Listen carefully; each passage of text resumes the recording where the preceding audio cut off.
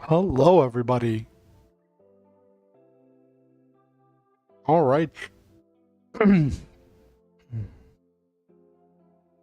Hello. Welcome in. Let me let people know that I am live. Boop doop doop doop doop doop doop.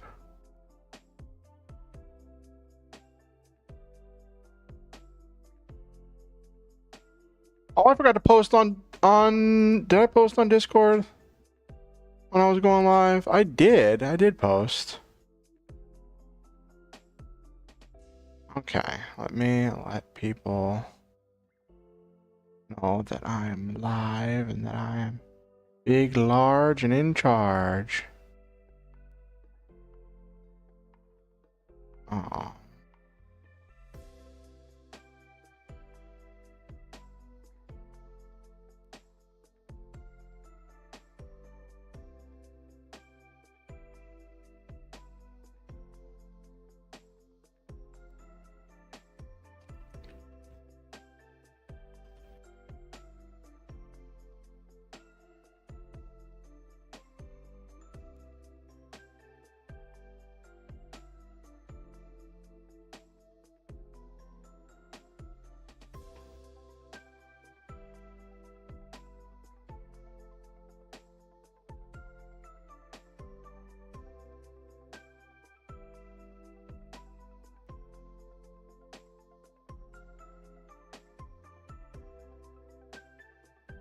Okay.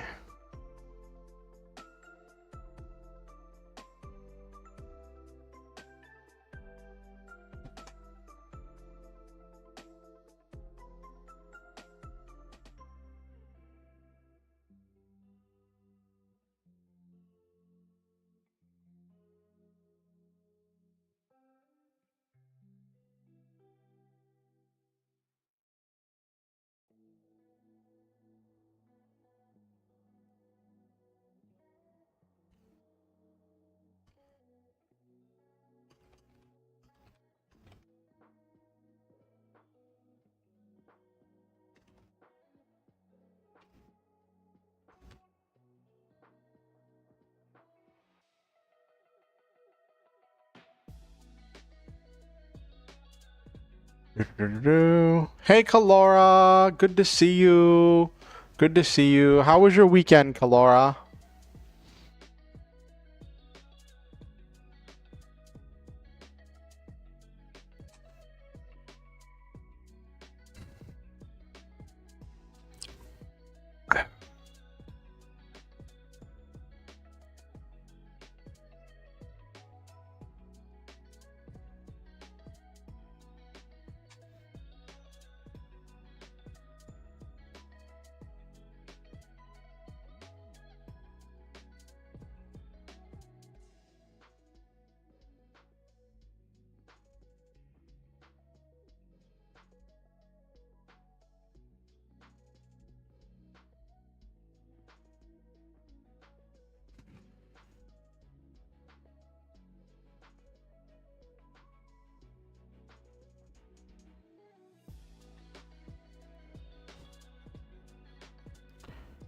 Uh,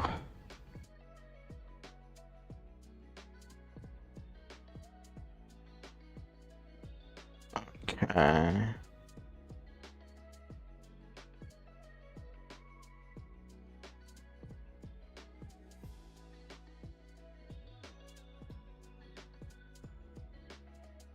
Posted. Let me do a share on Facebook too.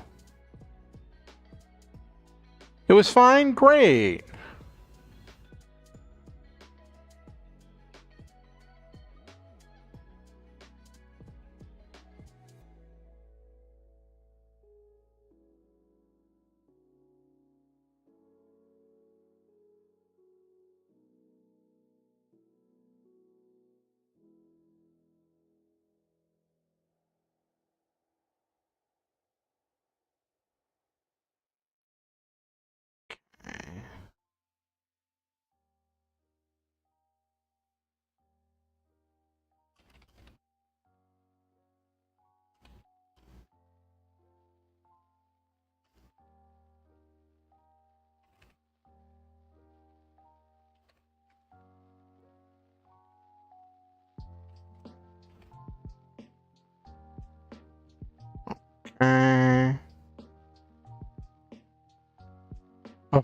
Here we go.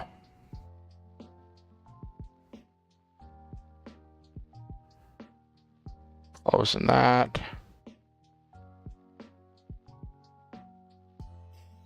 Alrighty.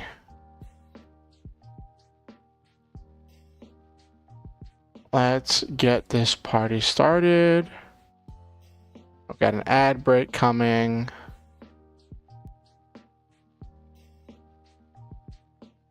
What have we got? We got one. Okay. Alrighty. So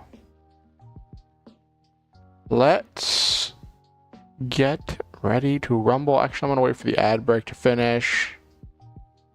And then once the ad break finishes, we can kind of just chit chat till the ad break finishes.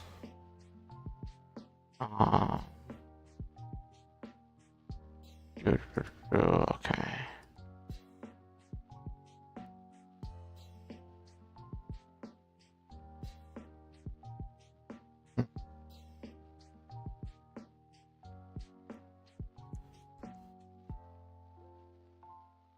And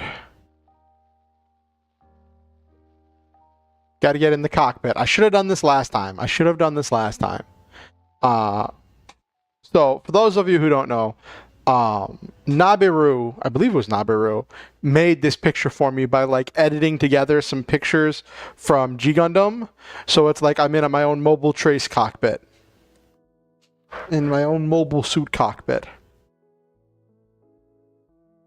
Which makes me wonder...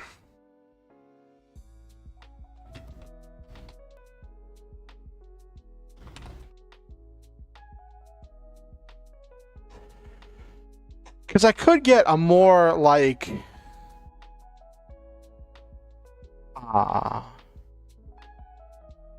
Like, there are things you can get, like, on Etsy of, like, more animated cockpits that, like, have different layers and stuff.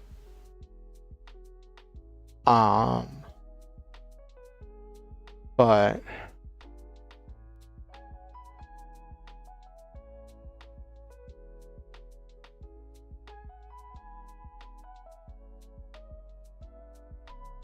Ooh.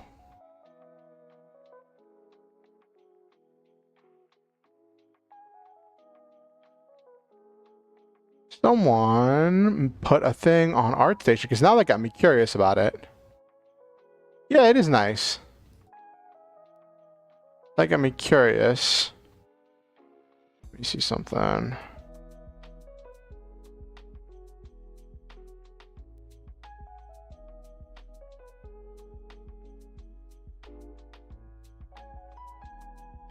What is this? This is... Oh, someone made a 3D render of a pilot cockpit seat. That's funny. Just a generic pilot cockpit seat. Doesn't have all the bells and whistles, but I think I might like that image. I might use that. Hold on.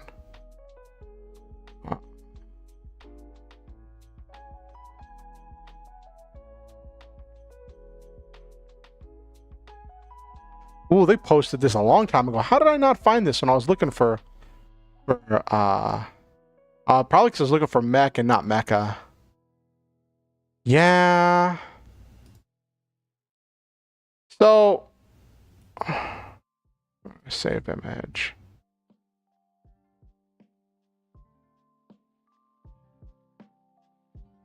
Let me open this up.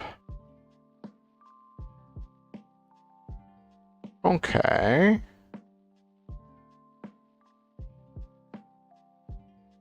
Okay.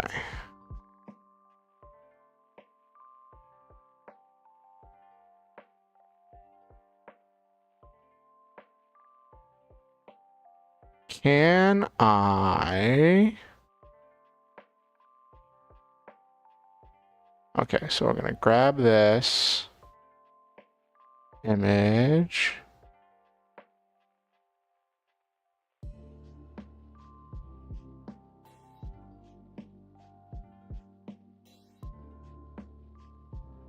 Okay, I'm gonna try something. I want to see if I can make this work real quick, just because I've had this for a while and I wanted to try something. Not that I don't appreciate, but I just found something cool.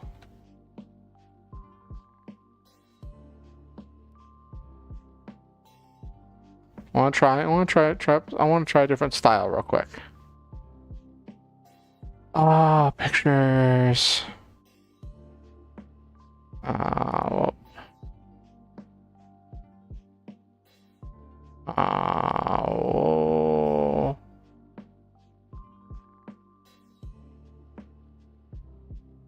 Well, let's see if I can't adjust this. Its image is too small. I need to throw it in the editor and like trim off these sides. Let me see.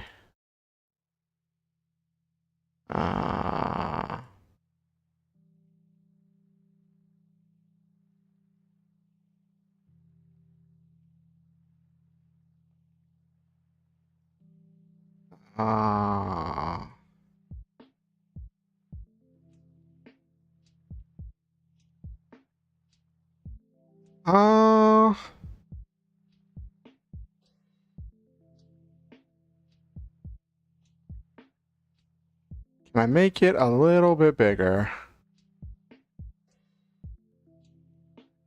Because that headrest looks way too small.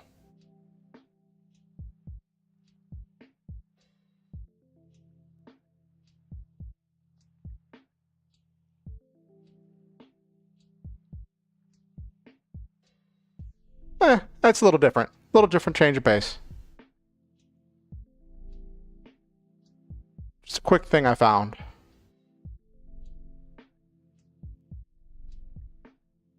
It'll do for now. It'll do for now. I have two variations. But we'll go back to the G Gundam one because it's a bit more relevant for tonight.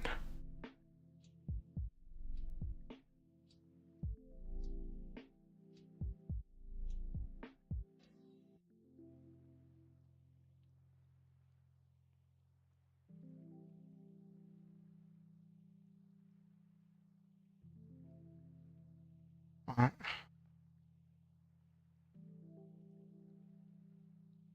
I don't understand how this works. So I went and someone's like, "Oh, we have stuff listed on Etsy." As somebody was like, "Oh, there's there's mech themed things with like animated backgrounds and stuff."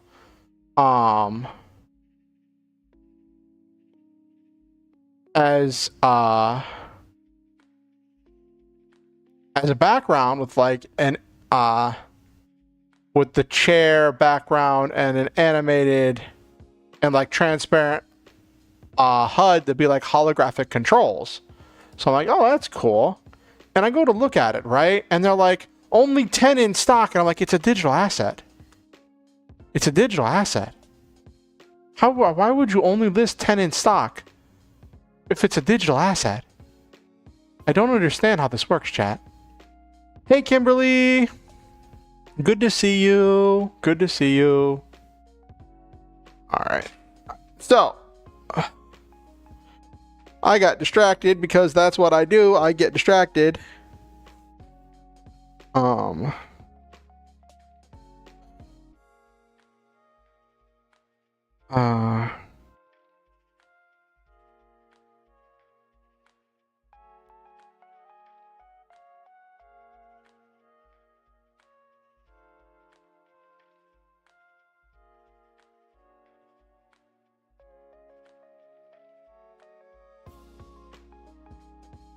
I might buy one of these things just to have a slightly different asset to use. It doesn't help that like my thing is like so my model is so big on the screen. Let me just bookmark this and I'll come back to it later. I'll come back to it later.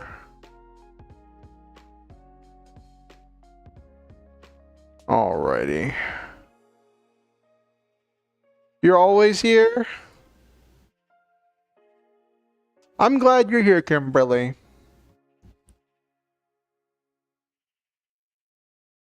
Alrighty. Let me do something. There we go.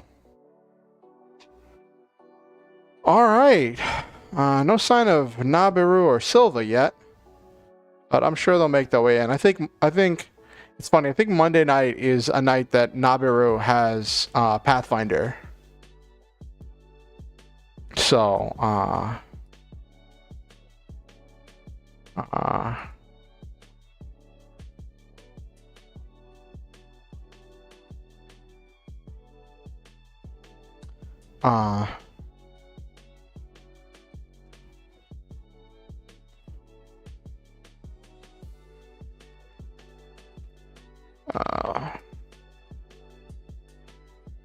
second.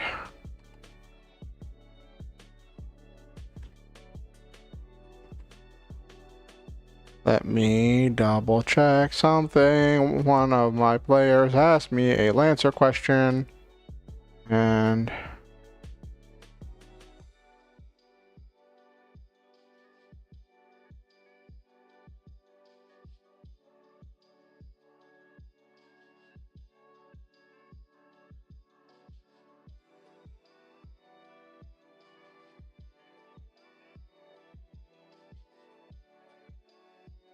okay.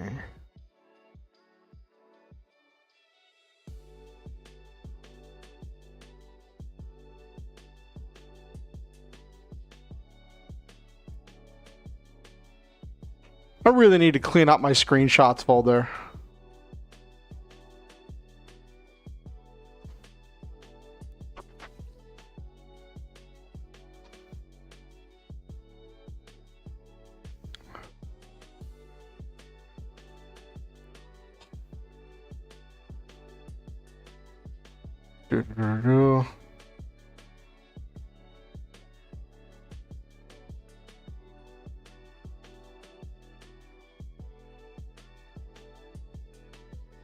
Okay. Alrighty.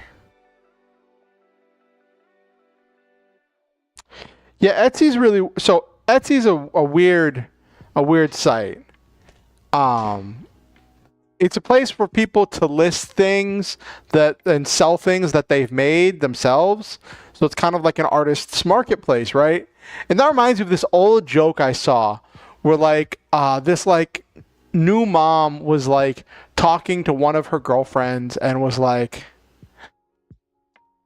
she's like, I hate to say this, it's like such a terrible thought, but sometimes I just get so frustrated with my kid, with my baby, that I just feel like putting them up on eBay because it's just so frustrating.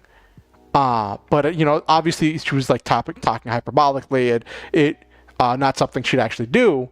But then her friend's like, "No, you made that one. You put them on Etsy."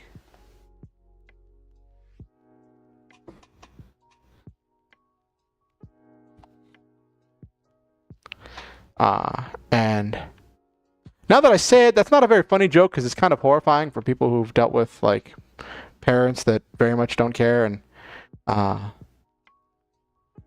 don't know. It's weird when you have like things that like you thought were funny, but then, oh, you love the Etsy joke? Okay, I'm glad.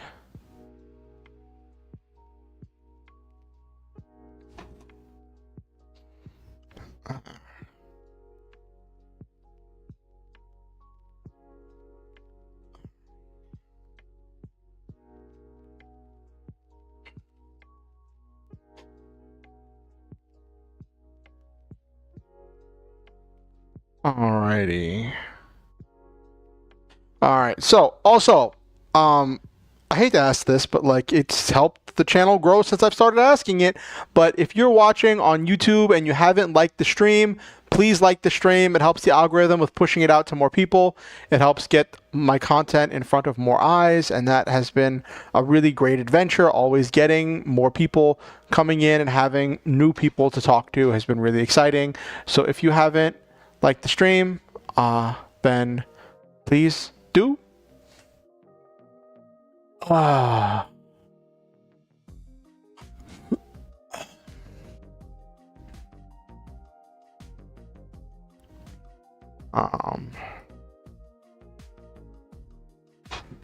But I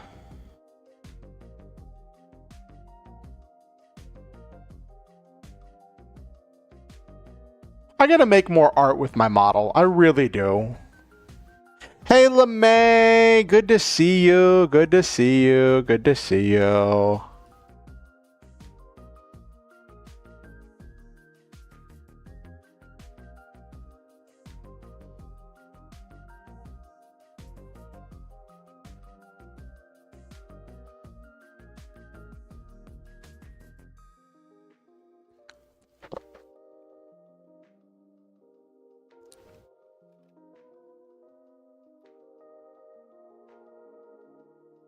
Actually, I just had a thought. Hold on.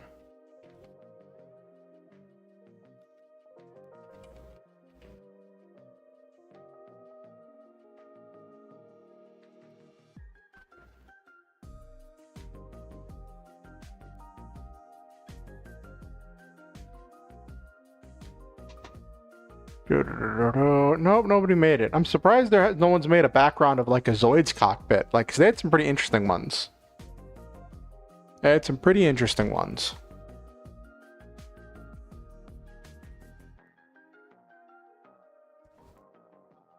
Okay. Anyway, so, let's just get focused. Let's get focused. Let's get focused, chat. Let's zone in. Let's lock in.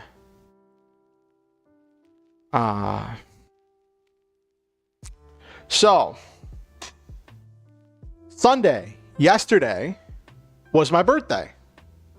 I'm an even older fart than I was.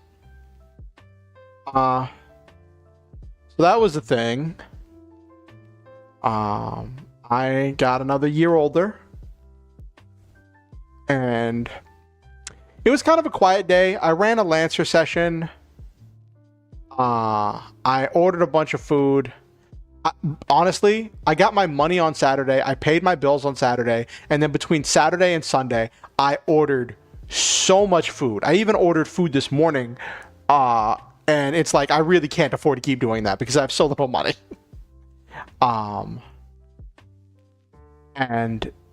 But it's that thing where it's like, you say, treat yourself, YOLO, you only live once. That goes till you got no money in your bank account and you're like, oh no.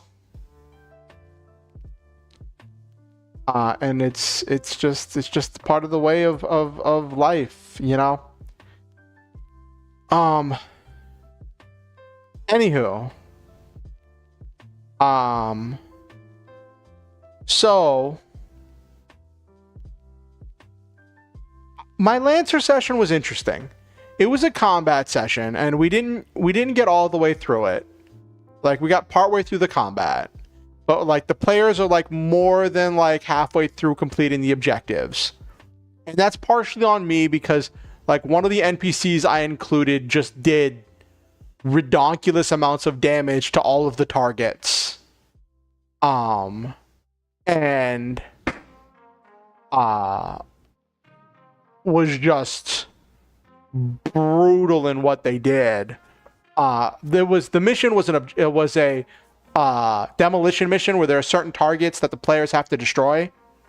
And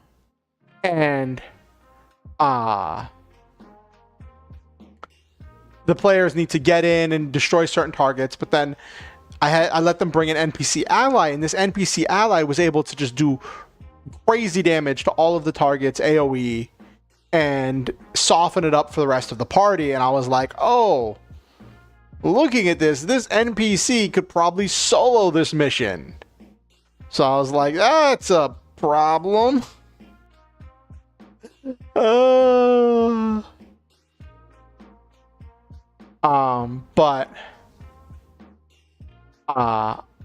there's the secondary objective they have to deal with. And the consequences of that secondary objective of whether they'll beat it or not. There's a demolition mission, but the players know that there's a scout ship that flies over the battlefield on a regular basis, and they have to locate and destroy the scout ship before it gets to the opposite end of the map, which takes 3 turns. It comes at the end of round 2, it moves, then it moves at the end of round 3, and then at the end of round 4, it leaves the scene. So they have round 3 and round 4 to locate and destroy the scout ship, and if they don't destroy the scout ship is going to instantaneously report to the people that they're attacking to say, hey, this base came under attack and these were the people who attacked them, and there's going to be immediate consequences to that. And like the players were like breezing through destroying the objective so quickly. I was like, okay, so here's what I'm going to do. I'm going to say, if you destroy the last objective, you have the option of either just pulling out now and abandoning the secondary objective, or trying to complete the secondary objective in order to make sure that these guys don't know, or at least delay them finding out about you hitting the space. And there was a whole thing, but so that was pretty interesting. And there was one thing that happened, like a couple of the players got a little, like, not upset, but like I guess frustrated. One of the players were frustrated because the situation went that like she didn't like, and she kind of was upset, and she apologized for getting upset. She's like, I realized that took the fun out of it for everyone. It was very nice that she apologized. But it highlighted some of like my issues with Lancer, and I'll be honest with you. It's been kind of a lot of thinking. I've been doing a big think all weekend, right? And so I found out about the GitR system last week, like partway through last week, right? And it was just like, oh, this is so cool. This is so different. And then I started asking myself the question about like, well, why would I do this instead of just playing Lancer? It's like, come on, you've been running and playing Lancer for, you know, this is me talking to myself. I'm like, you've been running and playing Lancer for over 2 years. Why would you take all of that experience, all of that homebrewing, all of that time, and just like go play something else? And that made me stop and really like ask this question about like, what do I feel about Lancer? And I'll be honest, right? I started when I actually stopped. It's the first time I actually stopped to analyze how I felt about Lancer and really take stock of like what it's been for the last 2.5 years. And this stream was almost me like spilling the tea and going off on a whole rant about like all of the things I like and all the things I dislike about Lancer. But I was like, I don't want to cause drama, and I don't want that to be like a big defining thing of the channel, to be like, here's me spilling the tea about all the things I dislike about Lancer, because that's not really what I do. I try to talk as much about positives and stuff, and I will mention some things about like that frustrate me with Lancer, but I don't want to get too deep into them. And I was worried if I had an entire stream dedicated to like doing a review of like my experiences with Lancer, that like I would do what I always do and go off on a tangent, and it would just devolve into something that I just really didn't want on the channel. So I'm not going to talk a whole bunch about it, but it was just like looking at a lot of the things that really frustrate me with Lancer. And one of them is that like building NPCs is straightforward, right? Yep, LeMay is here. Building NPCs is pretty straightforward. Even and all of the NPC features and abilities are written to be relatively simple and functional. And there's not a lot of like crazy interactions between there's not a lot of crazy interactions between the different whatchamacallits, the different features, right? But then when you're on the player side of Lancer, there is nearly infinite combinations of all of these different talents and skills and licenses and frames, and there's all of these things that all have these different interactions that create these completely different synergistic effects. And that can be really overwhelming. And like for me, hey Forever, good to see you. For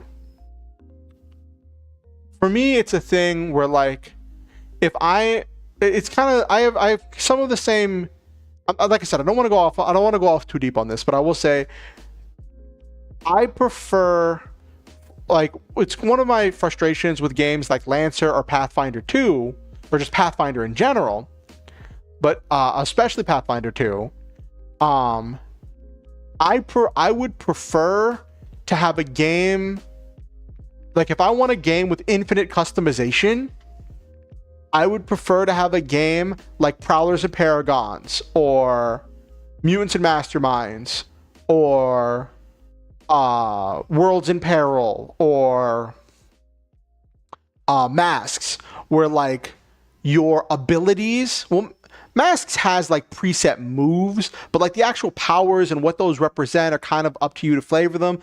But like, it's not the same. But I would prefer to have a system where like you make up your own abilities within certain parameters, and then they interact in a way that you intend and that you plan for, right? And yeah, as opposed to having all of these things. And I'm not saying that makes Lancer or Pathfinder 2 a bad game. They're very, obviously they're very popular and very good games. And some people really enjoy that. Some people really enjoy, like one of my friends was talking about how she really enjoys this infinite customization of Pathfinder 2, that like you can do anything in Pathfinder 2. And she was like, I think you'd enjoy Pathfinder 2. And I just laughed. I'm like, nope. And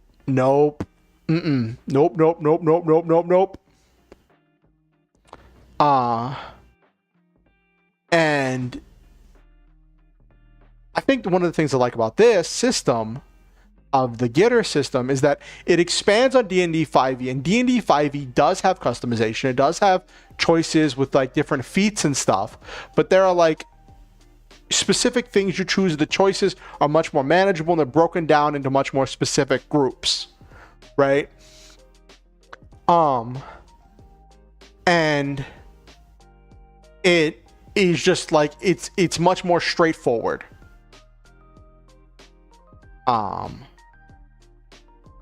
And so, but I've been thinking a lot about it, you know, about why GitR, why not Lancer? And that's when I realized something. And there's been something, this is the last thing I'll say on this before I kind of move on. Doing the whole, actually looking at GitR, looking at other systems, and asking myself, oh, it's hot in LA? Oh, goodness, Kimberly. I hope you stay hydrated. Actually looking at how I feel about Lancer made me realize that I hadn't realized it, but like I was starting to get burnt out on Lancer.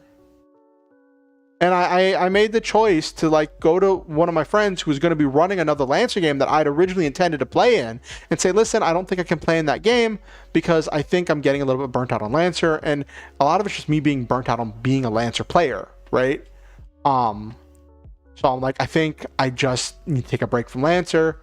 And I'm in the mode where like, okay, when my current Lancer campaigns finish, I'm going to kind of take a break from Lancer for a little bit, right? Just kind of wind down a little bit. And just explore some other things. Might look at Armor Aster Advent, right?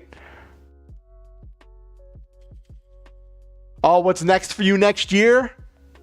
Oh, well, I mean, we're not at the end of the year yet, Kimberly. We still got another, like, what, 4 months?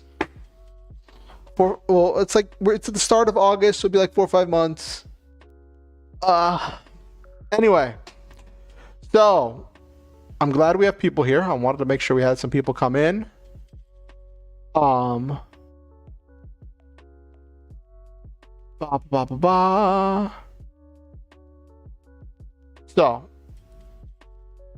tonight, the point I told you that what tonight almost was, or tonight was almost me dishing on how I feel about Lancer and going an entire stream of doing that.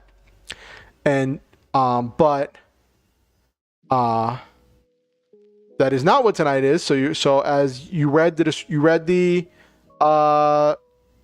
stream name, tonight is a brainstorming stream. Last stream I did my review of the GitR system, Get in the Robot. I think it's a great system. I intend to do more content with it. And I intend to like do stuff with it. And I want to do a playtest. And when I was looking at like what I wanted for a playtest, I was like, well, you know, now that I'm thinking about it, I don't have a world. And I talked about how I really appreciate GitR being a system, a setting agnostic system, right? Where it's not tied to any one specific system. It gets a lot of, depending on which optional rules you use, it has a lot of inspiration from like Armored Core, right? Or it has a lot of inspiration, or some of the features are direct references to like Code Geass or G Gundam, right? Welcome back, Kalora. Welcome back, Kalora.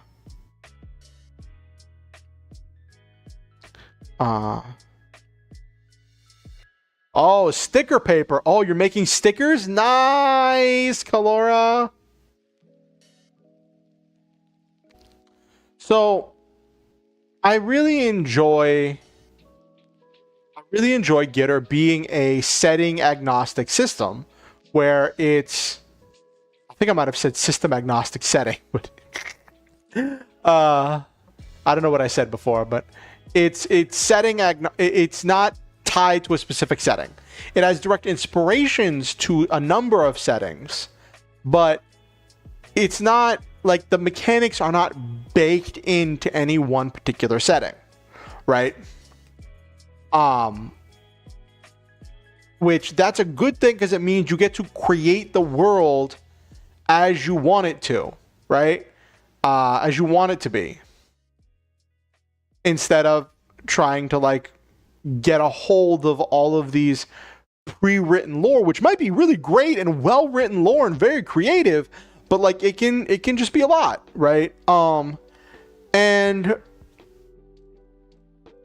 then you actually have to write, like the downside of that is you have to actually write your lore. You have to well, I hope you write it down because you remember, but you have to actually come up with the lore. And the background of the setting and all of that stuff. So that's what we're doing tonight. Tonight, I'm going to go over some stuff about some ideas I have. I'm going to take some audience participation because I was like, my channel, I want to be about storytelling, about audience participation, about positivity. So I'm like, let's lean into this. Instead of talking about what I don't like, I want to lean into talking about what I do like. And being positive and having some audience participation. So tonight is a brainstorming stream where I will be bouncing ideas off of you, chat. I will be putting down some of my own ideas, and we will be working on creating a setting, creating a world that I will use for the playtest that I want to do of the Get in the Robot system, which will be done with D&D 5e.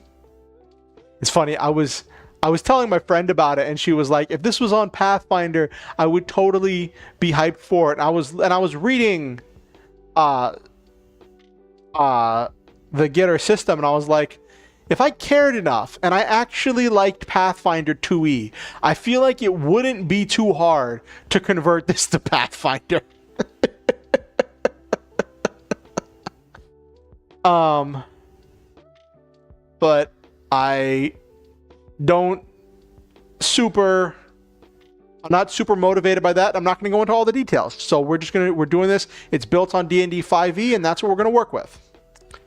So that's why I'm in the mech cockpit tonight. And I'm gonna, since we're gonna be doing exciting stuff, gotta put on my helmet. Boop doop doop doop doop doop doop. Load.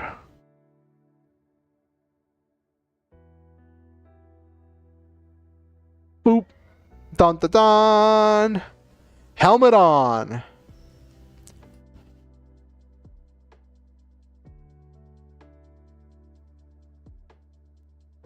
Alrighty, so let's get started. Let's switch over to the writing stream where I will share the notes. The cockpit's plenty big, got lots of room to move around in this one. I'm glad you liked the helmet. It was an interesting process of getting the helmet to look like this. So, this helmet was a 3D model. Was a hair preset for a Vroid model that I found online that was like free to use, right? But it wasn't painted, it wasn't colored, and there was like a lot of weird stuff with the visor and a lot of the stuff. So I showed it to my friend Crispy Synchron, and he was like, because I'd asked him to look around because he does a lot of 3D modeling stuff. He's like, what about this? I'm like, I looked at it, but I just need some editing. He's like, well, why don't we work on stuff? I could probably do some painting and stuff for you, right? And so, or like do some editing of the colors and stuff. So I sat on the call with Crispy, and I sent him a thing of my model so we could like test stuff on editing the model or editing the helmet on the model. And at first he was like, okay,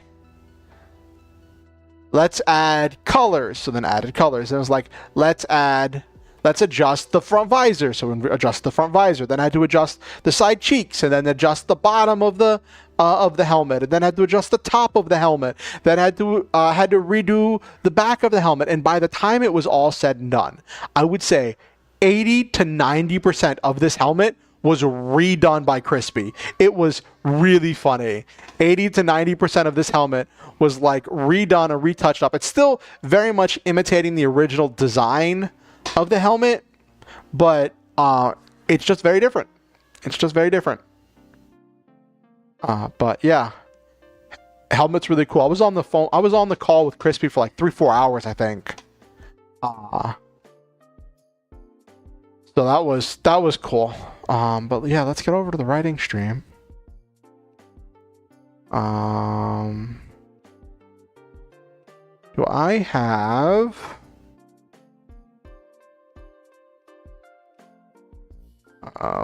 going to close that.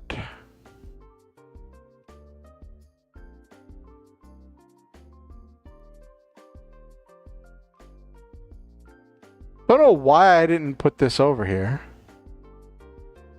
And whoop.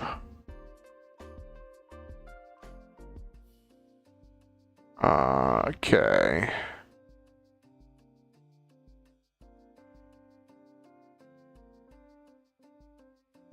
Okay.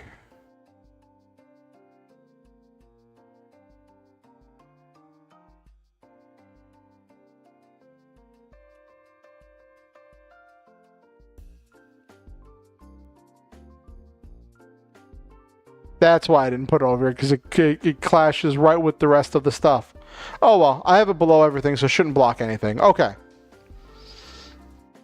Let me set this.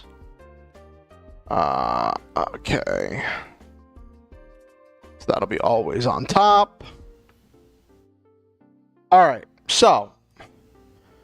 Boop-a-doop-a-doo.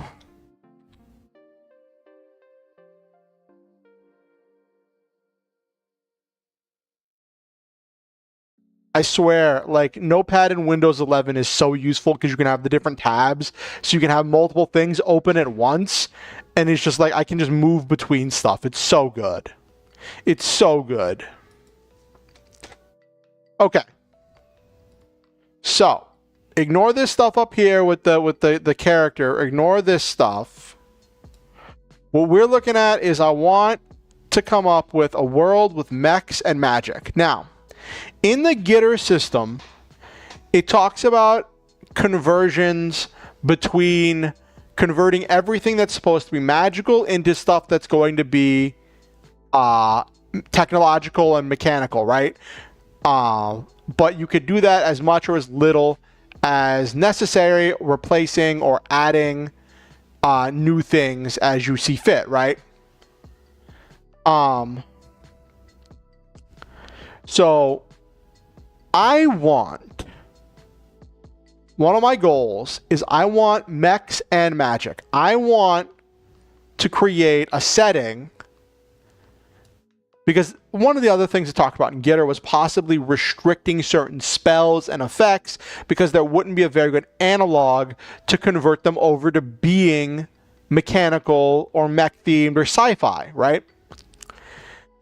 And I'm like, you know what? I want to kind of like go in a different direction with this setting. I want to do something that has all fantasy races. So if someone wants to be a half orc piloting a mech, they can be a half orc piloting a mech. I want to do some internet and cyberpunky stuff. Don't know exactly what that's going to look like. Because I got to tell you, after doing so much Lancer that's like human only, I kind of miss the difference of variety of all the different like fantasy races.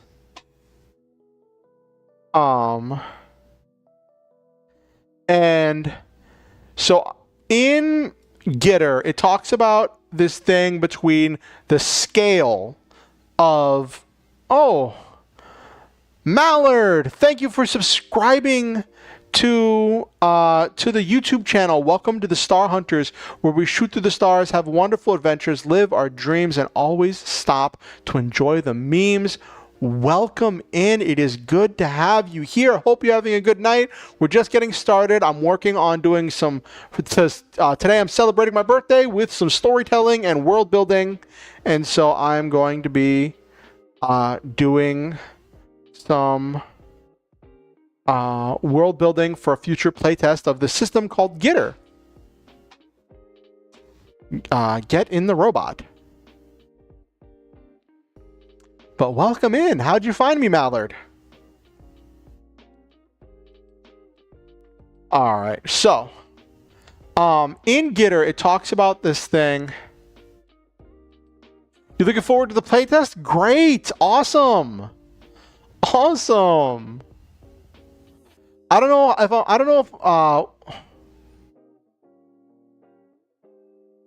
oh, thank you for the birthday cake emotes. I think that was LeMay who said that. Yes, LeMay. Yep. I'm another year older. I'm even more of an old fart. So there's this thing in the GitR system where it talks about the scale and the tenfold rule. Oh, you found it through V's community post. Awesome. Well, I'm glad you did. Was that the one from my last stream, or did V make another community post? Let me see. Let me check something. Did V make another community post?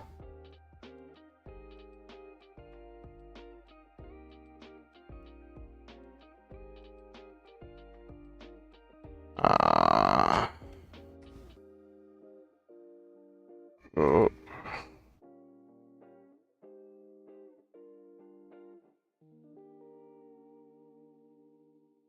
No, just the one from 2 days ago. Okay. But, oh, he's doing... Oh, my gosh. V is going to be doing Kamen Rider XL next. I'm so hyped for that. Because Kamen Rider XL is one of my favorite Kamen Riders. But anyway.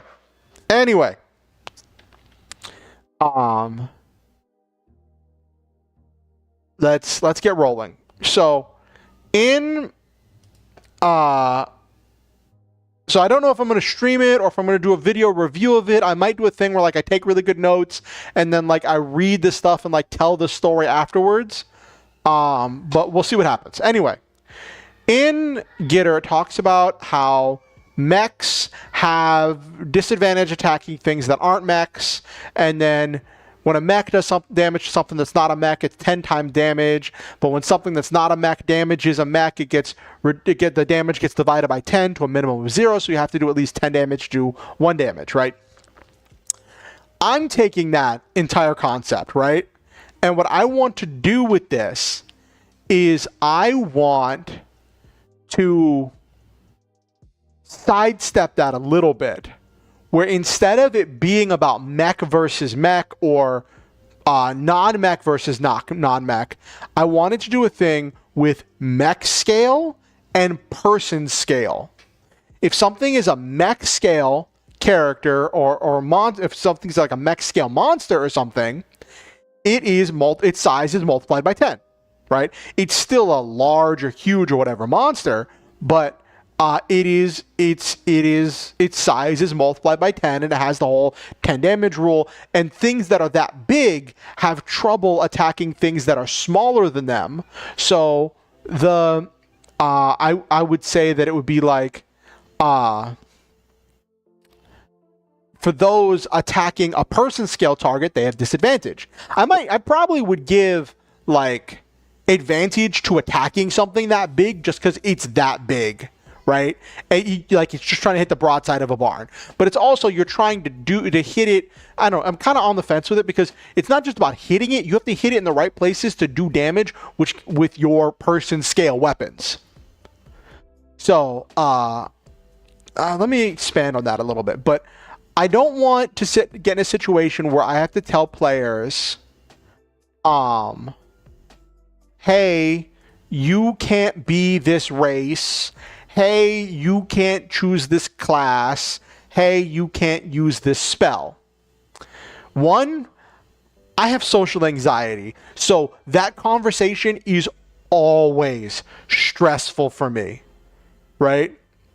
And it is always stressful when if I have that conversation about like, hey, you can't do this thing, and then the player forgets, or sometimes they legitimately forget, or other times they air quotes forget,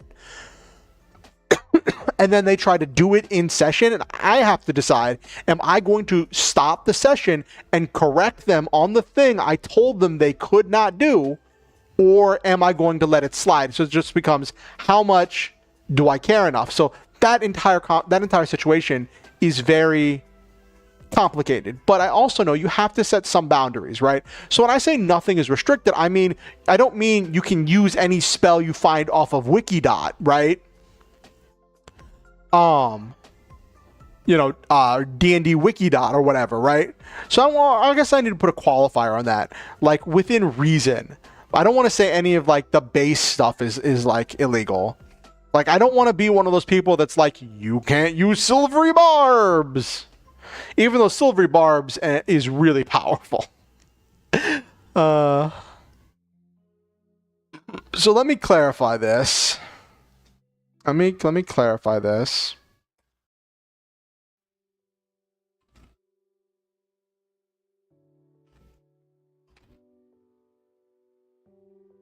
Okay.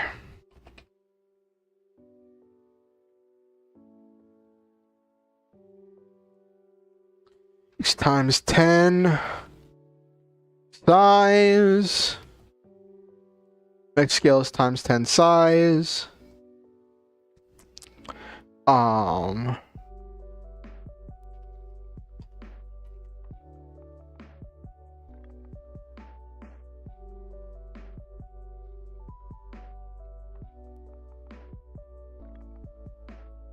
As disadvantage attacking something. Person scale.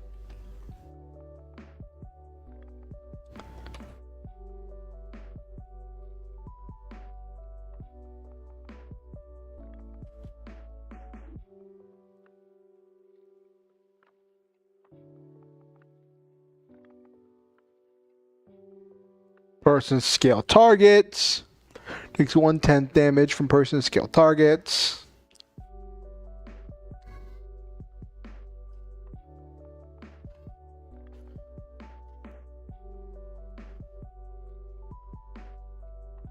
Of 0.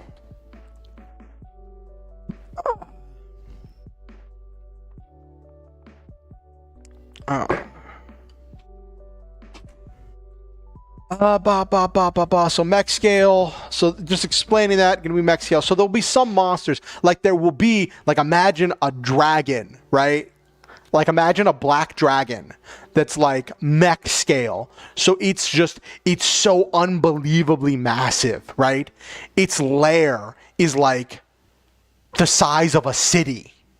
Like dragons were already big and they already have big lairs, but like just the scale of that like there could be like, because you know kobolds worship dragons, so that I'm just imagining like person scale kobolds, right, that are just have an entire civilization they've built by burrowing and tunneling into the treasure that is amassed underneath this giant mech scale dragon, right? Like it's just such a difference in scale, right?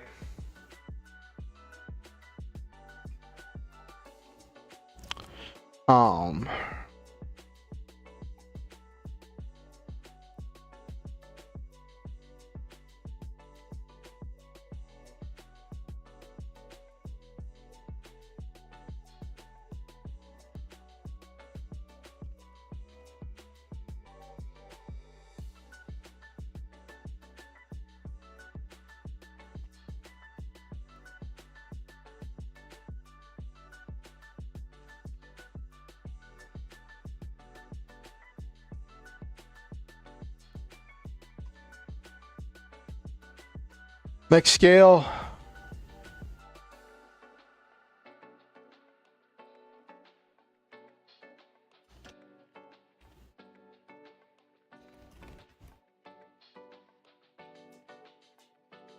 Person scale is normal D&D size.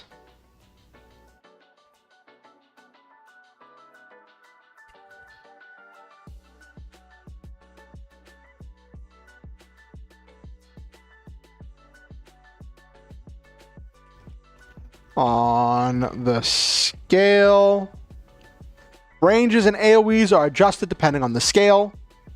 So this is one thing I wanted to tinker with here, right? Person scale versus mech scale, right?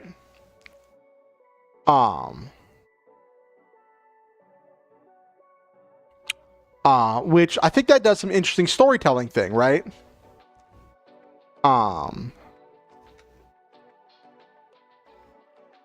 Then we've got, so we've got the mechs fantasy.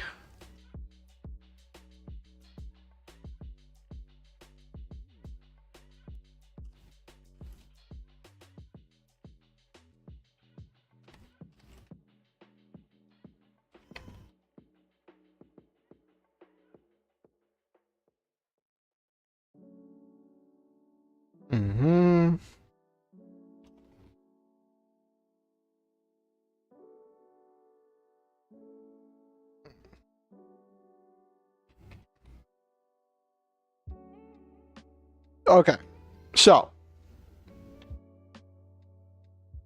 so for this setting, right, I want mechs and magic. I want there to be mechs and I want there to be magic, right? And I want there to be, so there are the mechs that I'm going to call mechanical enormous combat hard suits, which, by the way, I realize the genre is called mecha, and I call the giant robots mechs because I grew up with Battletech, and Battletech calls them battle mechs, and they are, like, they're the mechs, and that's what I call them. But I realized, like, when I was going through this document, like, V calls them mecha, and like so many other people refer to them as mecha, and I'm like, I don't know why, because when I think mecha, I don't think of the robot, I think of the genre, because mecha is short for mechanical, which refers to any kind of a show or IP that where there's some kind of mechanical element that serves as a key part of the plot, whether it be androids, giant robots, power armor, smart guns, anything that's mechanical serves as a key part of the plot. So in my head, I think mecha is the genre, mechs are the giant robot. I know it's kind of a weird distinction. It's a really weird distinction, but that's just what makes sense in my head. Anyway, so I also like that in a lot of times, in a lot of shows, there'll be like reasons why they're called mechs, right? Because like different things, different worlds, different reasons. So I was thinking, what if it's an acronym? Like I'm inspired a little bit by how Lancer does it, where it's short for mechanized chassis, right? But I was like, what about this? Mechs. Mechanical, enormous combat hard suits. So first I was going to go with extreme, but then I just thought that sounded a little bit too silly and corny. But so there's those, and then the monsters are toms, which I got this from Okusen. I got this from Okusen for a different thing, and I never actually really used it. They're techno-organic monstrosities. So that big mech scale black dragon is like a cyborg black dragon or something. That's like this mix of flesh and steel. That when it spits acid, it's like this, the acid breath is maybe like some like nanites that eat through everything or something.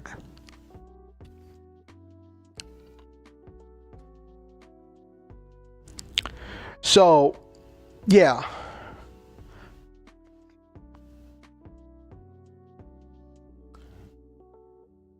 So that's what I have so far. Mechs and toms. I want to, as a goal for tonight, I want to have a base setting situated, and I want to have a starter town and maybe some kind of a mission that I could have the players going on for some kind of a playtest, right? For the starter town, I want just base features, a bar for meeting and eating, gotta have the tavern, part shop for getting weapons and equipment, repair center to patch up the mechs, inn for resting, and maybe some kind of a mission or bounty board. But then I have to figure out why people are doing missions and bounties. Like, what's the setting? Right? So I have two rough drafts, right? That are inspired by very different things.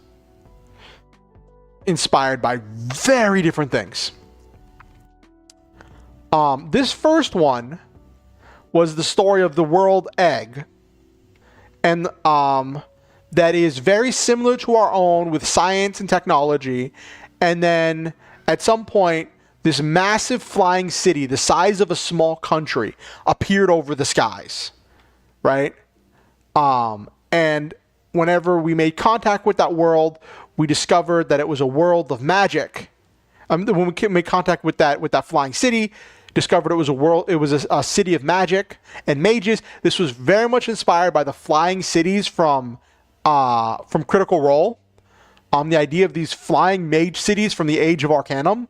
So it's just this flying city with magic and mystery that is called Seed, and they tell of coming from a world called Garden, where there are powerful gods that created the world and warped the world, but the gods are warring with each other and using the mortals as their playthings to fight this war for them and to fight these constant wars with them. But one of the gods, the goddess Vicenna, who had mercy on the mortals. Now, legend has it that she was once mortal but perfected the magic that let her become a god. But the other gods destroyed her research so that no one could follow in her footsteps, and they put up with her now, right? So she leads her followers, the other mortals, to go away from the fighting and taught them magic. What magic she could without angering the other gods. And with her help, they were able to start building this flying city of seed, and it was their hope for a brighter future, a seed they could plant in a new land. The gods thought it was cute and fully intended to smite the city as soon as it took off, but what they didn't know was that Vicenna had betrayed them. The city wasn't just going to fly in the sky, it was designed to cross dimensions and carry the people to a new land away from all the fighting. When they launched, Vicenna opened the portal for them, and they flew through after them, leading them to Egg, the modern world. Vicenna spread her power out into this world, filling the world with the weave of magic, and they hoped for peace and that they'd be able to trade their magic and technology for food and supplies to survive. But what they didn't count on was that in this godless world, humans had fought their own wars. Humans quickly absorbed this new power of magic and developed even more powerful weapons of war, and then that's where the mechs came from like developing this magic. So then it's like, okay, where did the fantasy races come from? They came from Garden on the flying city of Egg, and then this story takes place 70 years, on the flying city of Seed.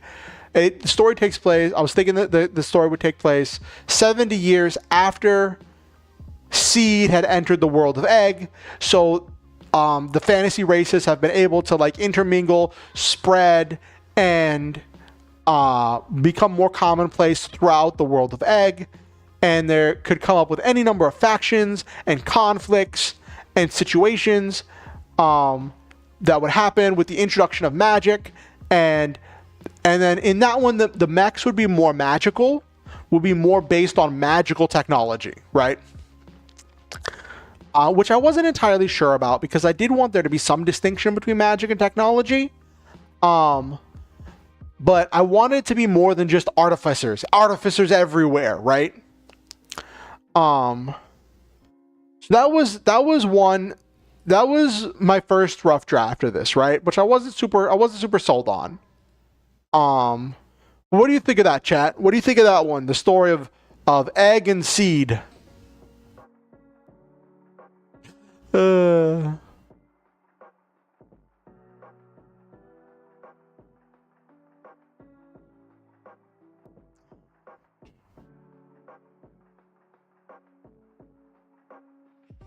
So, I don't know if anybody's watching.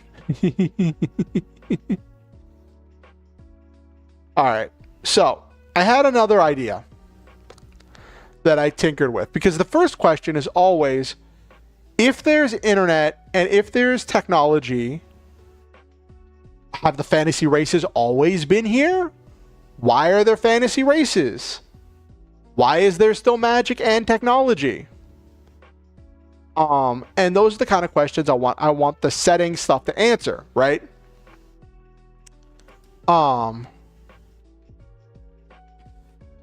So, my next idea was that idea was based on inspired a lot by some themes, ideas, and concepts from Critical Role, especially in Campaign 3, which deals with the Wars of the Gods and the whole thing. That I kind of wrote this right after I'd watched Downfall, the latest thing in Critical Role. Oh, well, one of the latest things in Critical Role, and the whole thing about the Wars of the Gods being things.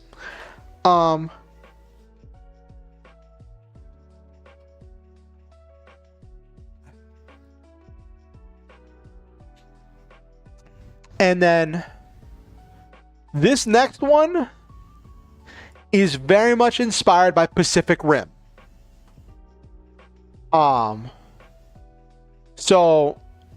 day, portals opened up all across the world, allowing massive techno-organic monsters, or TOMs, through. Humanity struggled to find ways to fight them. We studied the remains of ones we killed. We found that they were made up of some kind of living metal cells. Humans studied this metal and quickly learned that for it to be of use, it had to be linked to a person's mind, making it useless for drones or remote weapons. Quickly, humans crafted mechs, mechanical enormous combat hardsuits, to fight on even levels with these beasts. Eventually, we were able to fight back the beast and started sending expeditions through the portals to invade the Tom's world and try to exterminate them or stop them from attacking. What they found were civilizations there that consisted of all manner of fantastical race of people who had developed all manner of magic and sorcery to fight the Toms. They collaborated and shared their mech tech with them in exchange for the magic, but now they need to figure out where the Toms are coming from and how to stop them from attacking. This one I'm kind of liking because it's a lot simpler, right? You have the problem that is the Toms, right? These techno-organic monstrosities, these like monsters made of living metal, that are just like out and about and causing problems. These massive, essentially kaiju, right? And with those kaiju, the people of these worlds, the fantasy races, have developed their own their own science, their own magic, right? They've gotten powers from the weave of magic to be able to do magical spells, right? And this is where it separates the sci-fi from the fantasy, and then but humans have made the mechs out of their ability to replicate this living metal to make the mechs, because it's very powerful when used properly.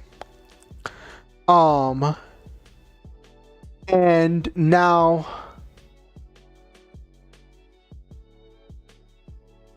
you're gonna write some lore for your OCs? Nice, Kalora. Nice.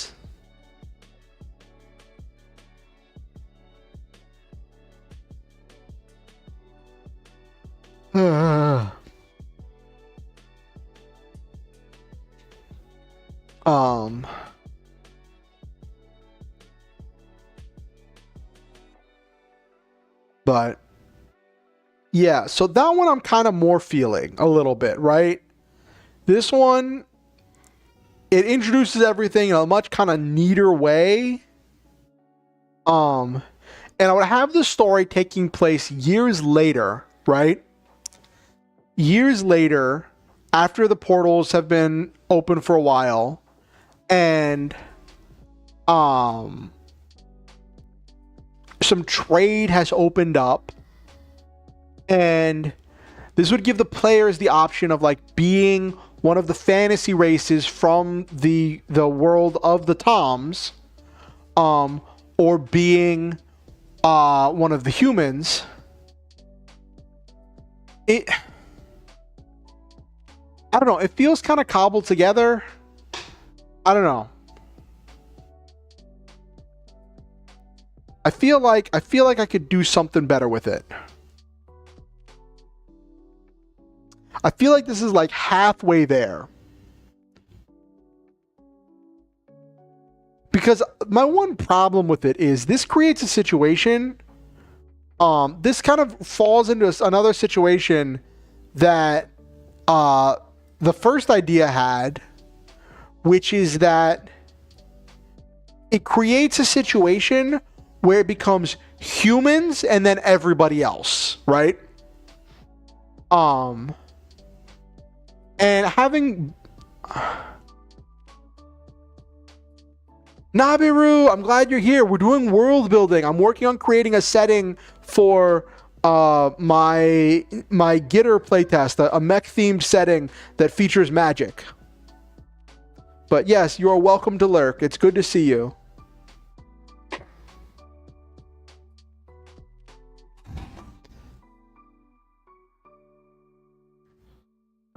But it is good to see you. I hope you had fun in whatever you were doing.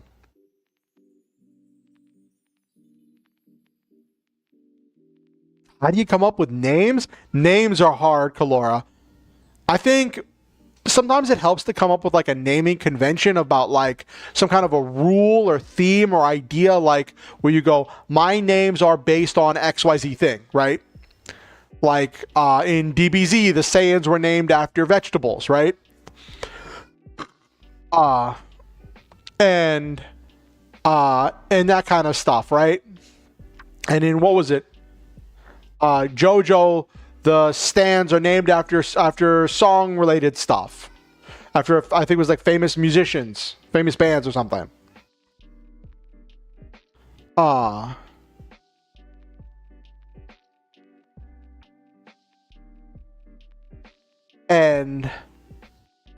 But that's my suggestion. Come up with a rule or a theme that fits your world about like why you're using certain things. But the other thing is also Sage. Nice.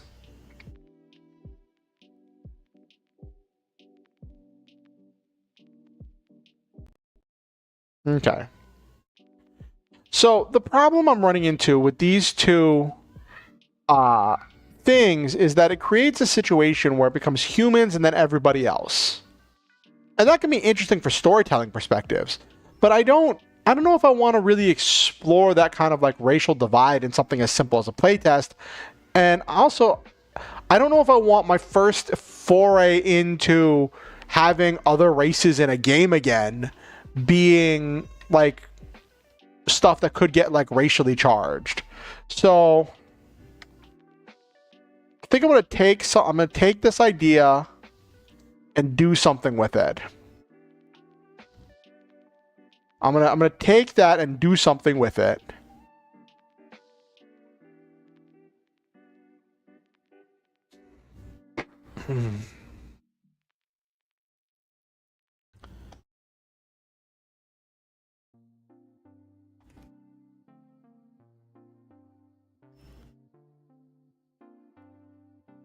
Kalora, I might take your name. I might name this world Sage, because you're right. It is the perfect name.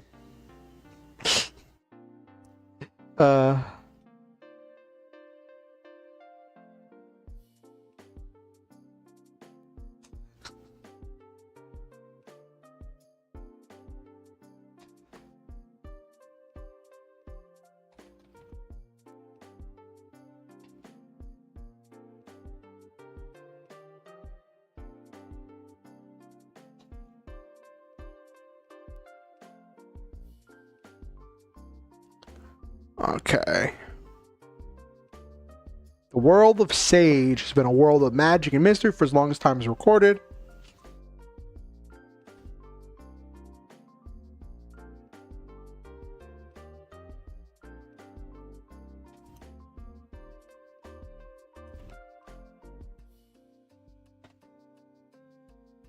That a variety of conflicts.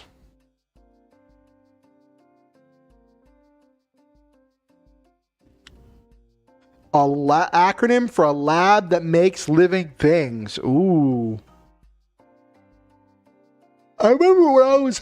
Sorry about that. I remember when I was doing stuff with acronyms, I found there was a website that like you could put in a word and it could start to give you acronyms for that word. Let me look that up. Give me a second.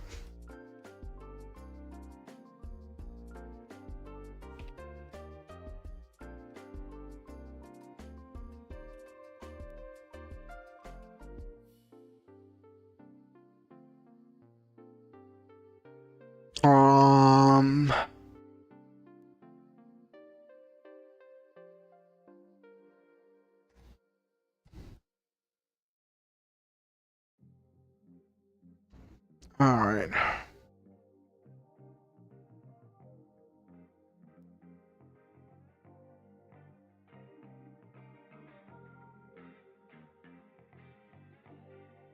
Here we go. So there was a thing.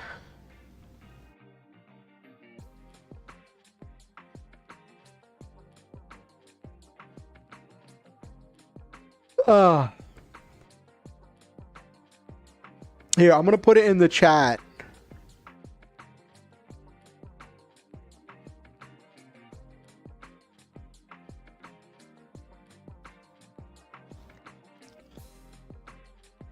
There, I just put something in the chat. That's an acronym generator. You put in an acronym and some guiding words, and it like finds acronyms. It like assembles acronyms for you. I've used it as a guide or like as a starting point. I haven't like taken what it's given me like completely at face value and been like, this is my acronym, but I use it as like kind of a starting point. Try out that website I just posted. It might give you some stuff. It might give you some stuff to work with.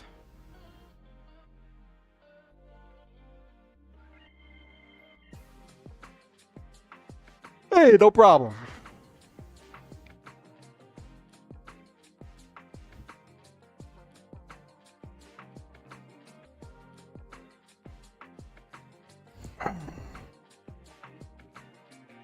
Okay.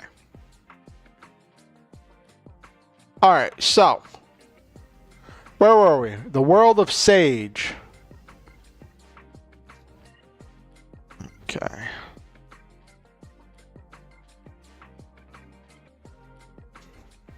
Okay.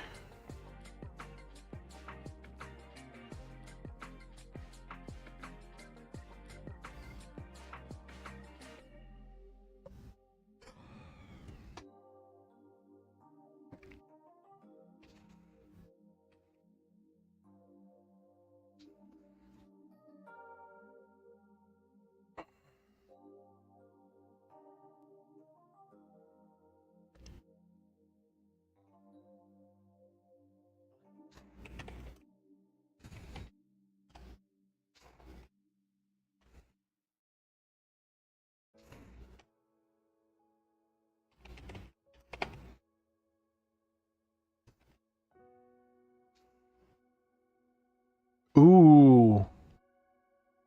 And no advancements were created. Actually, I just had a thought. Give me a second. Give me a second. Let me look something up real quick, because I just had a thought, chat. I just had a thought.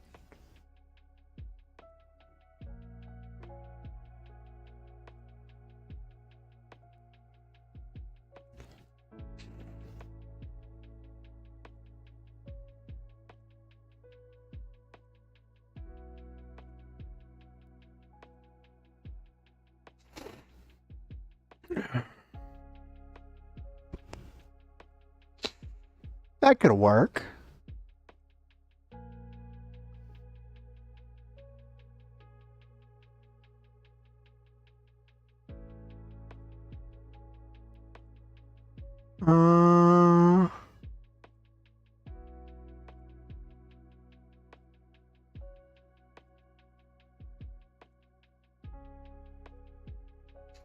Okay. So I had a thought about what to use for the bad guys, because I was thinking, I'm still thinking kind of Pacific Rim-y, right? Pacific Rim idea. And I was thinking, what did the aliens of Pacific remind me of, right? They did this like mind melding and mind like controlling stuff, and they had like weird skin, and I think I remember them having lots of eyes and stuff. So that got me thinking, what about mind flayers? It's all right, Silva. It's all right. I'm working tonight to celebrate my birthday. I'm working on building a world. I'm working on doing some world building for what I might use for the upcoming GitR playtest I'm thinking about doing. I'm still gauging interest and trying to do scheduling stuff, but I thought let's do some world creation. Let's do the things. Let's do the things.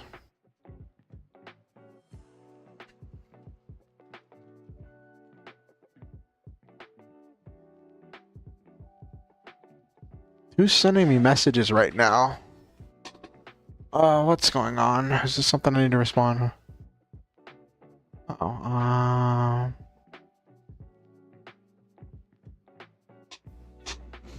Ba ba ba ba ba.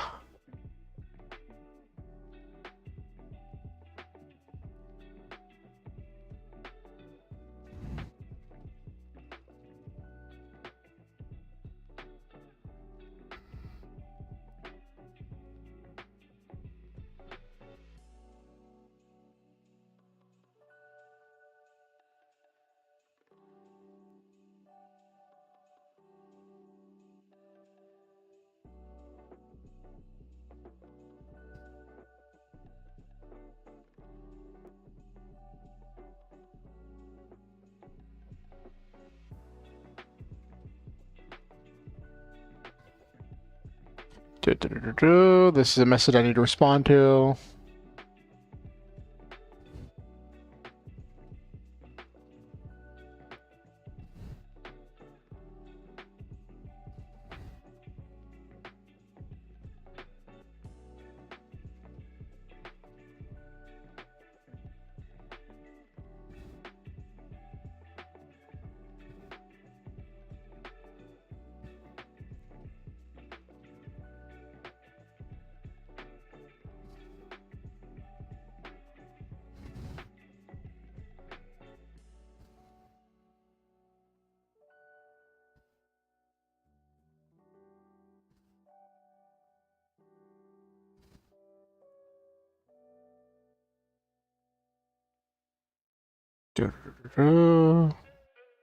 Sorry about the delay here. I got a message I needed to respond to about stuff for tomorrow.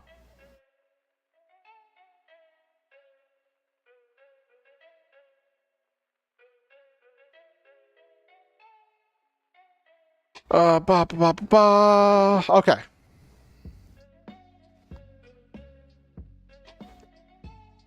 All right. So, that answers the question of where the fantasy races come from, right? Fantasy races existed in this world. And it's not a utopia. It's got its problems. It's got its stuff going on. But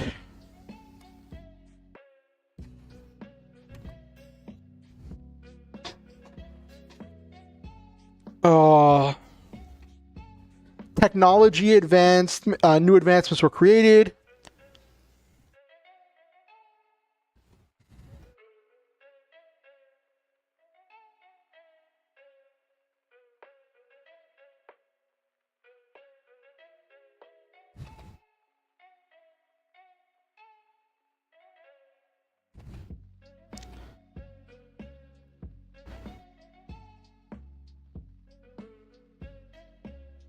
So these be mechanized mind flayers. All right, Kimberly, it was great having you. Have a good night. Have a great night, Kimberly.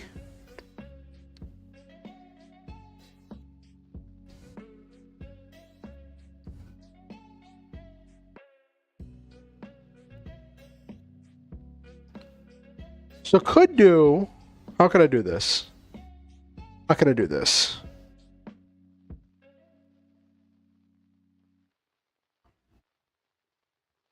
All right, good night. I want you to know that I value you and that you are a wonderful and capable individual. You make this world a better place and you are deserving of happiness and good things. Have a good night, Kimberly.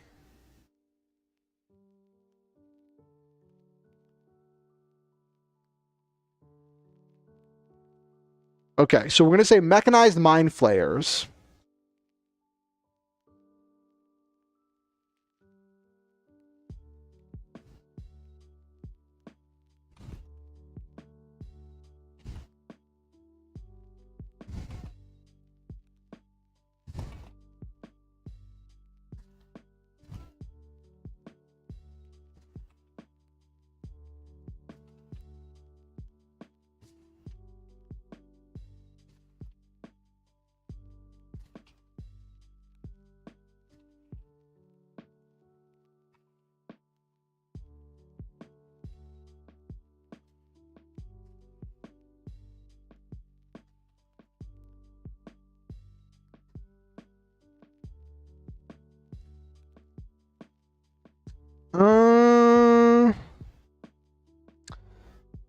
Then a resistance formed.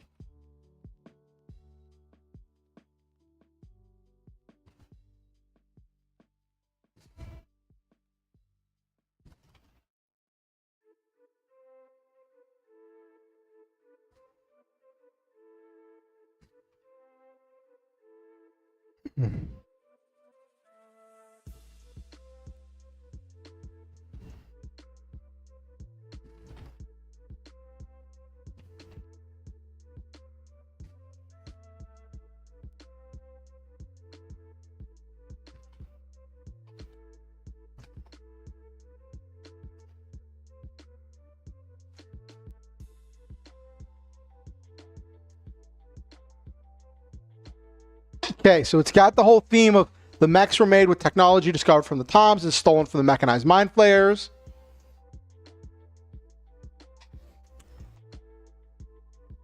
Okay.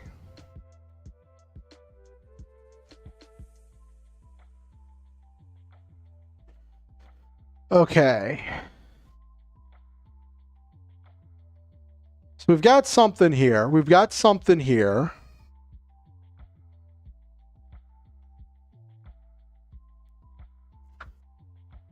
So this kind of paints the players as part of the resistance.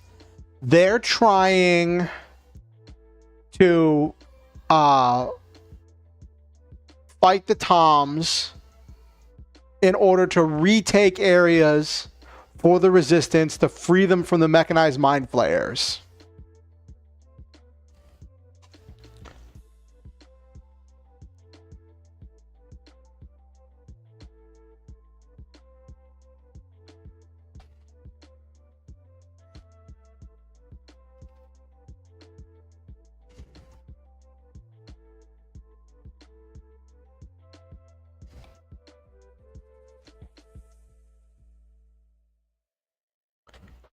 Players are mech pilots that are fighting the Toms to free regions from the mechanized mind flayers. I'm not sure how I feel about that, because that just paints everybody is united, but I would say there's different factions.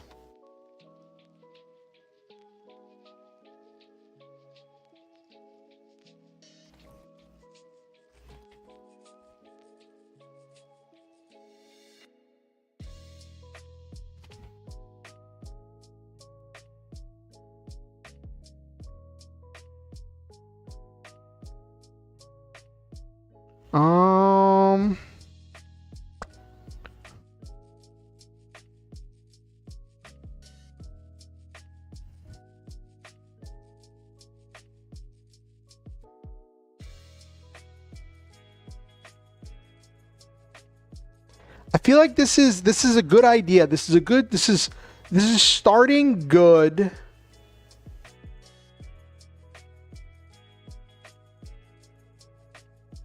Nice, Kalora. I'm so proud of you. I'm so proud of you. Nice. So there's that idea. I like this idea.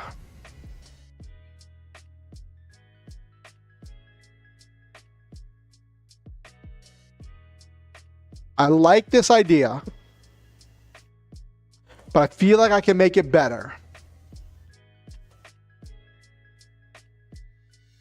Still gonna go with the World of Sage.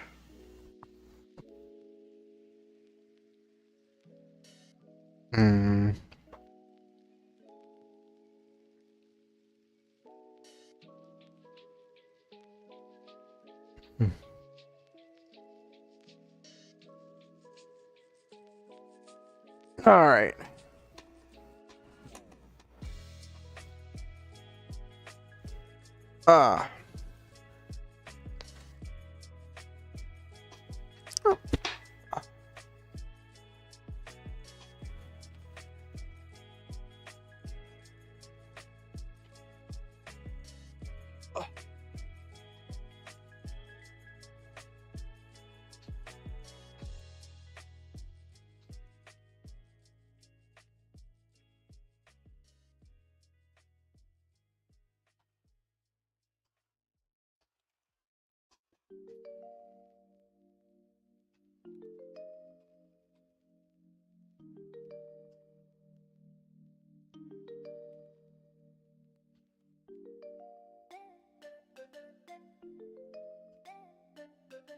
Rose.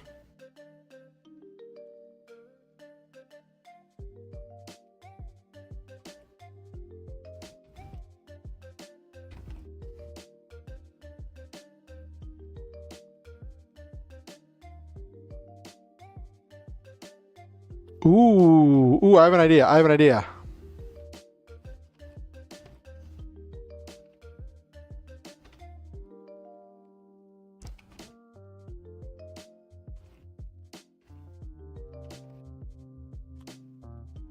The rich and powerful sought to gatekeep magic.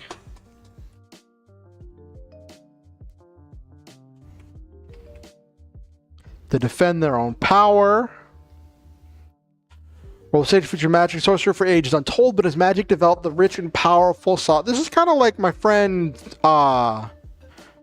Opti's World of the Undercity vibes thing, which isn't a bad thing to be inspired by.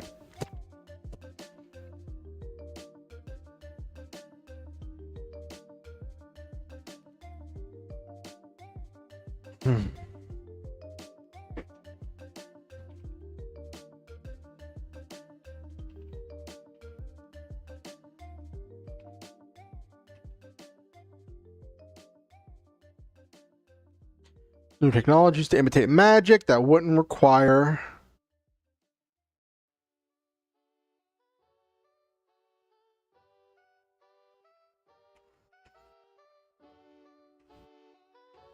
Ooh, could do class struggle vibes. Yeah.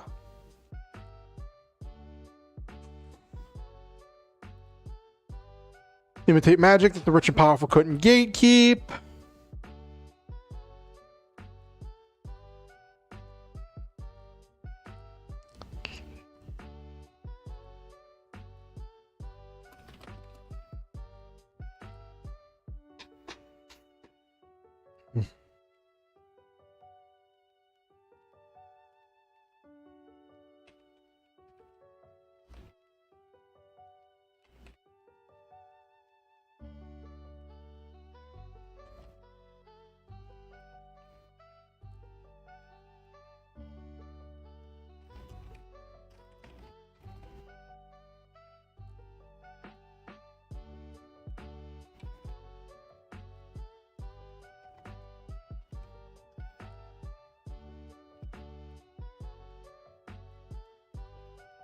I like this idea. Chat. This idea that, like, okay, so the idea I'm tinkering with right now is basically, so this world is kind of like it started as your stereotypical D&D world, right? You've got monsters, you've got magic, you've got sword and sorcery, right? But then what happens if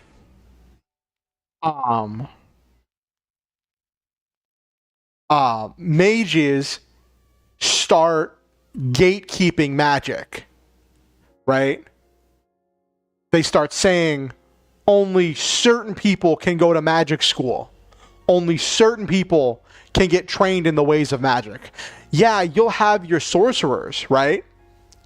But the sorcerers are going to be like very limited between who's going to be getting exposed to magic anymore, because magic's going to get restricted. So they start pulling back into their own wizard towers, only caring about themselves, only producing, like, people can get magic items, but they're really expensive.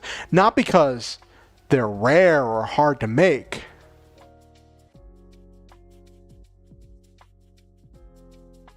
What's Mashla? I haven't heard of that before, Nabiru.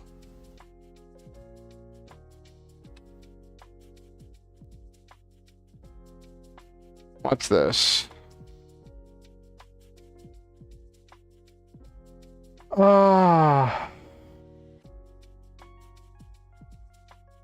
It's anime Harry Potter. Oh my gosh.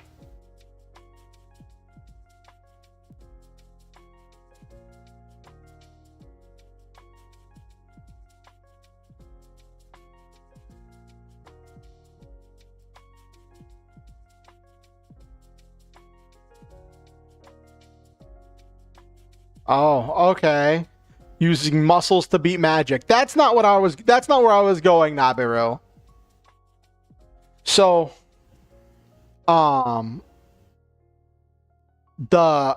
what happens is the society.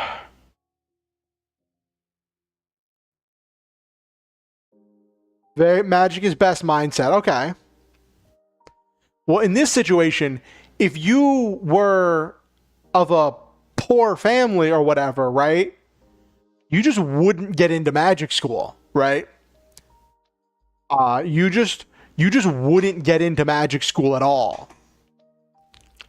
And what happens is, while the rich and powerful have their infinite resources, infinite wealth, infinite everything, and they cornered the market on magic items and magical tools, what happens? Society moves forward. New technologies are researched. Science that is completely separate from magic develops. The rich and powerful have their magic items, and the people who wish to bend the knee to the mages and the ancient families have their magic teleportation circles and their magic wands and their flying broomsticks, right? But the rest of society, they've got cars, they've got airplanes, they've developed their own technology.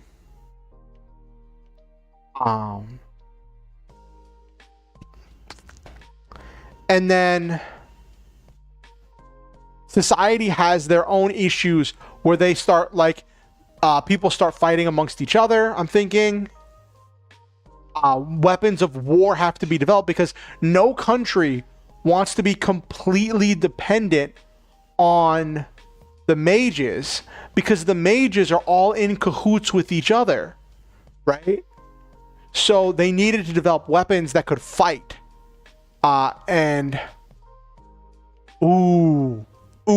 Actually, hold on.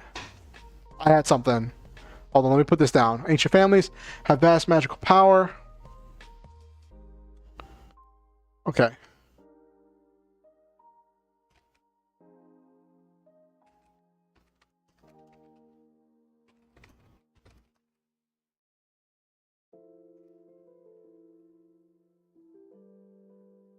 Olepa, hey! I'm working on world building. Last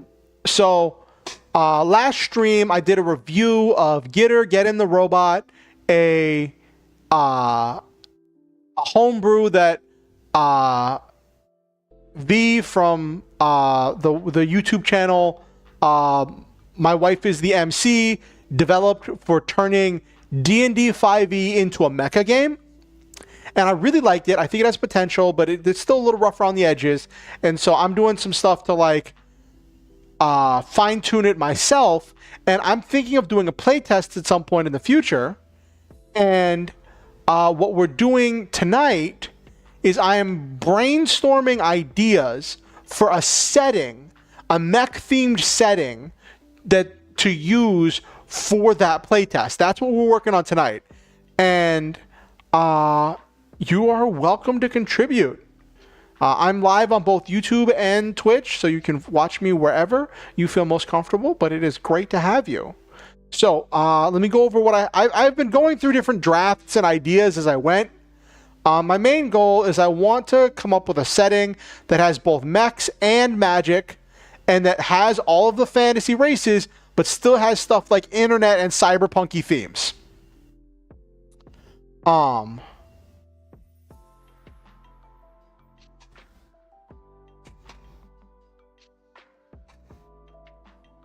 I wasn't really going for steampunk. I wasn't going for steampunk. I was going for more of like cyberpunk or like sci-fi kind of stuff. But I still want to feature some kind of fantasy pump. Are you trying to say fantasy punk? Let me look that up.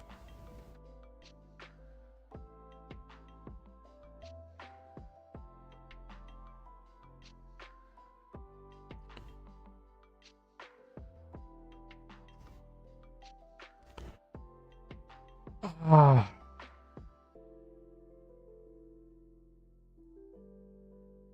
Punk fantasy, okay.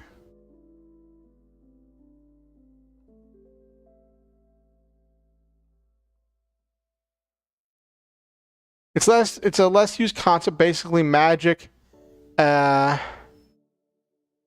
used as fuel. Okay.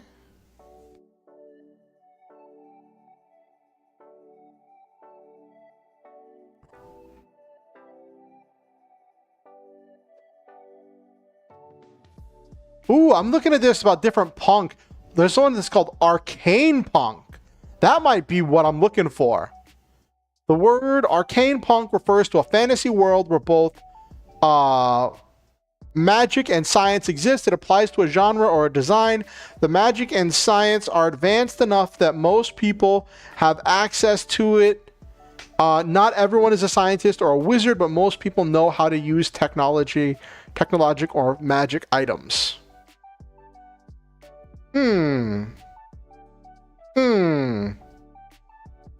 Let me put that down. Arcane punk or fantasy punk. I'm going to put that in my notes.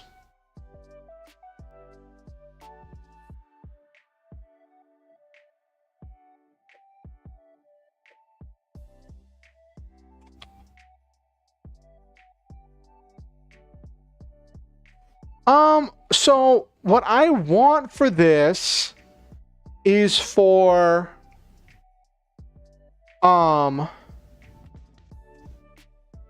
what I want for this is to be difference between the magic and the mecha.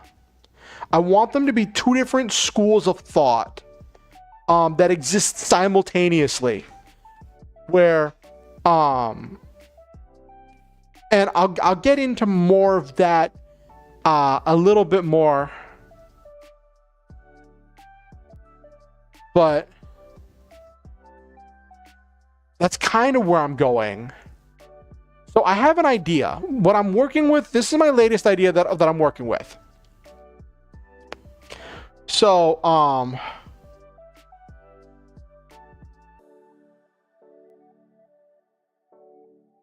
latest idea I'm working with is the world of Sage has featured magic and sorcery for ages untold. So the world of Sage used to be your stereotypical D&D world. All kinds of fantasy races, magic, sword and sorcery, all of that, right? Vision of Escaflowne is a really good one. I still need to finish that. Except what happened in the world of Sage is that as magic developed, the rich and powerful sought to gatekeep magic to defend their power. So, basically, what would happen if a society like a D&D world that had magic, if all of the wizards and the warlocks and the sorcerers...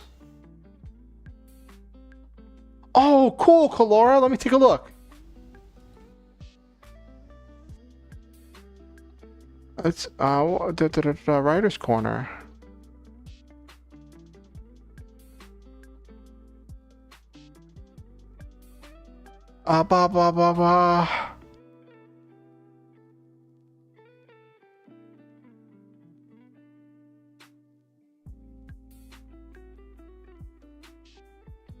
That's a really cool OC lore, Kalora. That's really cool.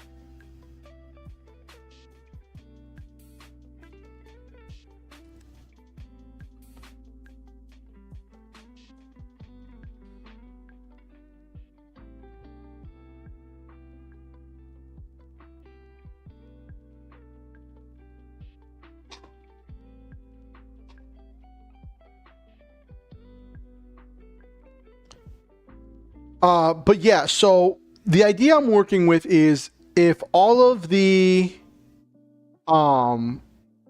wizards, the sorcerers, and the warlocks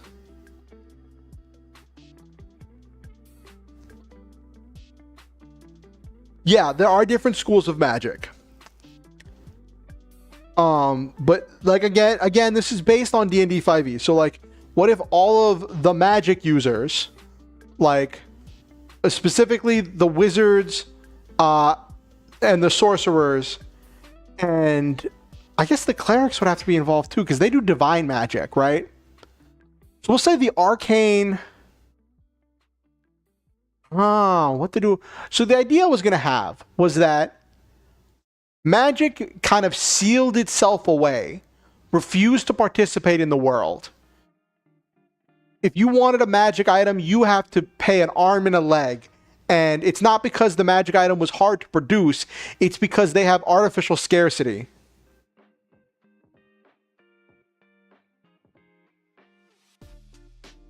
The class abilities are abilities of the mechs. Pilots can use some of them. So in the GitR system, your mech is an extension of yourself. And when you're in the mech, so like there's mech scale and then there's person scale conflict, right? And mech scale conflict is against other mech scale targets is even, right? You do damage normally, you use your abilities normally. It just, everything is 10 times larger when you're in a mech. The AoEs, the range is 10 times larger.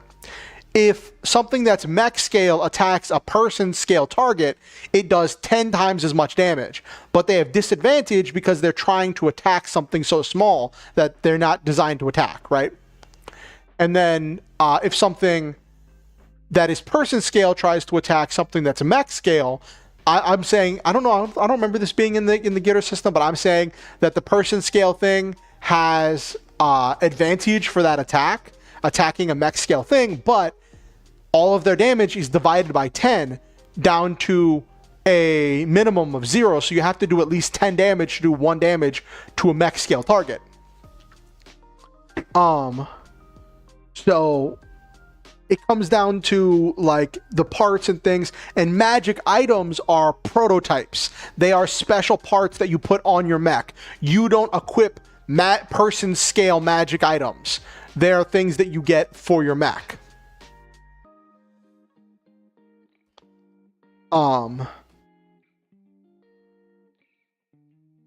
So, but most of the time you can use most of your abilities outside of the mech. They're just better when you're in your mech. Again, it's a relatively simple homebrew. Like there are some really complex and complicated homebrews. And what I like about the GitR system is that it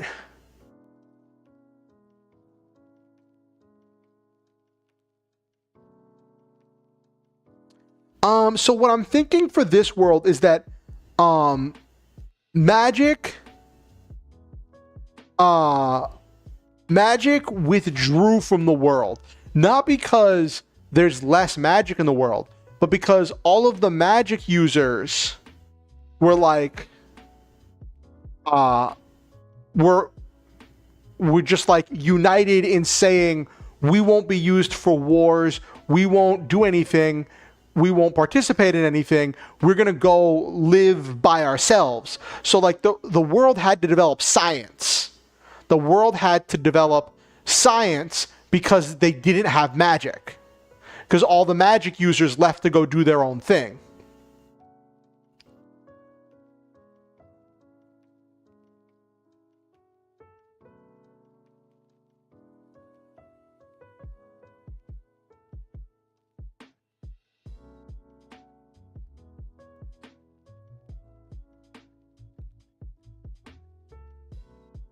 All right.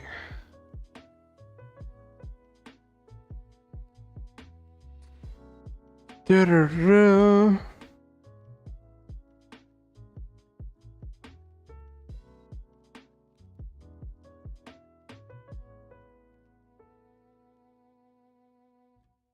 All the world feature.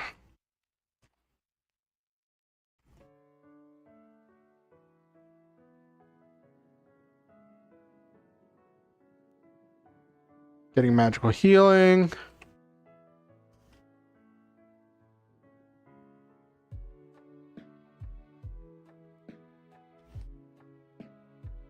It was so expensive.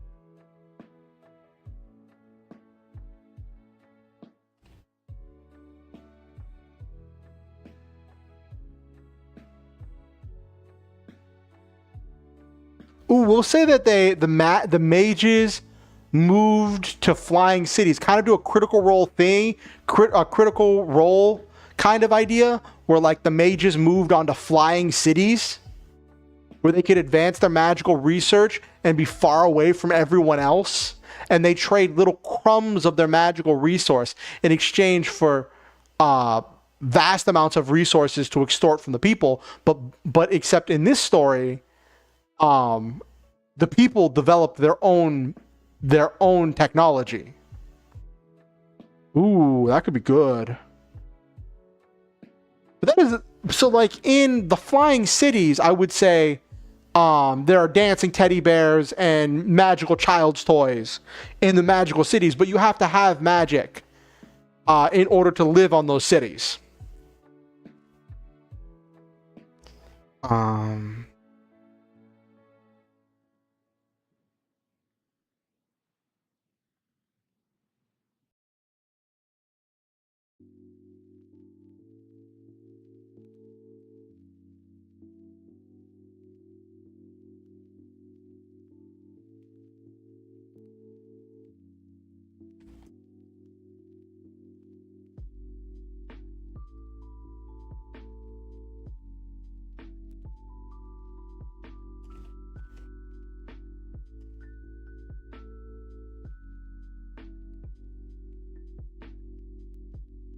Left the rest of the world to suffer.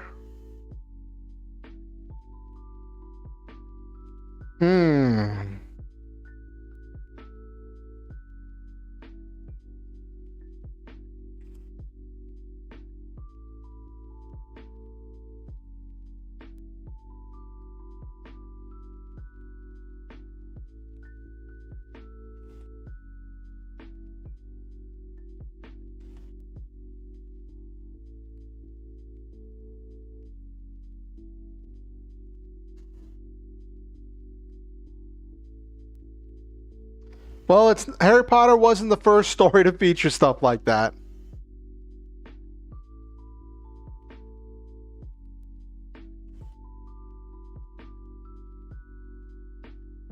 Vast amounts of food and resources.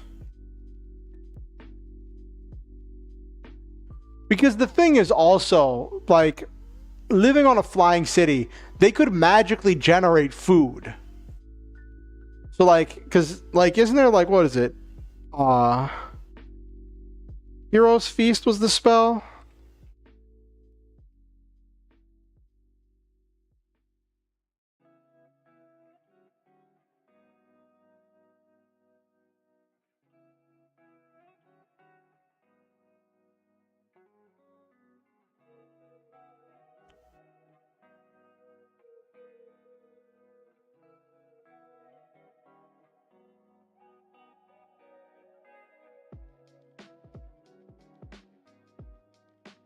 What's your question?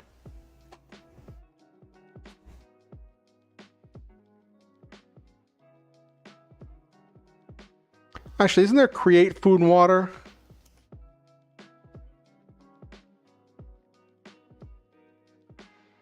Third level conjuration spell.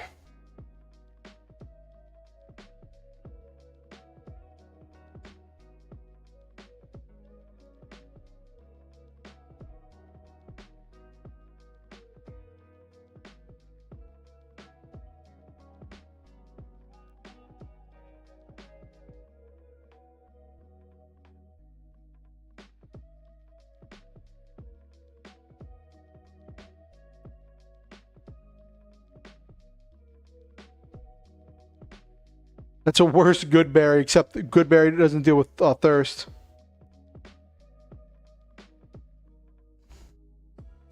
That's a good question. That's a really good question, Hoylap. That's actually something I was just thinking about, like paladin and cleric spells. How did clerics become white mages? That's a good question. That's a really good question about... So for this setting to work, I'm imagining a thing where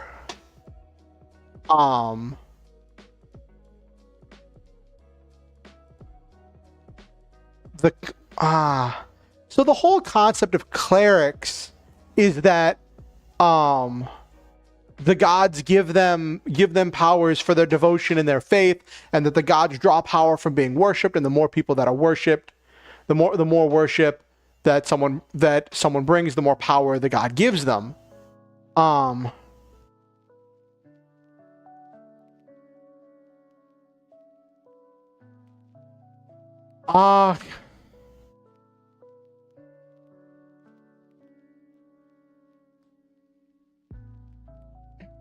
Ooh. That's a good question, Hoylap. That's a good suggestion. Do the Mad Mages use the gods as ability for the floating cities?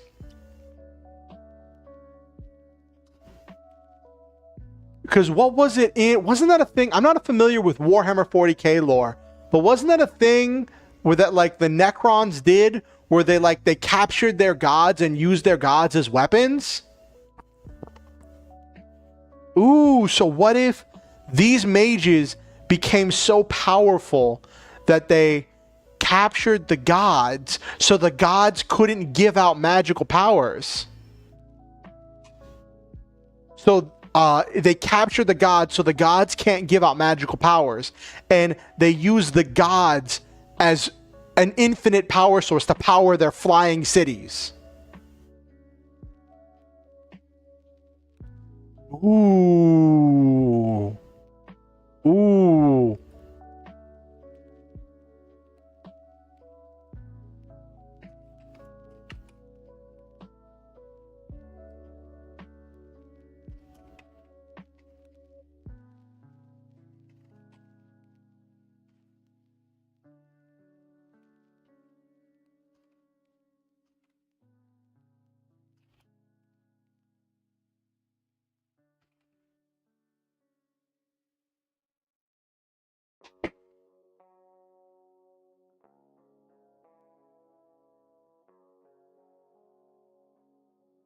Hmm.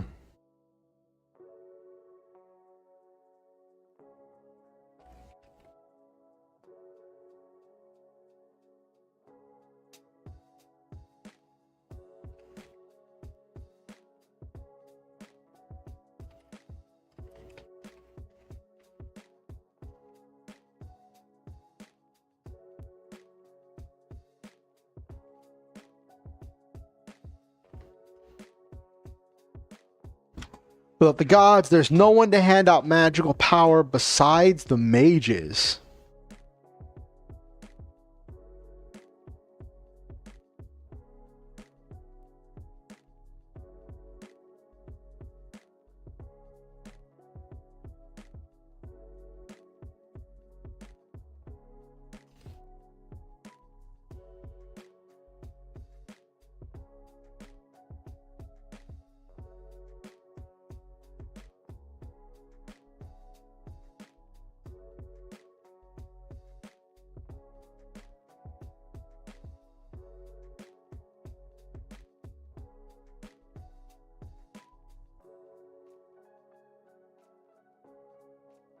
Enjoying their flying cities.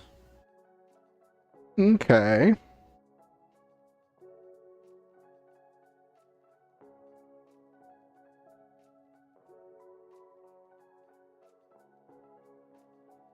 Okay.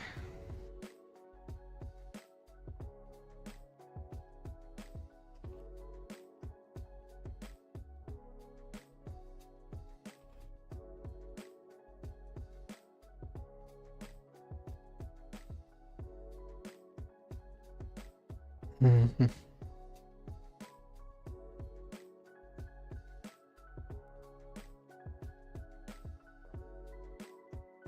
Air battles, the mages dominated the sky, and just a few years ago in lore, the grounded people began to industrialize airplanes, so conflict is at hand. Ooh. Well, I want there to be mechs. I want there to be giant humanoid robots. That is literally the point of the setting. So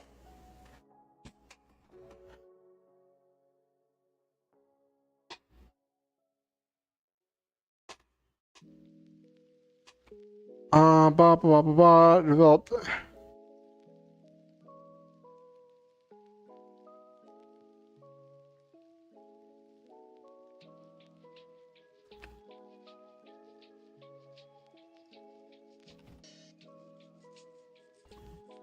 Yeah, Gundams and all the like. But magic, the rest of the world made science and developed.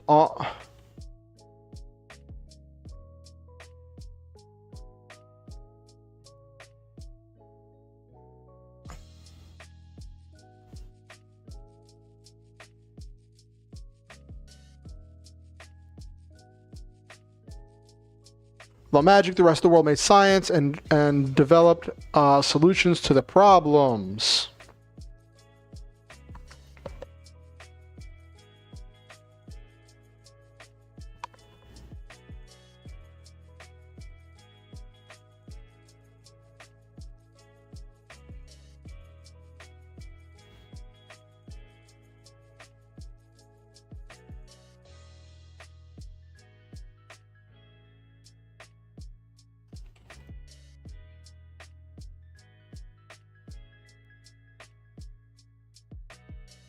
So in the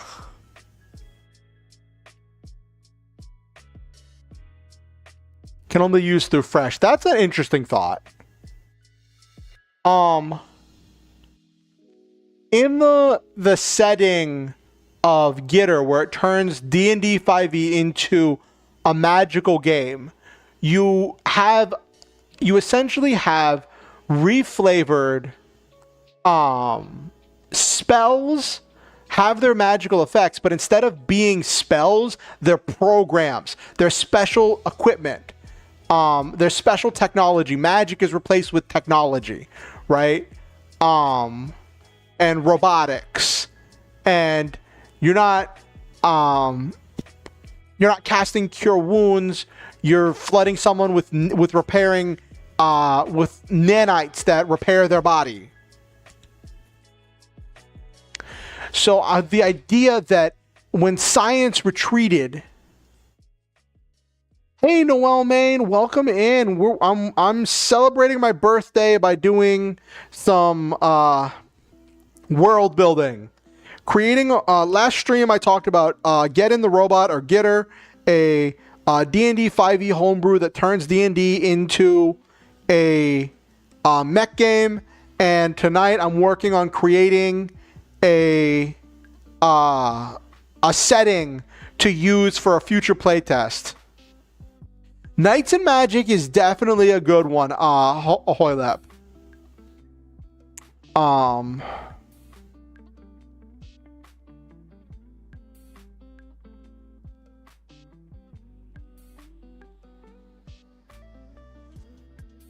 Tech that can mimic magical effects.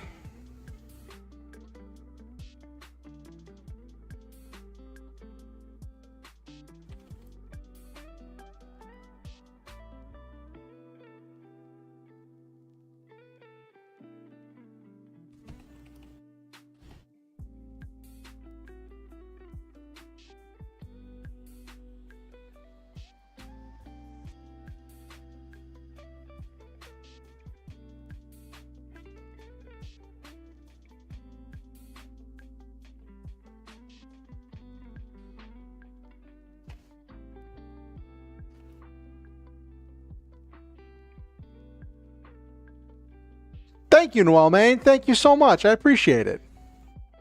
I very much appreciate it.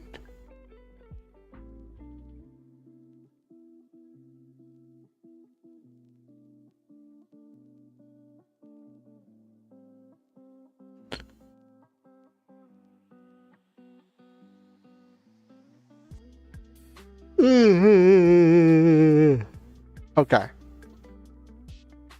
We've got some pretty good stuff here. So basically, this world is called Sage. It used to be your stereotypical, like, whatchamacallit, Forbidden Realms or whatever. Like, well, not exactly like, but it used to be your stereotypical D&D world, right? With different fantasy races, magic, everything. But as magic developed, The rich and powerful wanted to gatekeep magic to defend their own power. And the mages saw themselves as above the world and refused to participate in wars and conflicts. And the mages became so powerful that they trapped the gods and used them as infinite power sources to power their flying magical cities. And without the gods, there's no one to hand out magical power besides the mages. So you have to like beg them if you want them to give you any magical healing or magic items, right? So, the mages are off on their flying cities, but while they're gone, society keeps moving. Society doesn't just crumble and say, oh, poor us, woe is us. Society develops their own technology. Science and technology develop until eventually it gets to the point where we're in a kind of cyberpunky future, an arcane punk future, where science has developed special programs and technology that can warp the world and that can mimic magical effects. But the mages don't like that. The mages don't like that at all. And at some point, the surface world stopped seeking out the flying cities for help and ignored them. But there's got to be the other shoe to drop, right?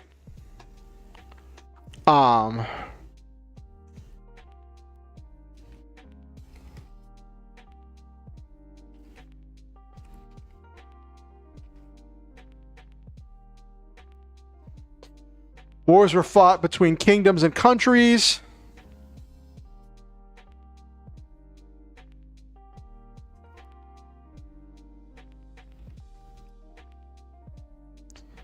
Peoples rose and fell in the absence of magic.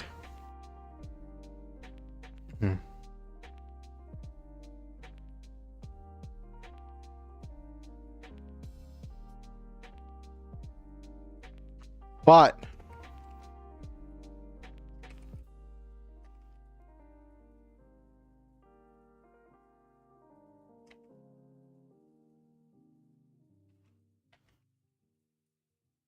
unbeknownst to them, the mages kept pushing their own magics forward. Pushing the bounds of what they could do.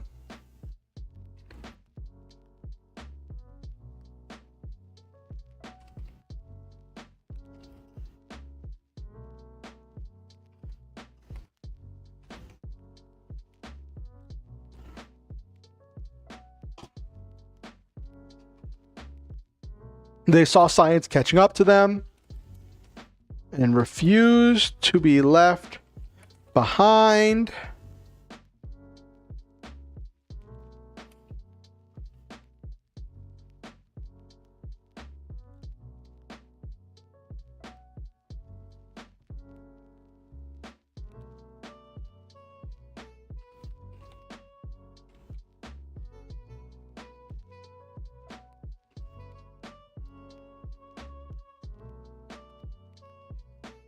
Created the mechs as weapons of war.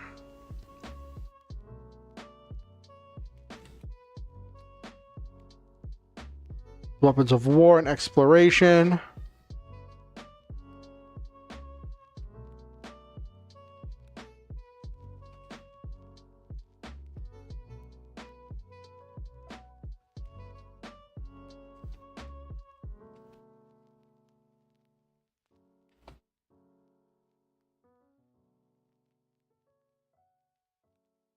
Combine magic and technology.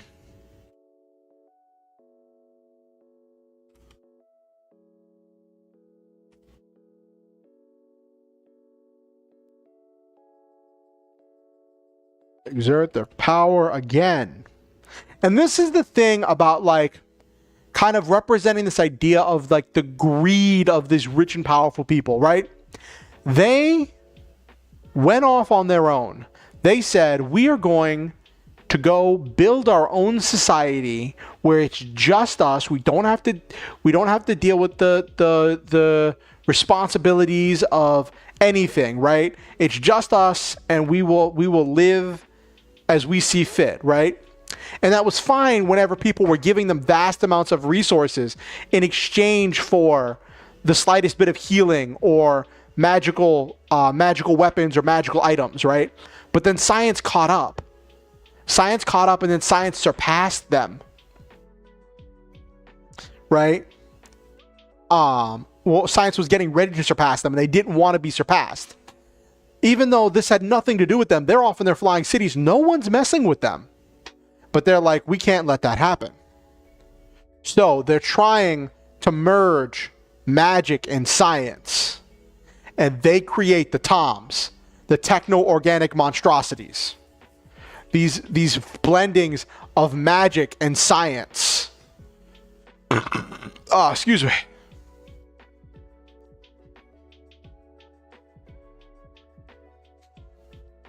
Mm-hmm.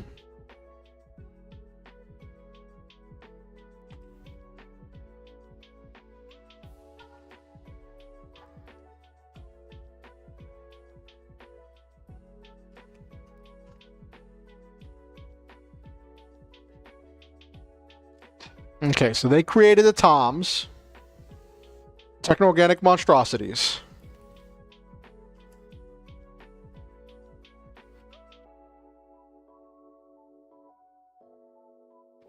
I had my internet did something weird there. Not my internet, my computer. Okay. Okay. Boop, boop, boop, boop, boop, boop.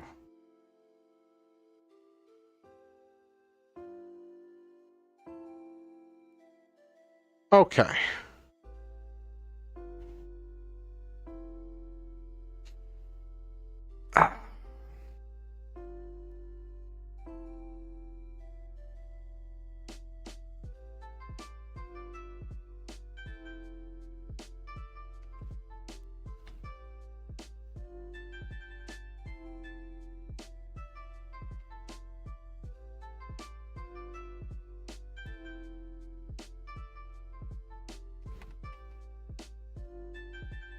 Mm-hmm.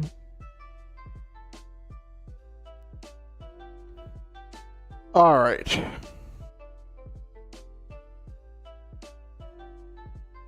These massive mech scale beasts could fight with untold power.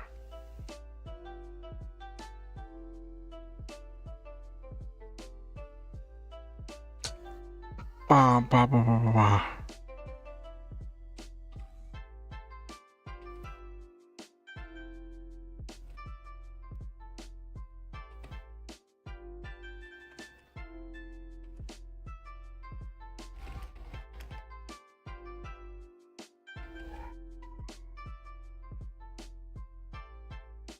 So the mages were afraid that the surface world would come attack them and take their magic from them.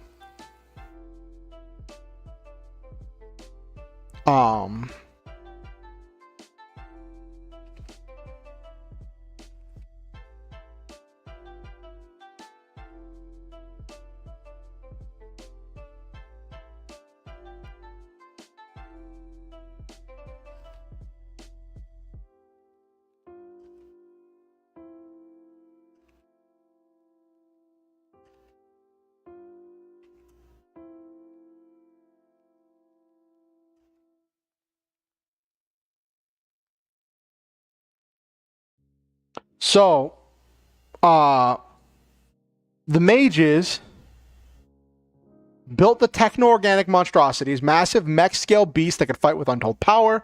Mages were afraid that the surface would come attack them because the thing was, even for all of the magic of the mages, if the mages tried to fight the mechs were going to take 1/10 the damage. So a mech, like a fighter in a mech, could do devastating amounts of damage to to the wizards of the flying cities. And also the surface world had their own wizards, air quote. So like it's not like any class is restricted, but the thing is, instead of using magic, those wizards of the surface are using technology.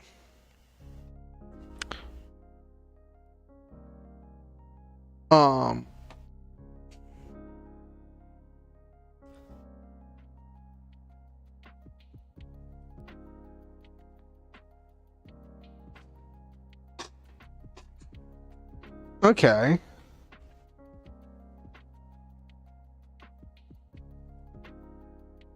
All right, I like this idea. I like this version of the world of Sage.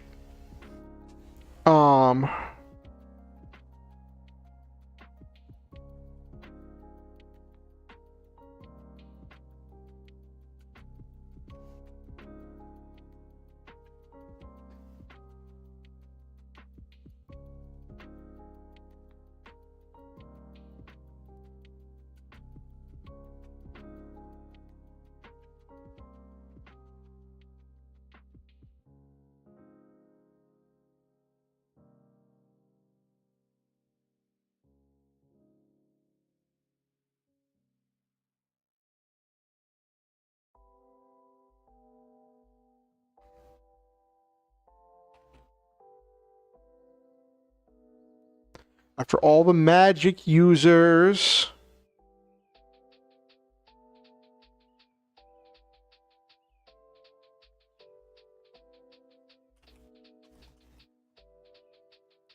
Okay.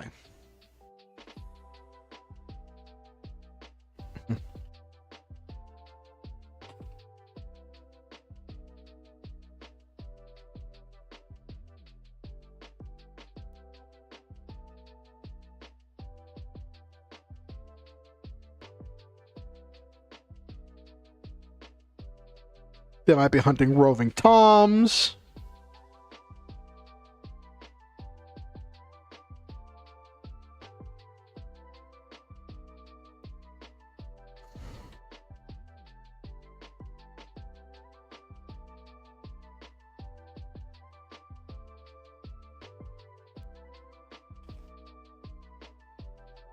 Fighting in territorial disputes. Okay. I like this. I like this setup. Kind of reminds me of, what was that one movie Matt Damon, I think Matt Damon was in it, where like he had the mech suit that they had, like the mechanized frame that was like connected to his skeleton that gave him enhanced strength and speed and stuff.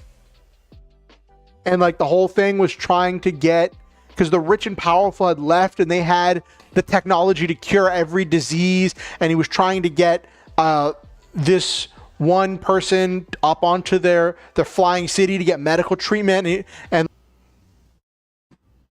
hello, are we back? Are we back?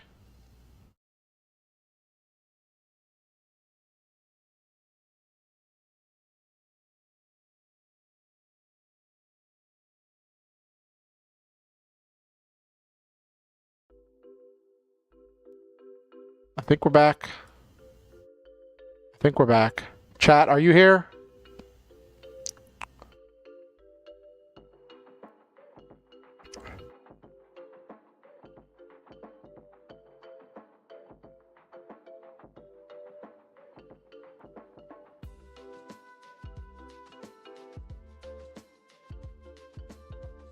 Are we back? Chat, are we back?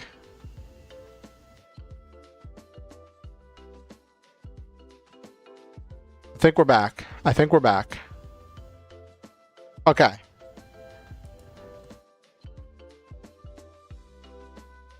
Hold on.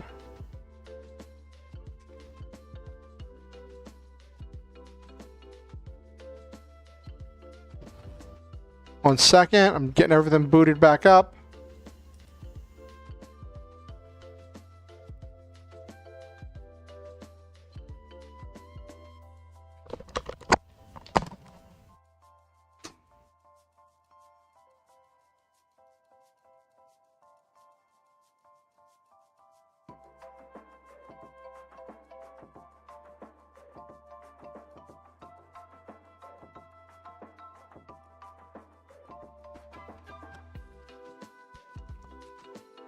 Forever. Yes, I think I'm back. I think I'm back.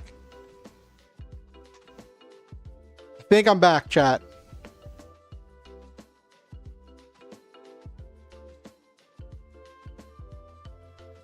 I think I'm back, chat. I think I'm back. It's really funny. I saved my work. It was like, if you watch back on the VOD, it was probably like less than a minute before my power went out. And I'm like, I'm so glad I saved my work, because everything just went poof. All the power just went out.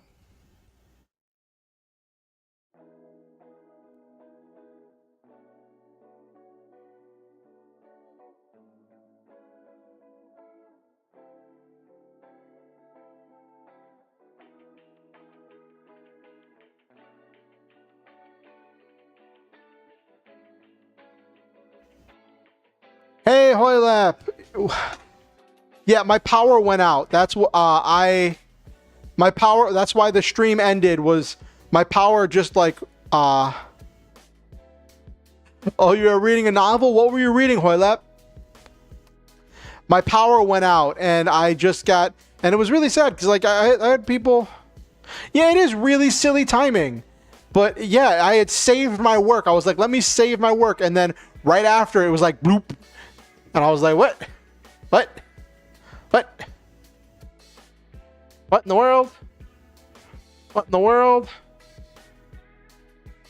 What the shagma? Yeah, it was really silly timing, chat. It really was.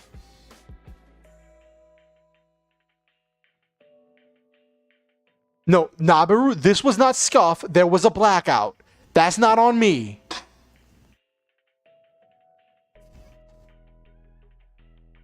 Nabaru, that was not on me. That was like on like government infrastructure.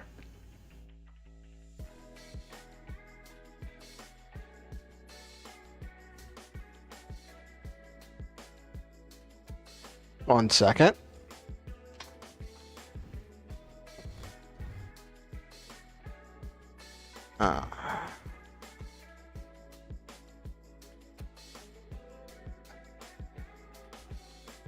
So what do you mean scuff is scuff, Nabiru? What was I supposed to do? How am I supposed to prevent that scuff? How am I supposed to prevent that scuff?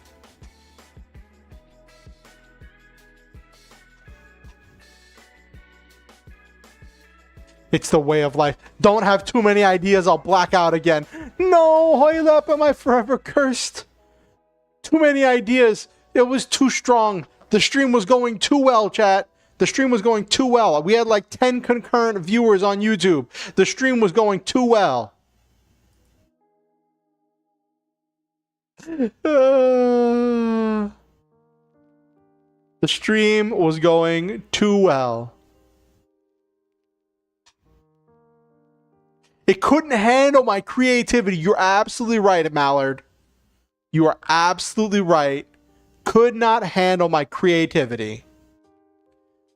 They could not handle the arcane punk.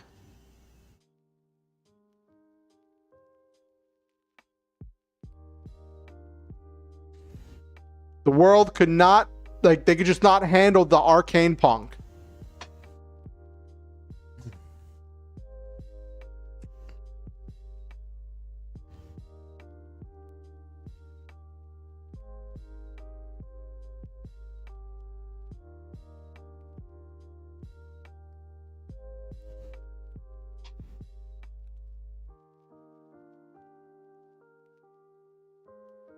Ba.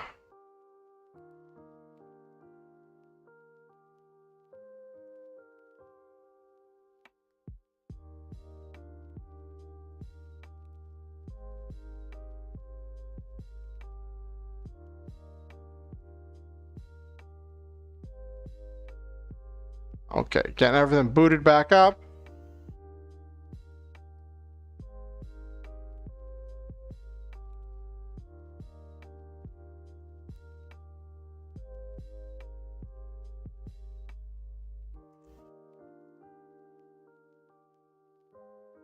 Okay, alright. Plant Park, normal, and now Arcane. Oh my gosh. And one on Twitch. Yeah, Hoylep,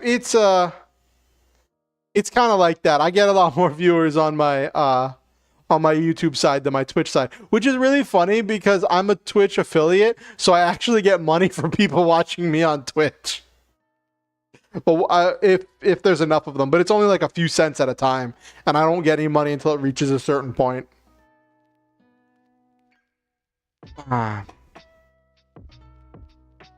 Anyway. So we have our world, the world of Sage.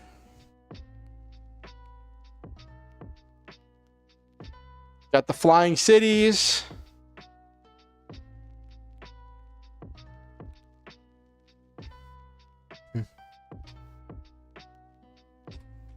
What do they use for power if the magic is restricted?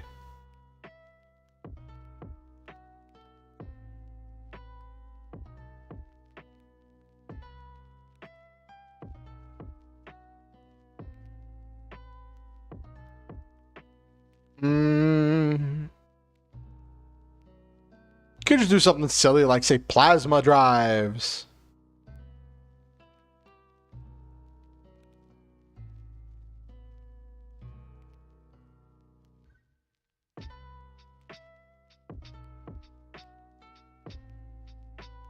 Generators to regulate the power of the gods. Bottled magic bought Power Rangers. Oh my gosh. Nothing wrong with Power Rangers. I'm a huge Power Rangers fan. Bottled magic bought from black market dealers. Ooh. Let me... Actually, hold up.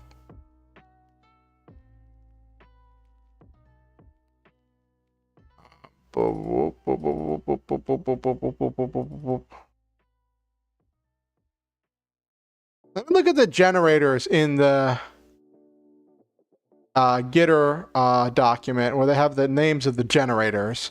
Let me look at some of them, see if I get any ideas from them.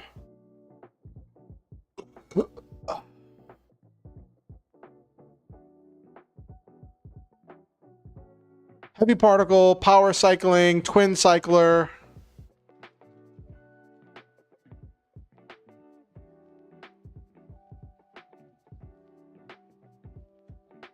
Power cycling.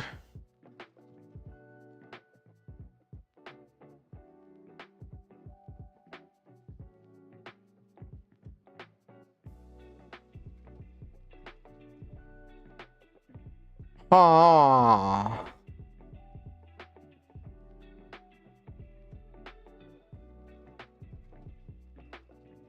Yeah, I hope the stream doesn't crash again.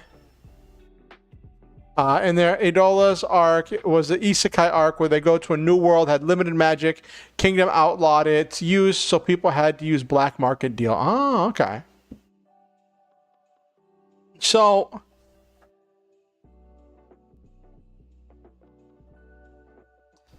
particle generators.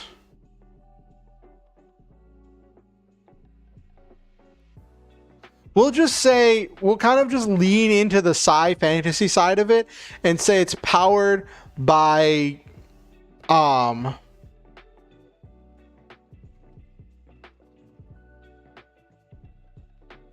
actually, somebody said something about regulating the power of the gods.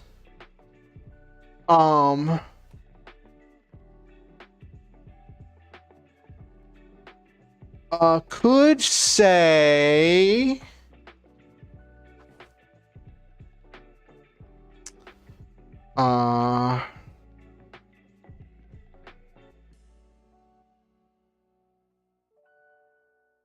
Armor wink engine.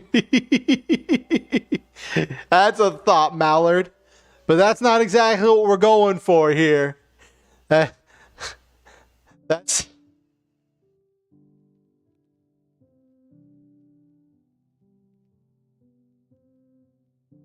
Oilep coming in with the thoughts. So what I was going to say was maybe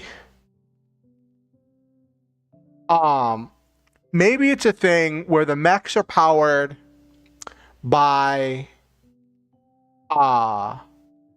some kind of echoes of the powers of the gods. Even though the true power of the gods has been sealed, they were so powerful that they left an echo. Because it's kind of like when we look at the stars, we are seeing echoes of light. We're seeing like the past light that's traveled for millions and billions of years. But even the star might have snuffed out by now, but we can still see its light, right? So I was thinking, what if it's a thing where the gods are gone and sealed in the flying cities, but there's still echoes of their power that are being trapped, that are like god particles that are being trapped and powered into this particle, these particle generators. And then that's pushing society forward, is the remains of the gods' power. But Hoylep talking about lesser servants of the gods, like angels or demons.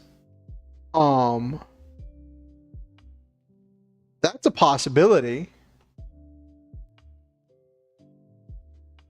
The two ideas aren't mutually exclusive. The two ideas are not mutually exclusive.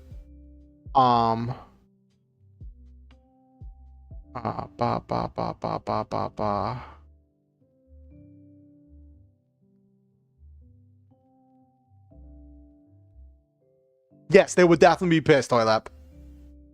They definitely will be pissed.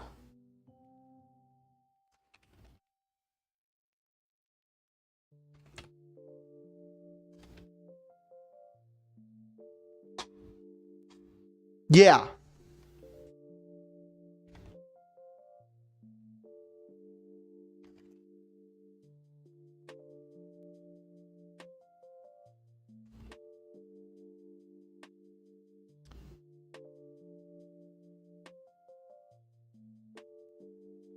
Traces of gods that are still capable of snapping you out of existence. Ooh.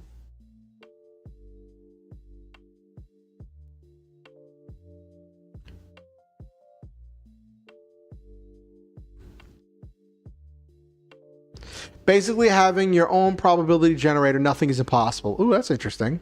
Powered by special god particles, echoes of the god's power.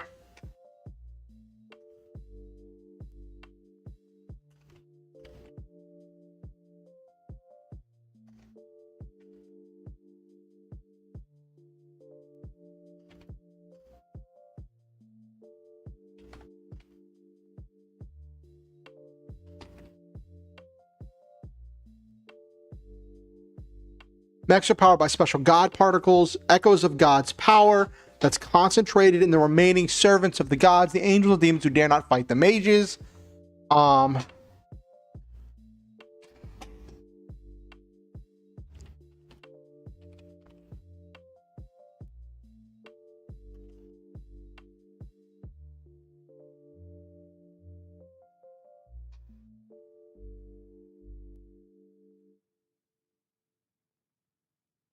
Ooh, that's a thing. God uses dreams to help the mortals to inevitable, so that at one point, the coming war will break their seal. Ooh.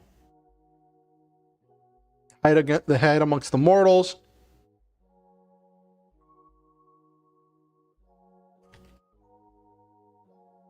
So I'm picturing it like so after the gods were trapped, right? Their servants, the demons and the angels, some of them fought. Some of them fought to free their lords.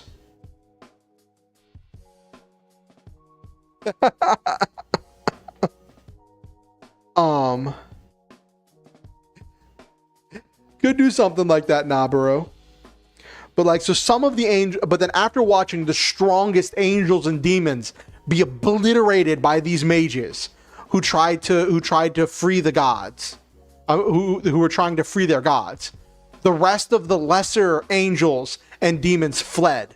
They don't have the power to give people magic. They can't make a sorcerer. They can't make a warlock. They can't make a cleric.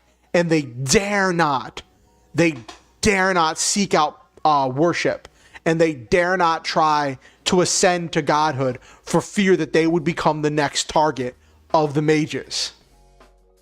But what they do have is they possess echoes of the gods' power that will last into eternity, because the gods were eternal and vast, and the gods put pieces of themselves in each of their lesser servants. So the servants give canisters, give amounts of this god particle, right? Maybe they give crystals. Ooh, could do crystals. Crystals could be cool. Could go kind of Final Fantasy, and like they give crystals made of god particles, and then like humans take those god particles and they build generators that convert the energy from the crystals into electricity, into kinetic force to move the mechs. And that's what has advanced human society forward, has been the remains of the gods.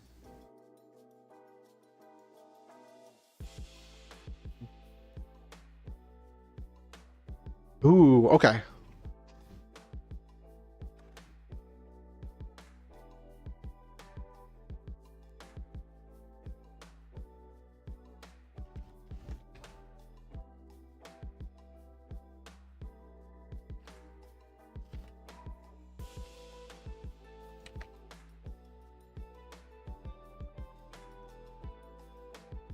All right.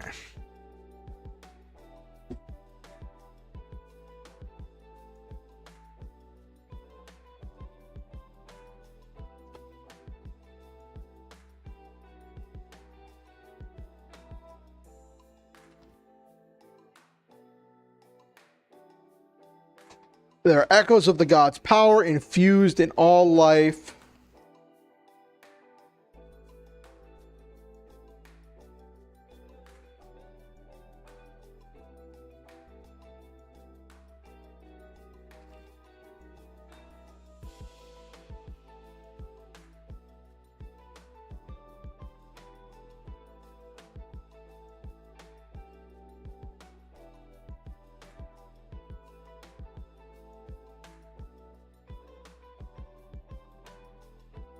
Why the remains? Could call it the memories of the gods, their knowledge. The mortals use the knowledge to progress the nation.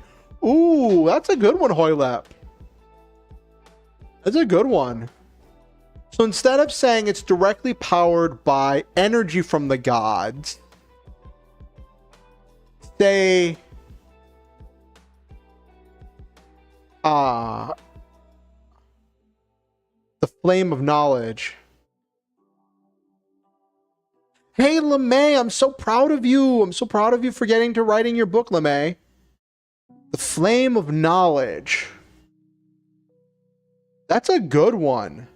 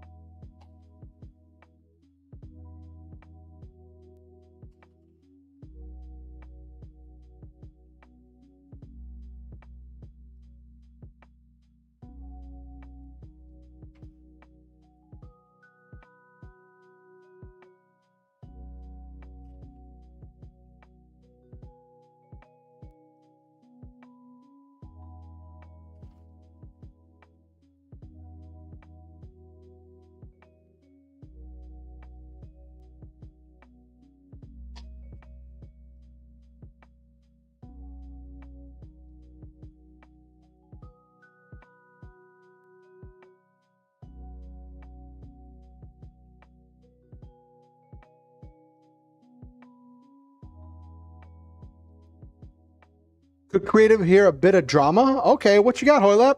You're on fire tonight, Hoylep. I'm all about audience participation.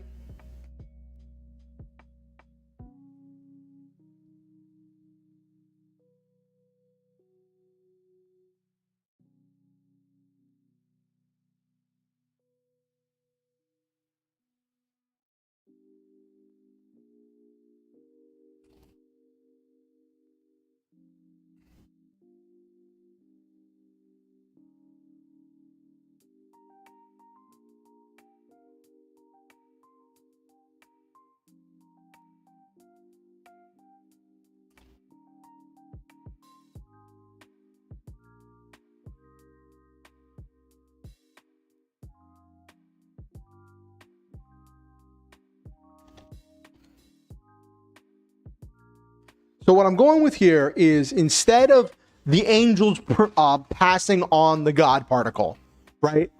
It's a thing where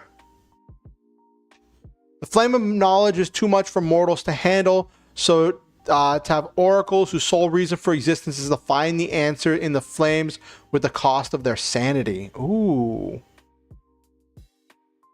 I don't know that that's exactly what I'm looking for. That feels a little bit too... I wanted the mortals to be like very science, and I feel like that's leaning back into the magic. But it could be. I don't know. It could be done.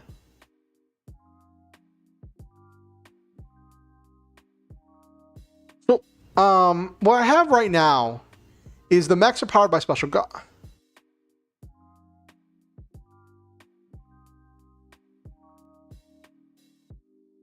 It's all right, Hoylap. It's all right. Listen, I appreciate all of your input. I appreciate everyone's input. I appreciate everyone's input and everyone's suggestions. It really means a lot to me. I may not use everything. So that's the thing. That's one of the things that I really want to express about this channel, which is why I wanted to do this tonight for my birthday. And that was that I value audience participation. I may not use every audience suggestion like when I'm writing or creating and stuff, but I always value the input. So never feel like it's like, just because I don't use your idea doesn't mean I think it's bad. It just may not work for what I'm doing.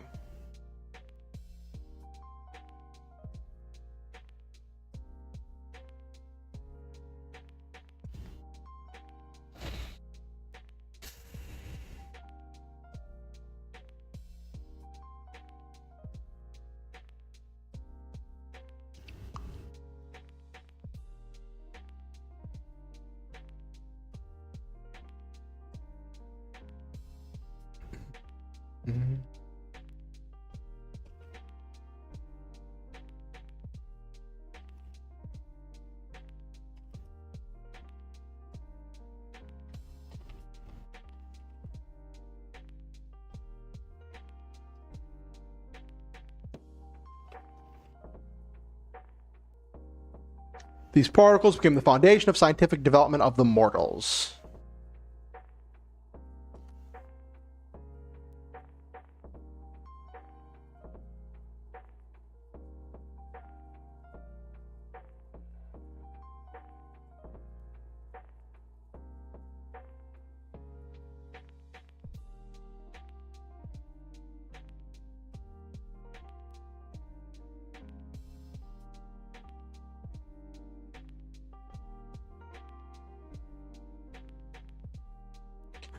Could do the Power Rangers slash Stargate thing.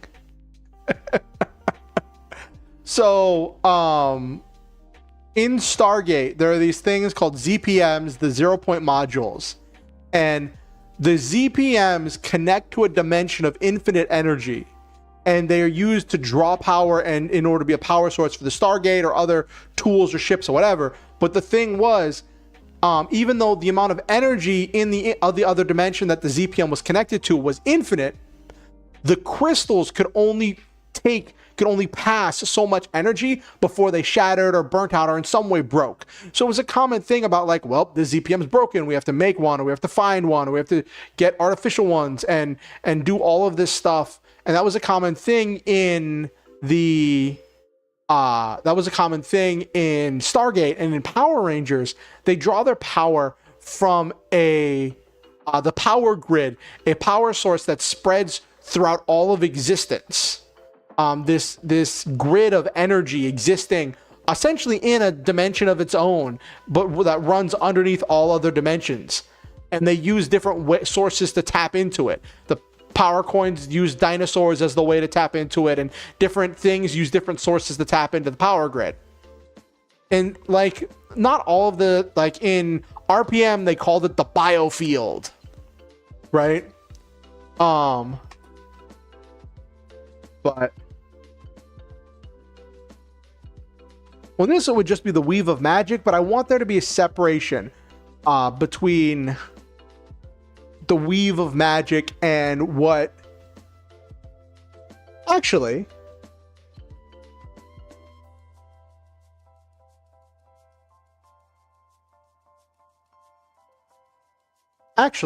hold on, I had a thought, chat. So what if science develops on the planet of Sage, on the surface of Sage, right? And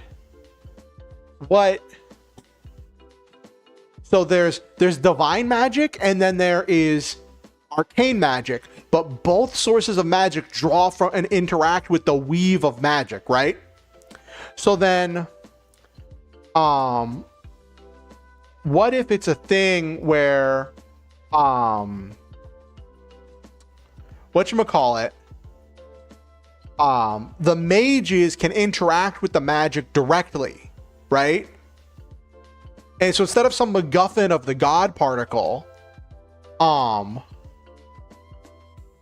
the servants give mortals like the ability to not quite mimic divine magic, but to access through the remaining power of the echoes of the power of the gods, to access the weave of magic.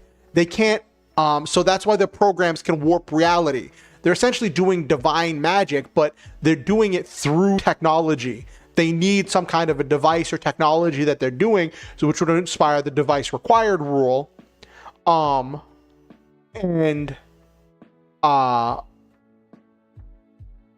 they're interacting with the weave. And okay, yeah, I like that better. I like that better because it doesn't add another MacGuffin that needs to be tracked. So I'm gonna rewrite this. Actually, I want to save this in case I use it for something later. So I'm just gonna put that over there. I like to save my notes because I never know when I'm going to use it. Mechs are powered by the echoes of gods. Do they begin to mutate, like becoming more visually near the gods that the echo uses? Ooh, that's an interesting thought, Hoylep. That was Hoylep. Yeah, it was Hoylep.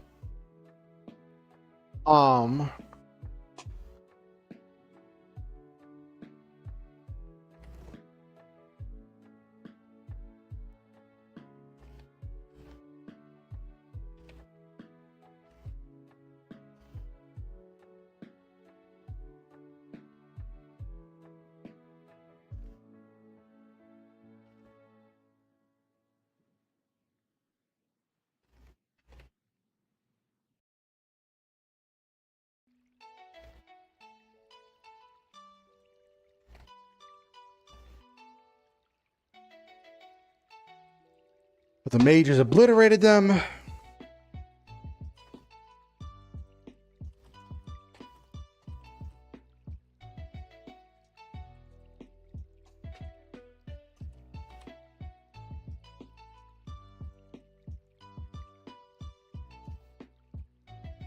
And hid amongst the mortals.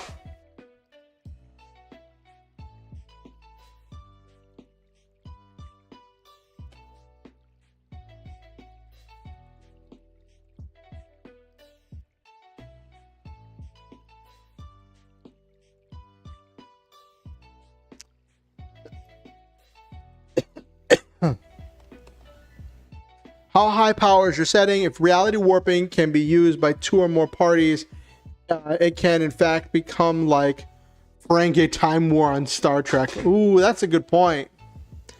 So in the GitR system, it suggests restricting certain spells that are like reality warping spells, like time stop and stuff, that can get really, really like crazy and hard to duplicate.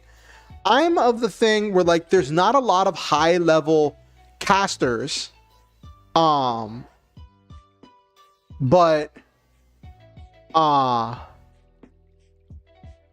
don't know. I hadn't thought about that, Hoylap.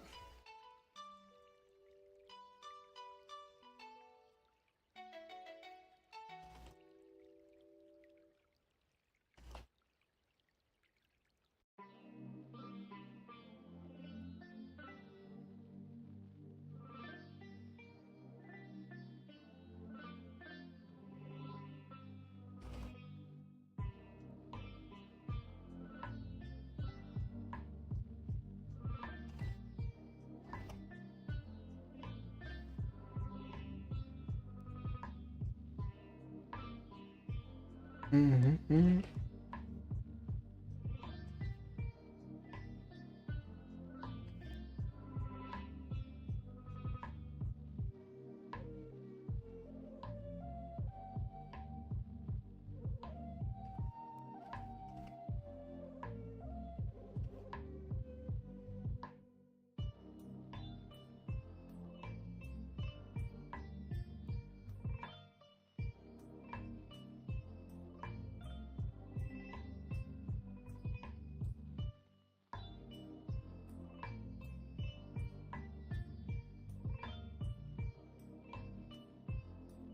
Okay. They needed technology to do it.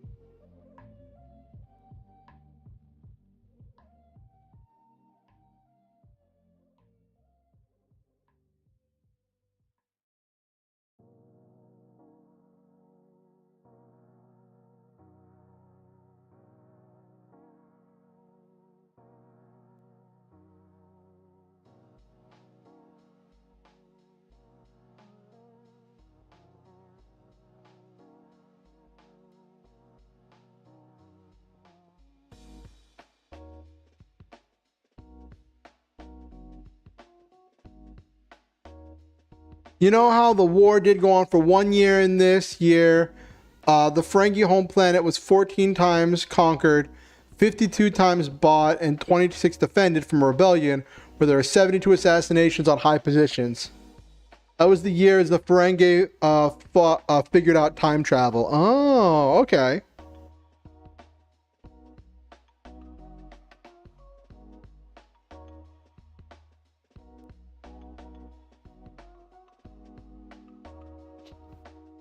Mm-hmm.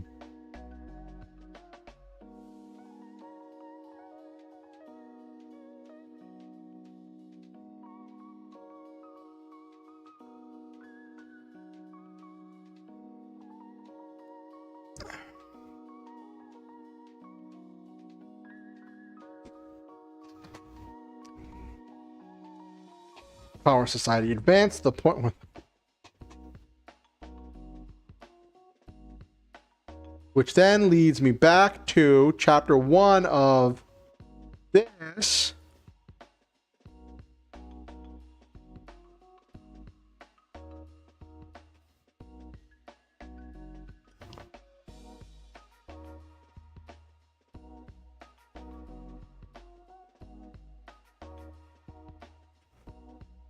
Okay, so then that replaces all magic with programs. And spellcasters are executors. They execute the programs. Okay.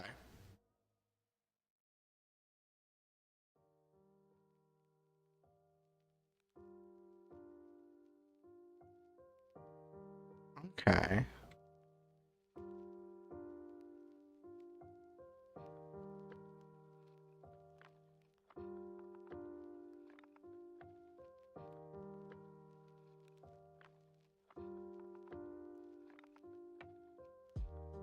Okay. The device required.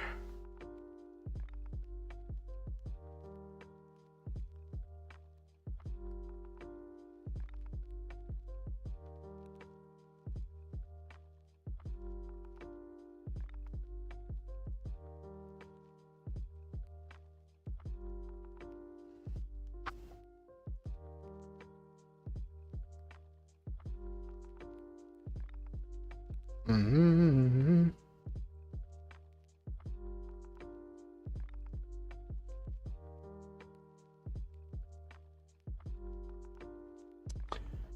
We could make here the Deus Ex Machina, the main processor is literally the brain of a god. That's interesting.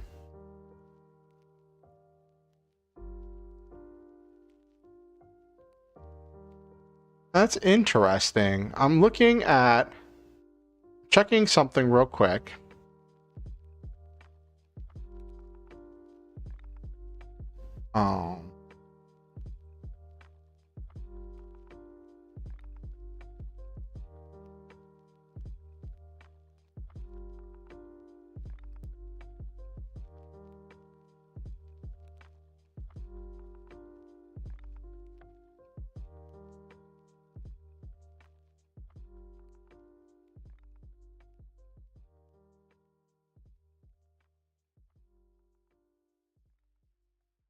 Okay.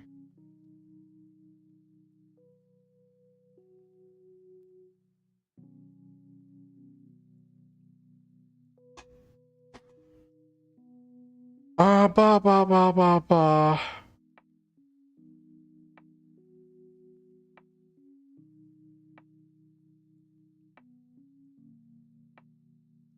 Okay, let me look at something here. I wanted to look at you could have the storyline about the AI almighty intelligence. Definitely something.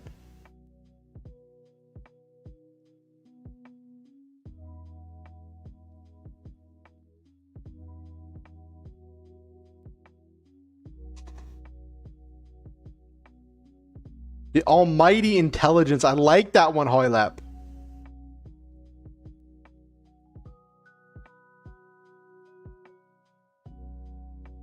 This power society advanced to the point that it didn't need mages anymore. So you might be wondering, if the magic is sealed away, if the mages are far away, why even have it in the world at all? It serves as a villainous thing, but yeah, AI can get really complicated. I don't want to delve too deeply into AI. I deal with that so much in Lancer, and I'm not going to go too deep into it, but like AI and AI related things are such a huge part of Lancer storytelling. I just kind of need a break from it.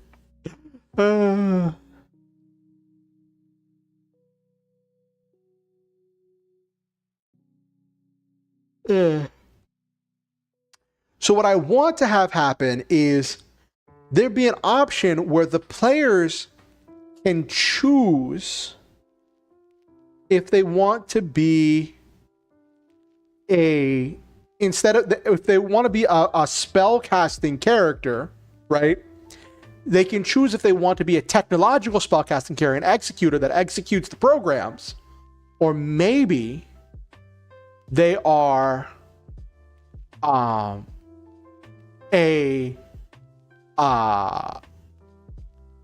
they're an arcane spellcaster, like they're a more natural, or maybe they're a sorcerer or something, or they have some kind of like innate ability, or maybe they're even a wizard from the Flying City that has taken has been moved to try to help the people of the surface and has abandoned the surface.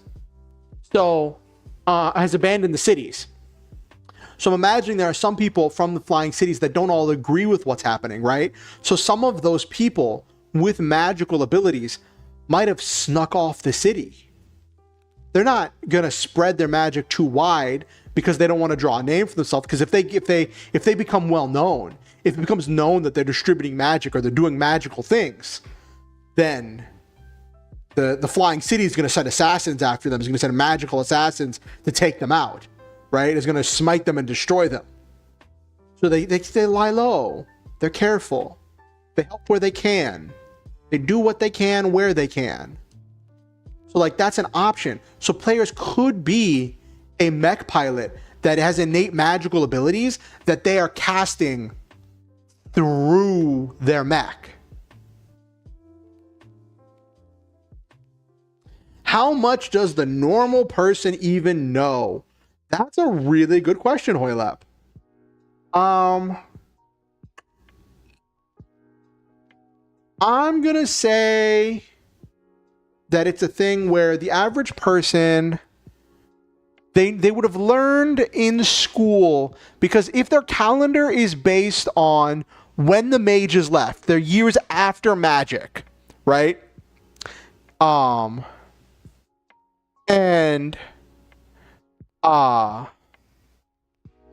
If it's all recorded in the years after magic, then yeah,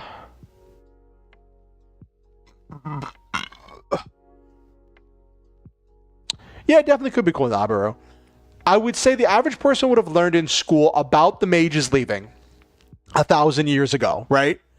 Would have learned about how they use programs instead of spells now, and how society has developed using computers and circuit boards and technology in order to power things.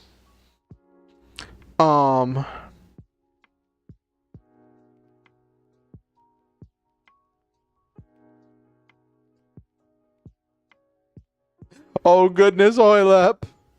Oh goodness. It's only where I am, it's only 11:48, but like I if you have to go, Hoylep, then like, you know, please take care of yourself. I don't want you to feel like you have to be here.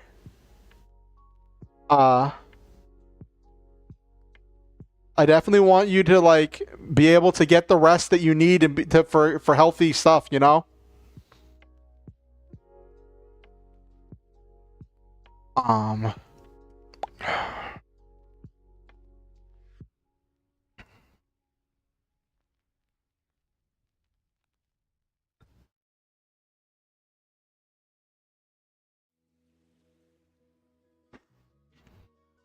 Working overshift is an honor? Okay.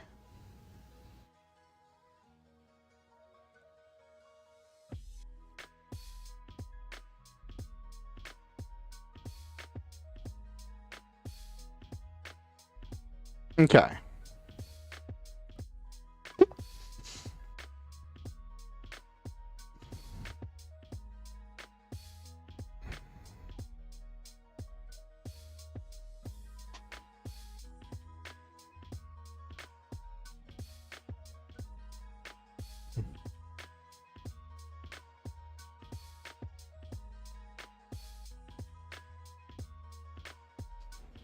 Doo-doo-doo.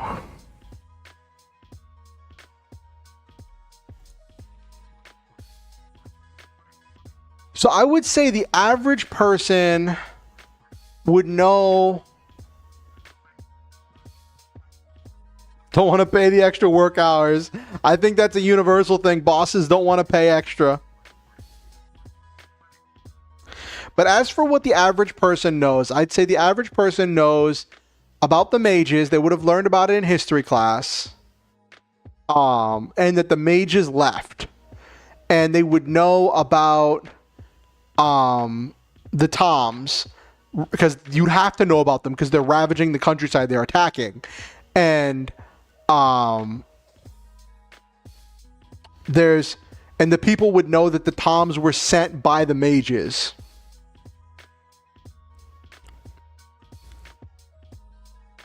what your average person isn't going to be a program executor, right? They're not going to be, I don't like the name executor. I realize the idea is like they're executing a program, right? And that's how you're representing the magic, as a program that's being executed through some kind of a computational device that is connecting with the weave of magic, right? But I feel like there's got to be a better name for them.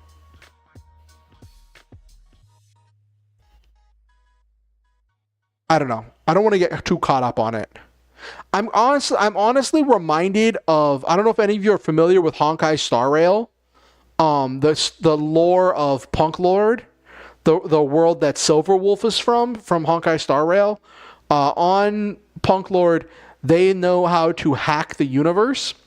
They can hack reality, but the thing is, because they can hack reality, the people of Punk Lord see Technopath, maybe, but the people of Punk Lord see all of existence as a game, and they view everything as a game. And when they hack someone or when they do something, they leave trails so someone can try finding them, because it's not a game if the other person doesn't have a chance to find you. And they're like, life is a game, and games are supposed to be fun or whatever. And that's a whole thing with Silverwolf, right? From Silverwolf's companion quest, is that she's constantly looking to have fun. Yeah, I was gonna say, Technopath is someone who controls technology. That's not what they do.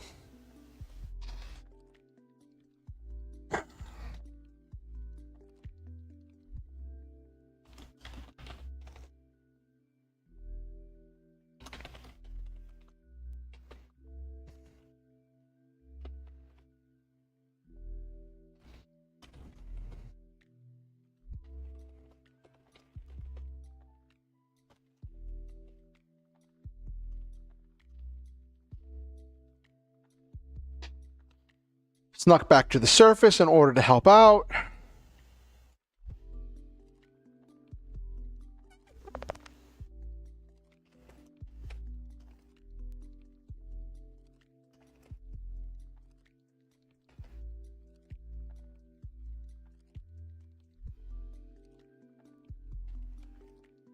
So the flying cities don't send assassins after them.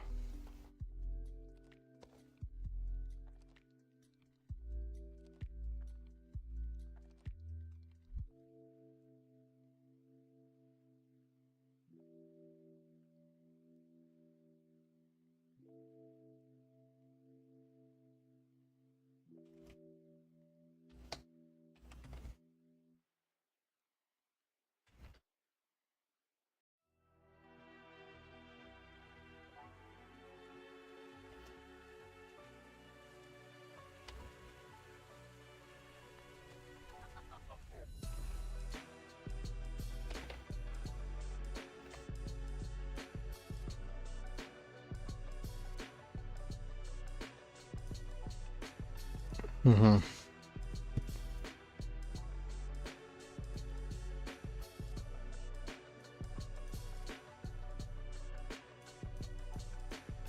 Okay.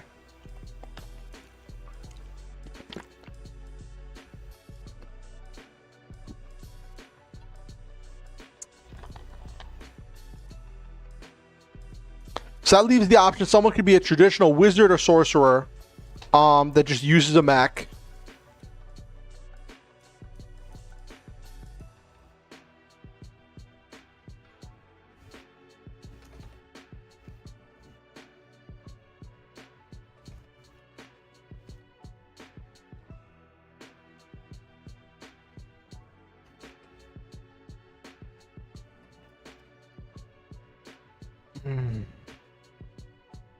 That got me thinking about something real quick.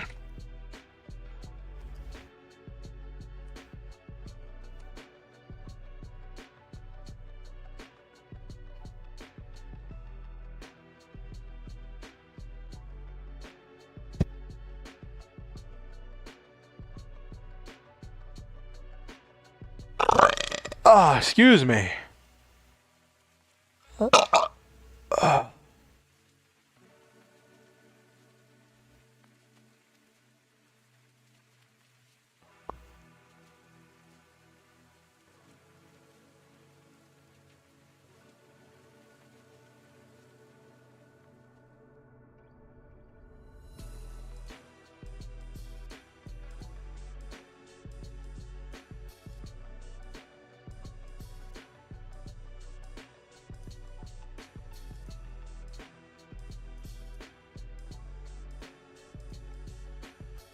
Okay.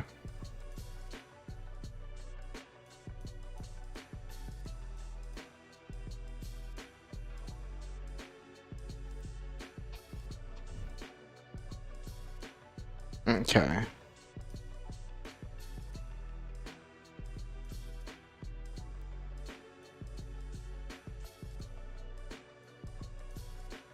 Hmm.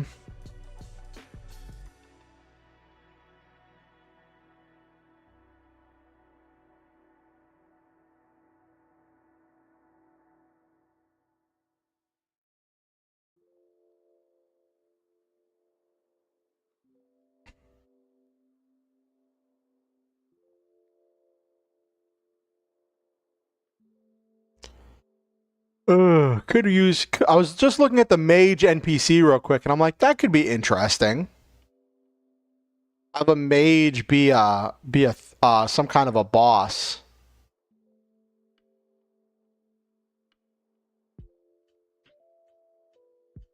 Like, it's not hard to kill.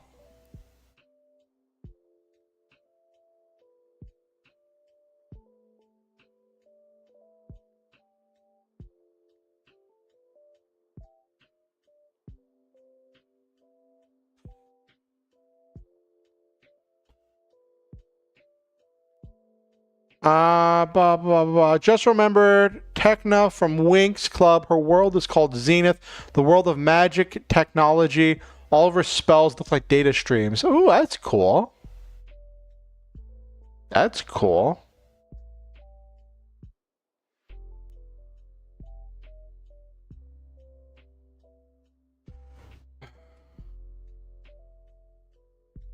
The average person knows that the mages abandoned them and that the mages sent down the toms.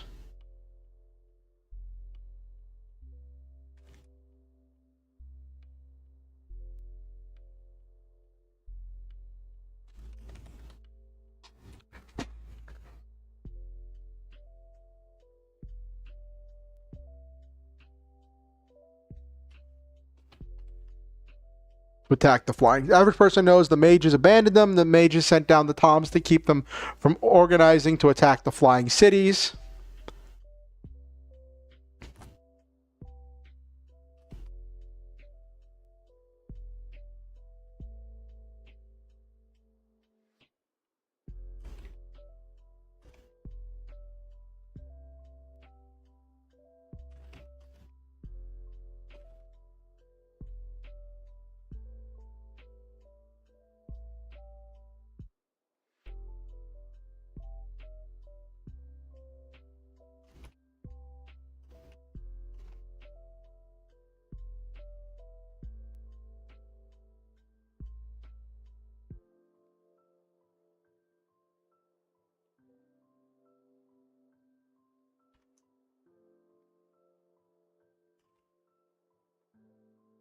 Okay. They don't want to pick a fight. So the average person knows that mages abandoned them and the mages sent down the toms to keep them from organizing to attack the flying cities. Many people wish that their leaders would fight back, but most of the leaders of the surface of Sage are content to just survive. They don't want to pick a fight with people that didn't just defeat the gods, but trap them and use them as power sources. Which is a smart thing about, like, picking your battles, right? Okay, so we've got the world designed. It's just hit midnight, and there was one last thing I wanted to do, which was I wanted to create a starter town and what I want for the mission. So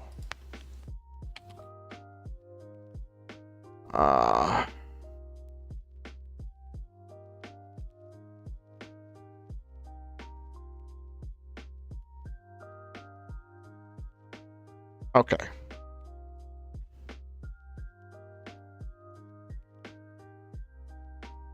Let's put all this in a document that's not just a notepad document.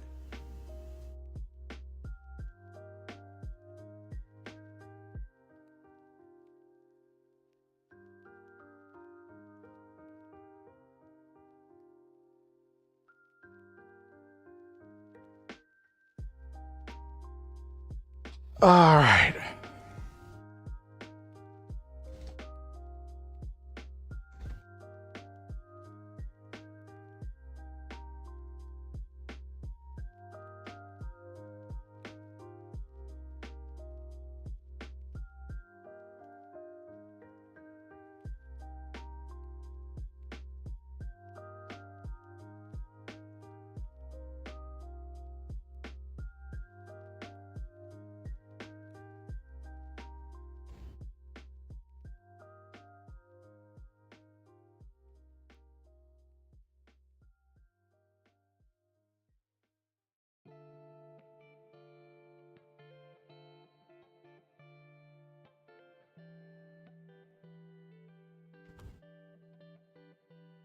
Okay.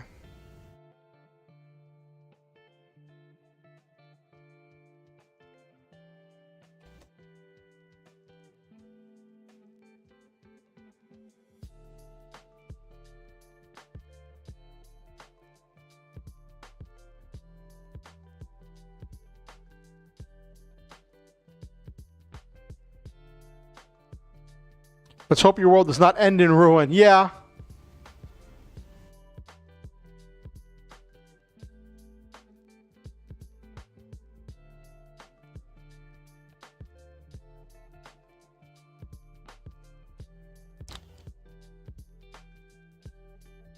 It's funny. Silva mentioned that if they made a character in this game, because Silva, I talked to Silva about possibly playing in this playtest.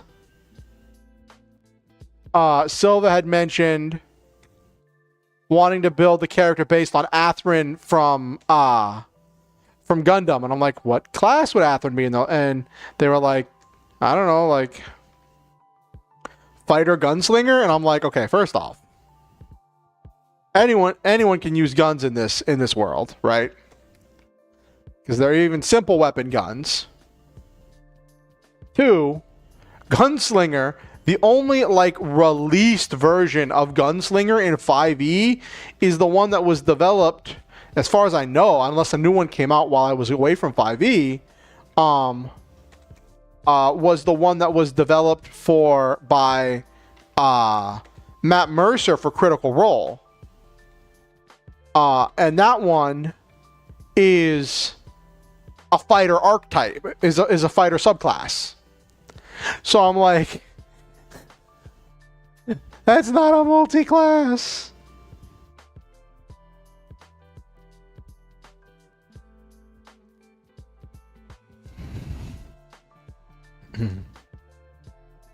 Okay. Let's see. Okay. Let's organize this, because this is a mess. This is absolutely a mess of stuff, because I started up here, and then as I went, I was developing new ideas. So now let's go to a new page.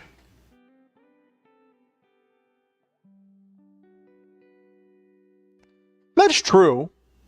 I would say, like, the reason why they said gunslinger fighter was because Atherin has been shown to be good at close range and long range combat. And I'm like, okay, you could build Atherin as like I'm thinking they could build Atherin as like a ranger, because rangers are good at close range and long range combat.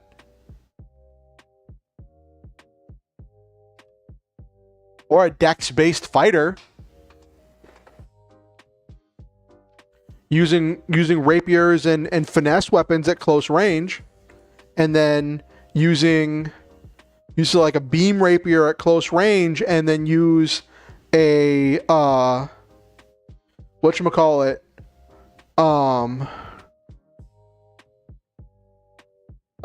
some kind of a blaster for long range combat.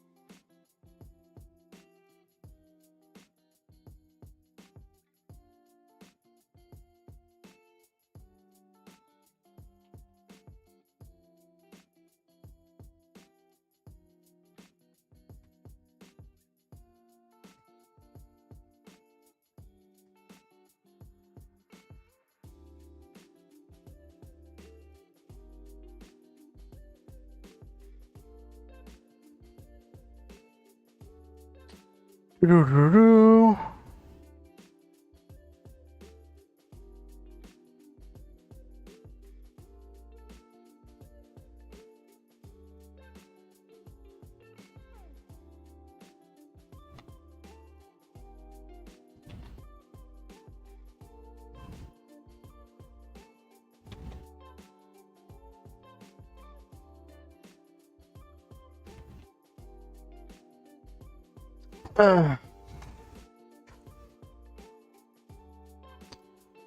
What should the god of the sky be? Because the god of the sky is the first god to be captured. So what should the god of the sky be named? I mean, it could go with like something stereotypical like Zephyr. Because that's a name that every school child would know. The name of the first god that the flying cities captured.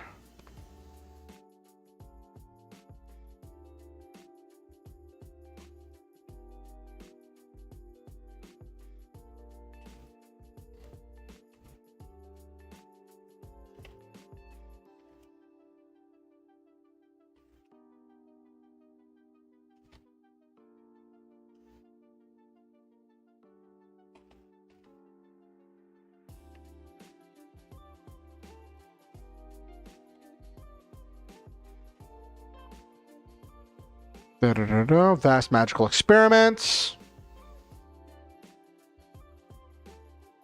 No, whoops, that was not the button I wanted at all.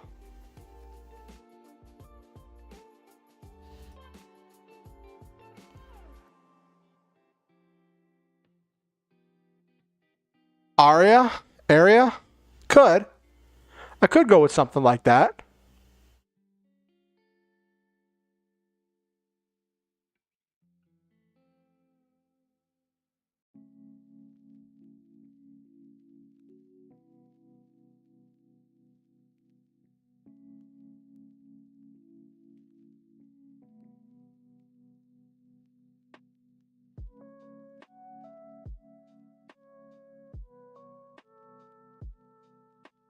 Aria sounds like a woman's name. So I'm going to say it's the goddess of the sky.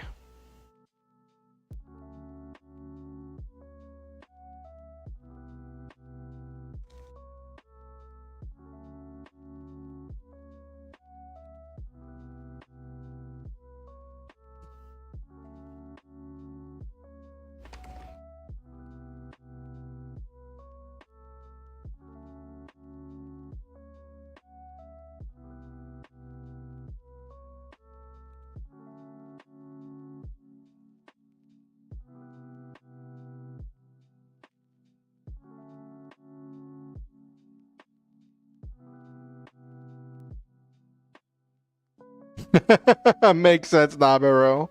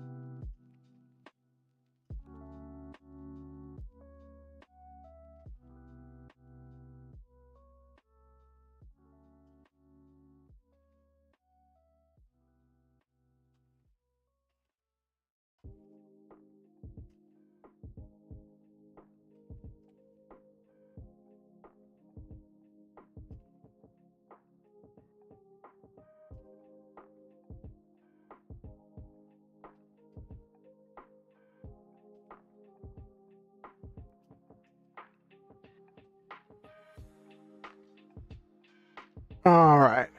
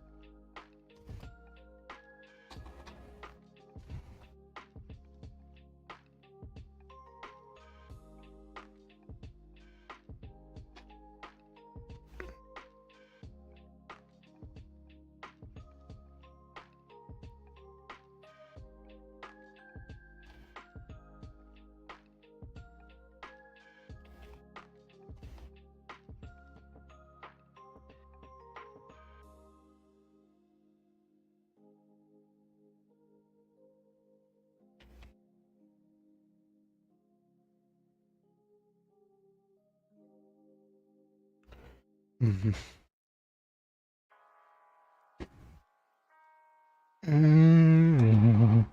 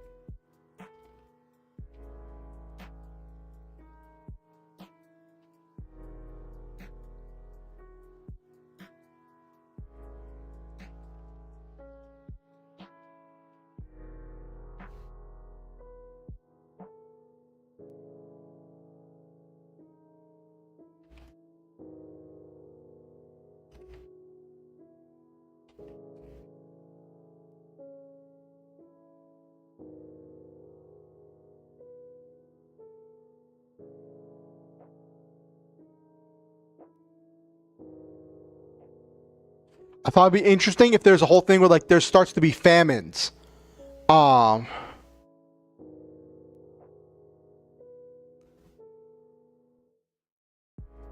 I don't want to deal with that.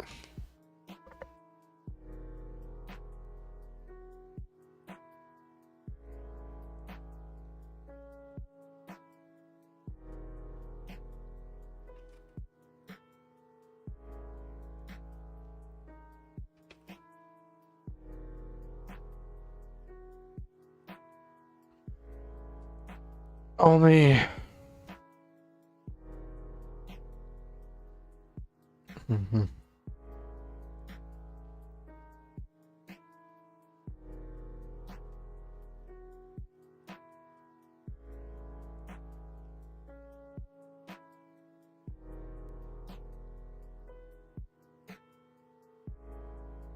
Mm-hmm.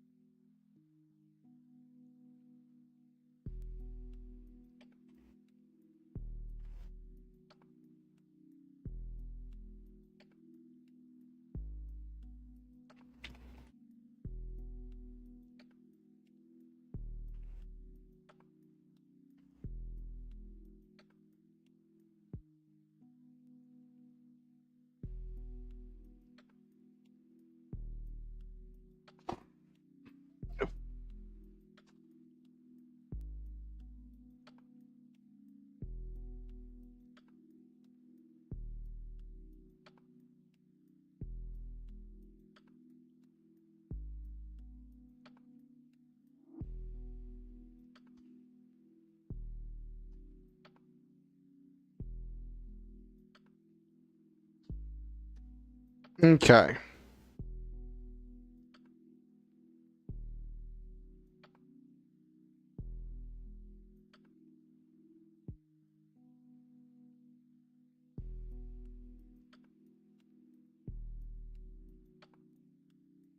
I don't know. I'm kind of thinking about what Hoylep said about the idea of there being oracles that pass different ideas from the gods to help with fueling the creation and society and technological advancement.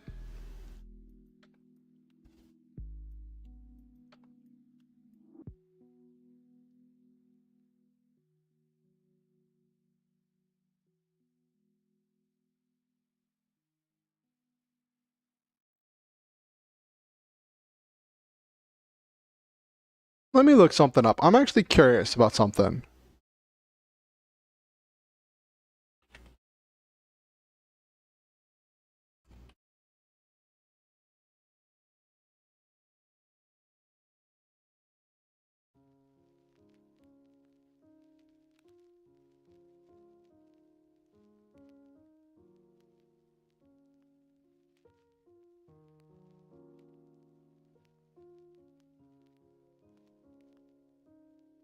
Okay, so agricultural revolution is one of the key rises in the industrial revolution, where people had money to invest in other places, and by investing in other places, it led to development of new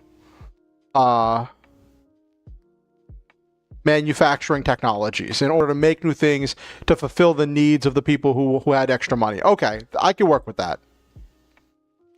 Okay.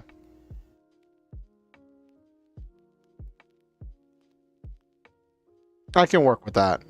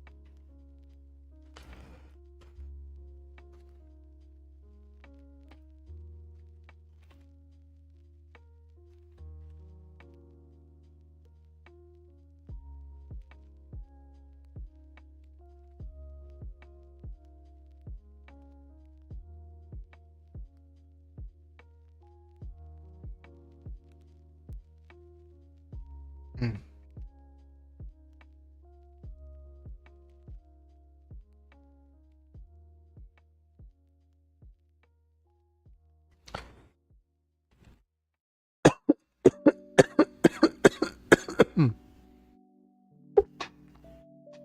Okay. Drawing the mages from the flying city down upon them.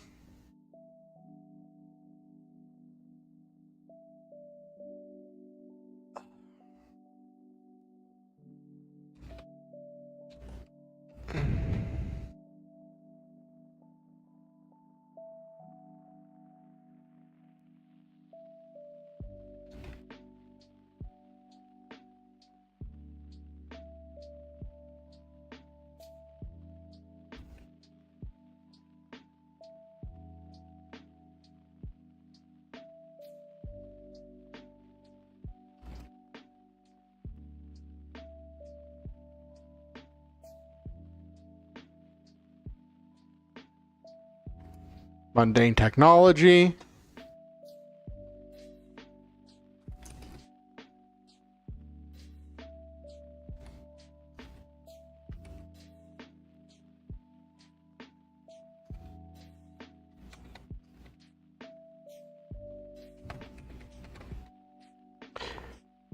Coal and oil fueled the surface world's advancement.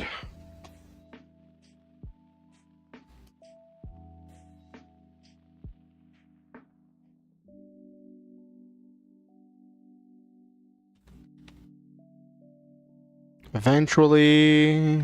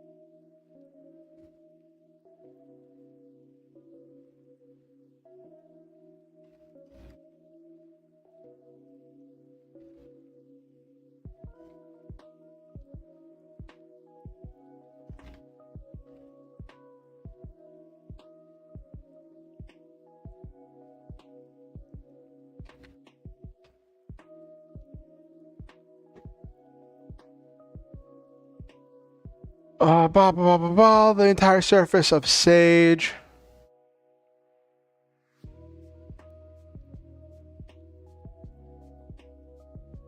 Share information electronically.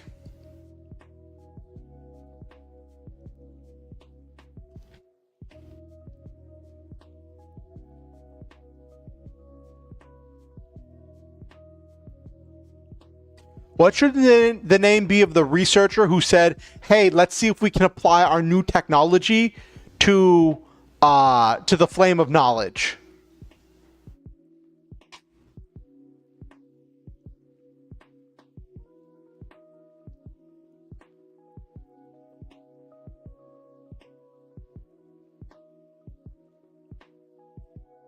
Okay, this paragraph.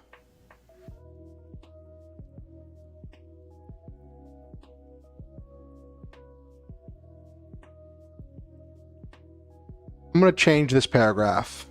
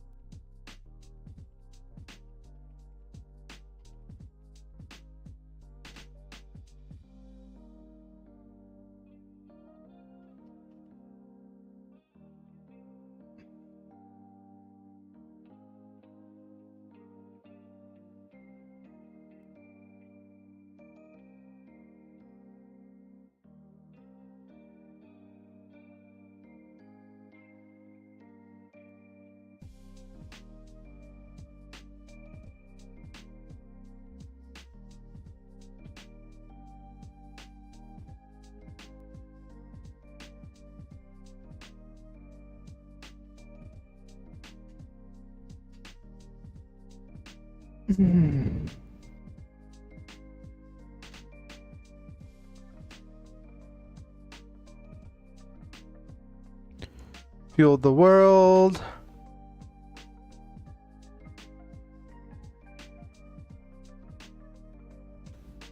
But what should the name of the scientist be who finally said, let's go back to the flame of knowledge and actually see if we can use our scientific research to be able to observe it and interact with it?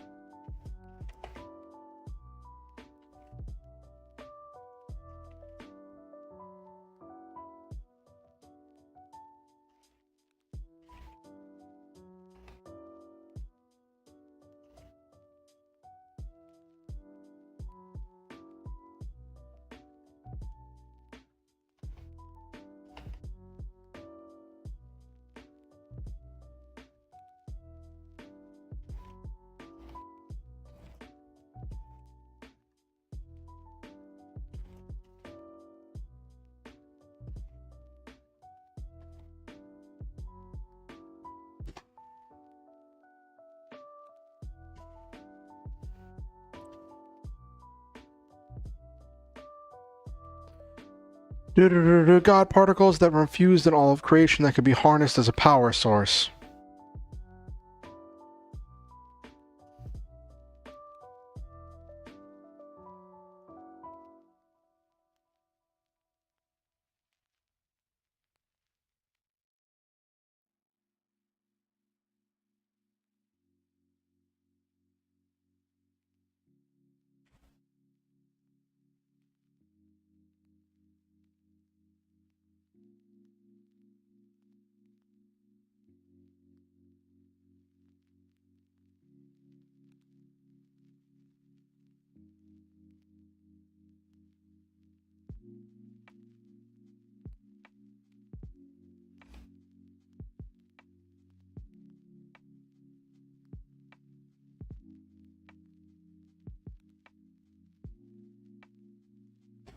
First devices.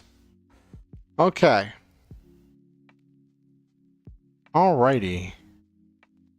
We've ran a little bit later than normal. uh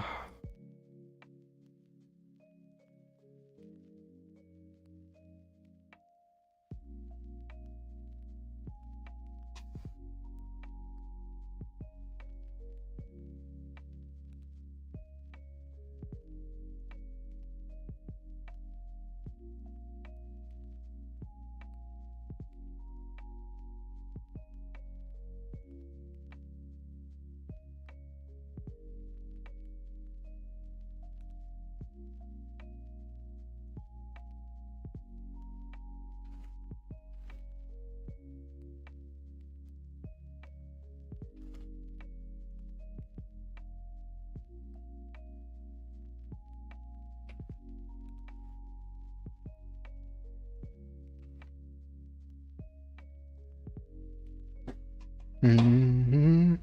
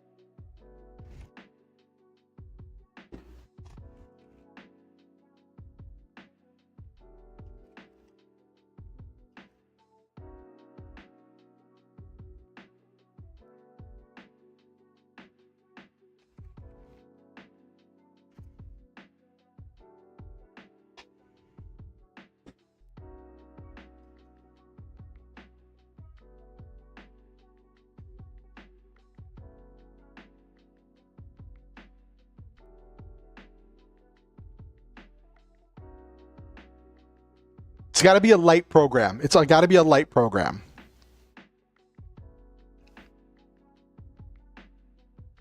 And instead of calling them programs, I'll call them spell programs.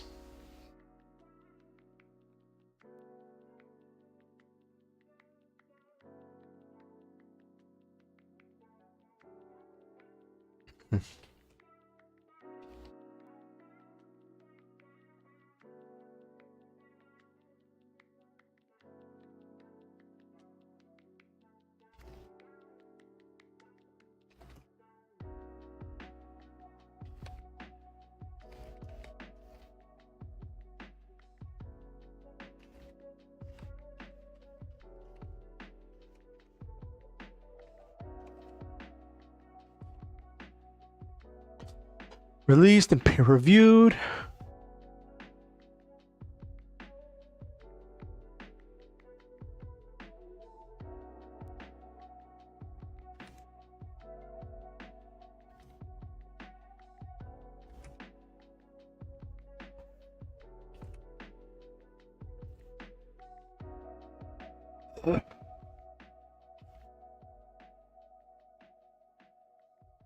Quickly developed and refined.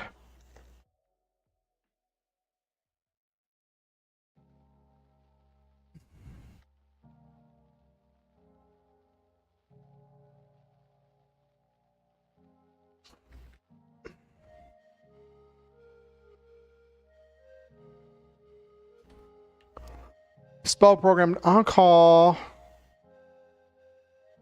Actually, you know what's funny? What is the name of the goddess of magic in D&D? Or Greek. What's the Greek goddess of magic? Hecate.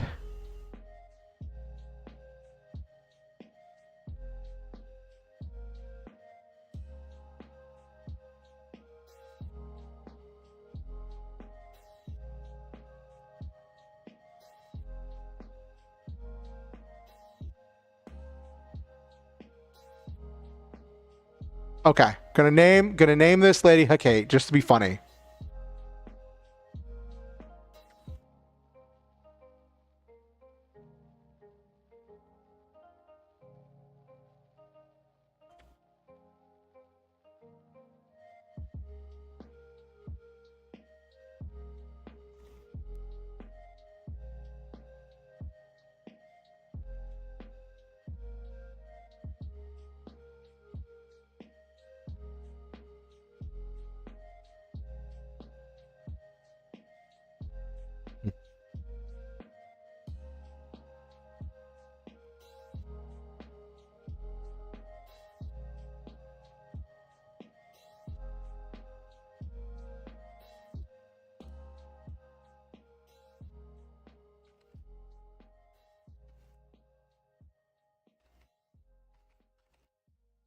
Spell program devices were refined and improved upon rapidly.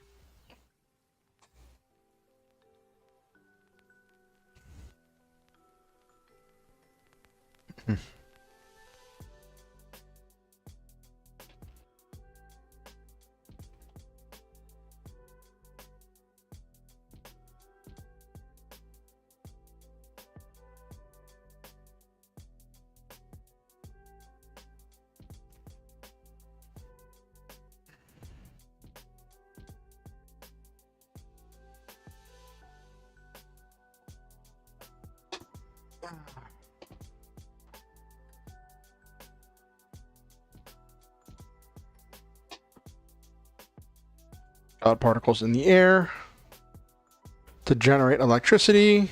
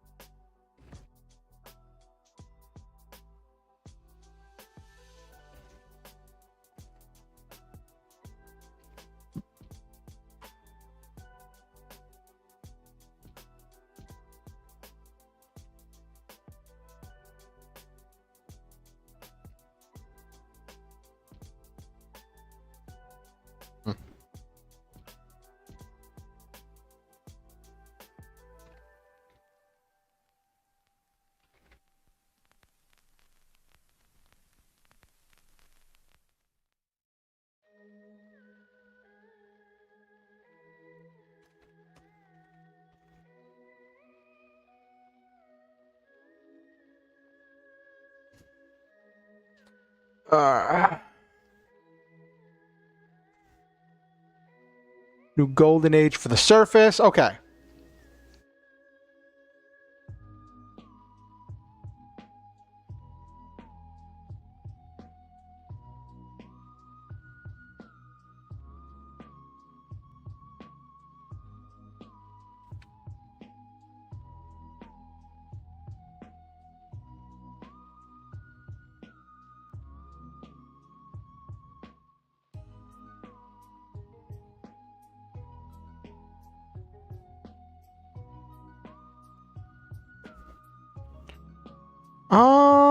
I want to do, if I want to do the whole, they were made for construction first.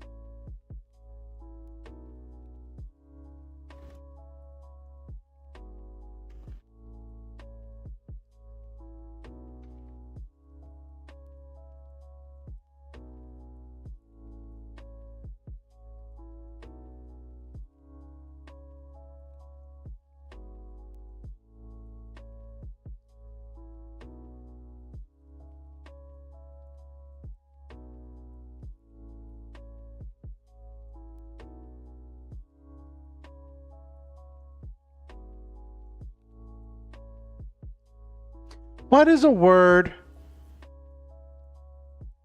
that means a word that starts with C that means something like combined, combination, something that means like made of multiple parts or varied?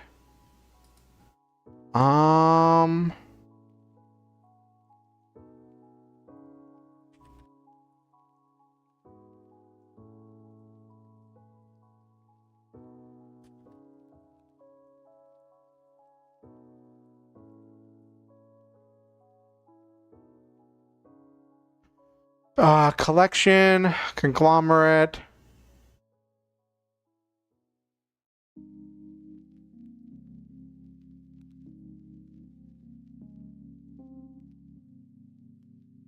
Category.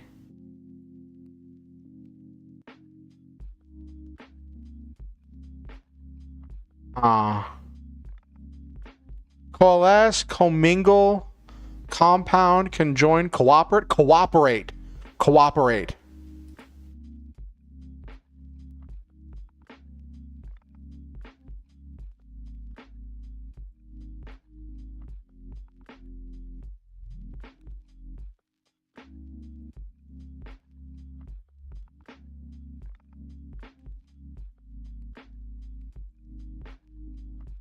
Or something. Actually, it's a force multiplication. It multiplies everything by 10.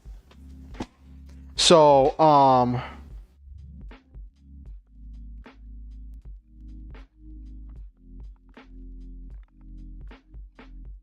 compounding harnesses.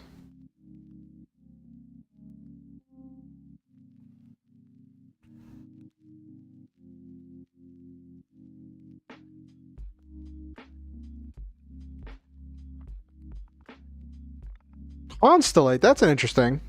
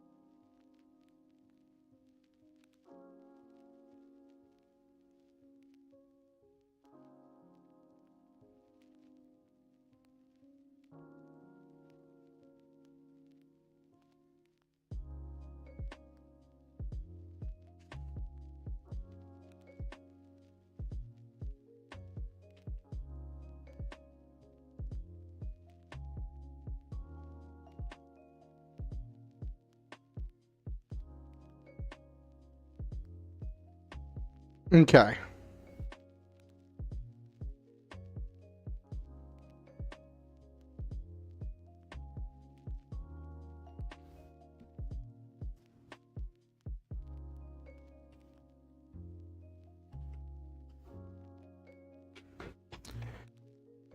All changed.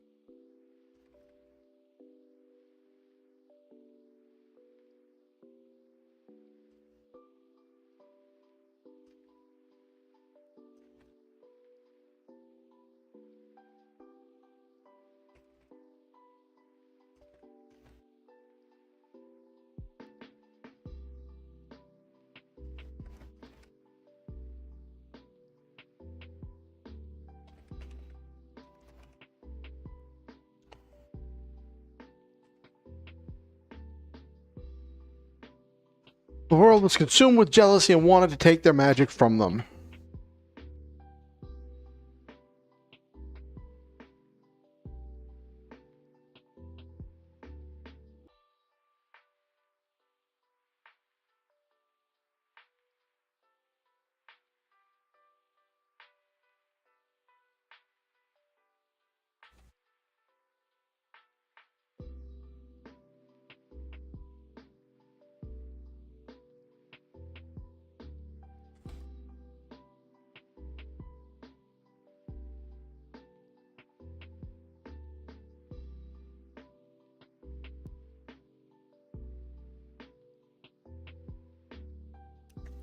Their anti-god weapons weren't effective against mundane threats.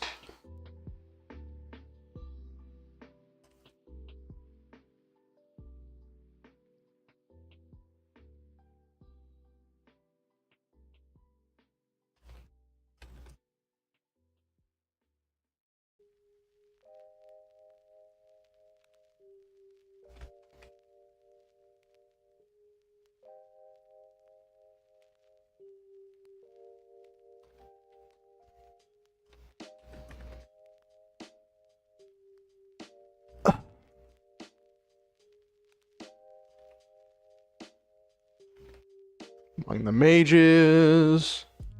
Okay. Let me save what I've got before it like does something weird.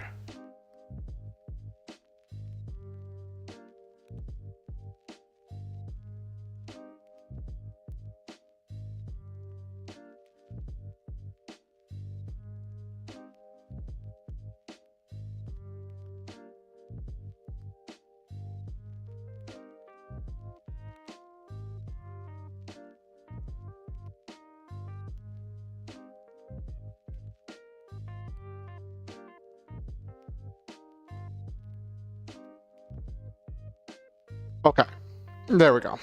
Cool. Saved in case my power kicks out again.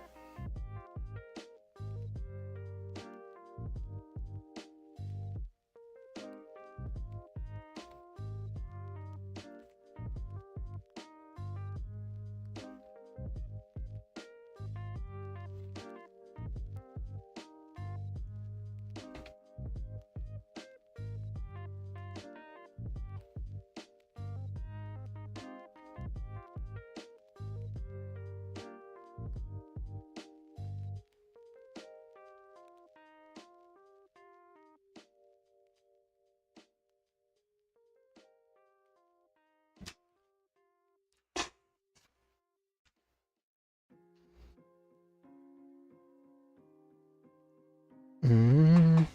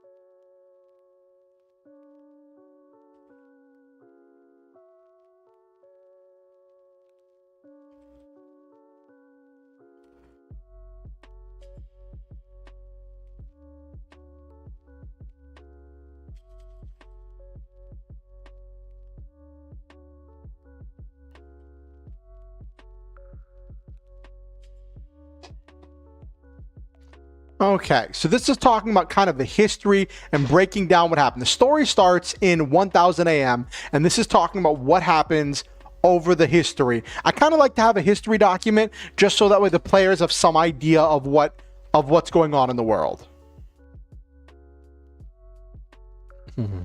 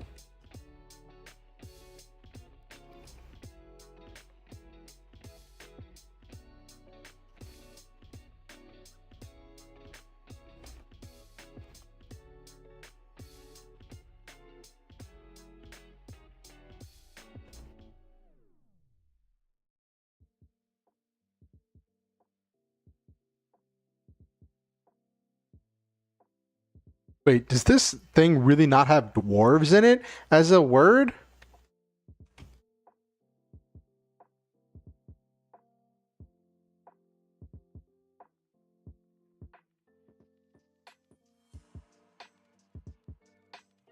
Oh, do they have it as dwarfs with an F? Oh, they have it as with an F. Okay. I was like, wait a minute, hold on. What?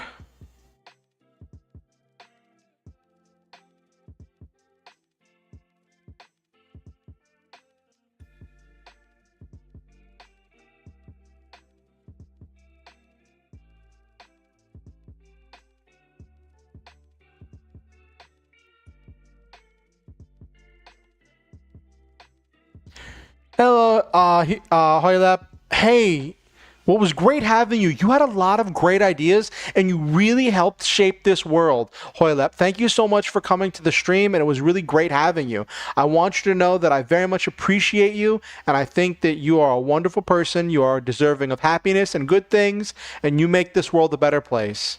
Have a good night, and know that you are loved.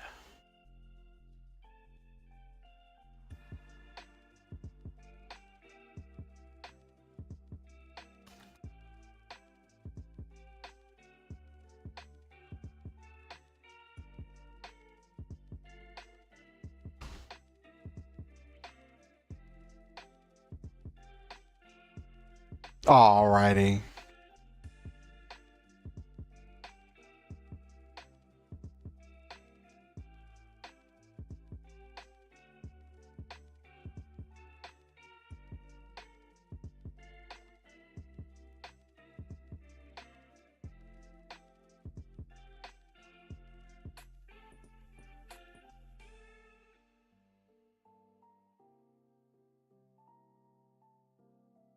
Okay.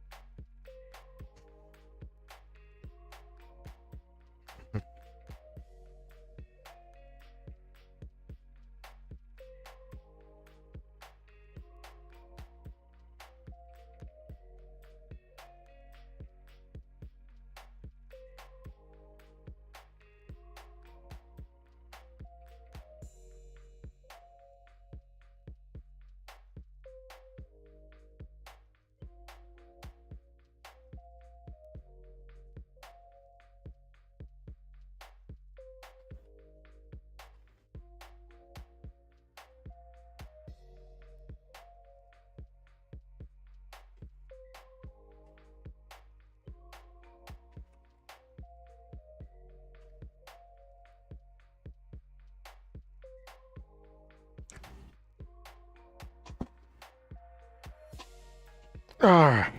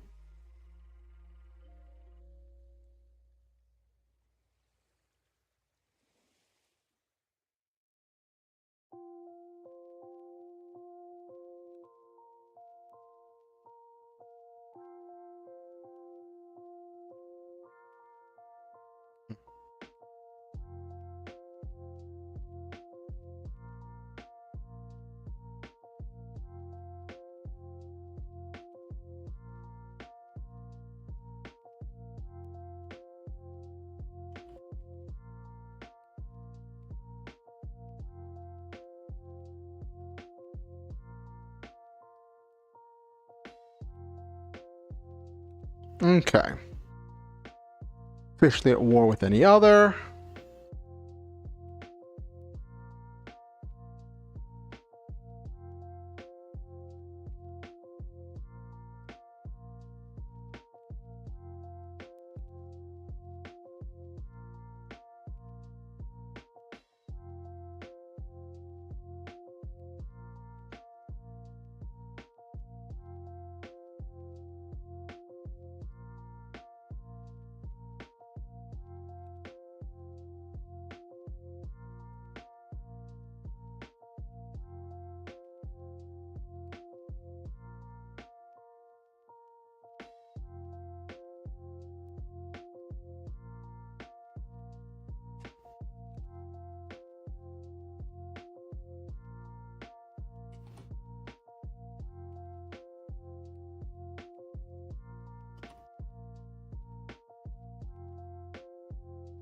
Okay, decided it was better to focus on surviving.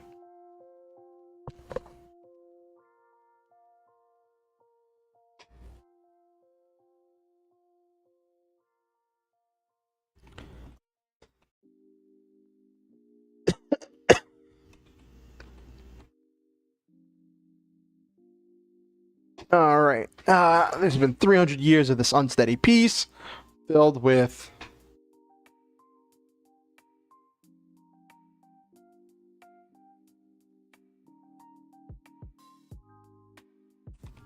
bomb attacks.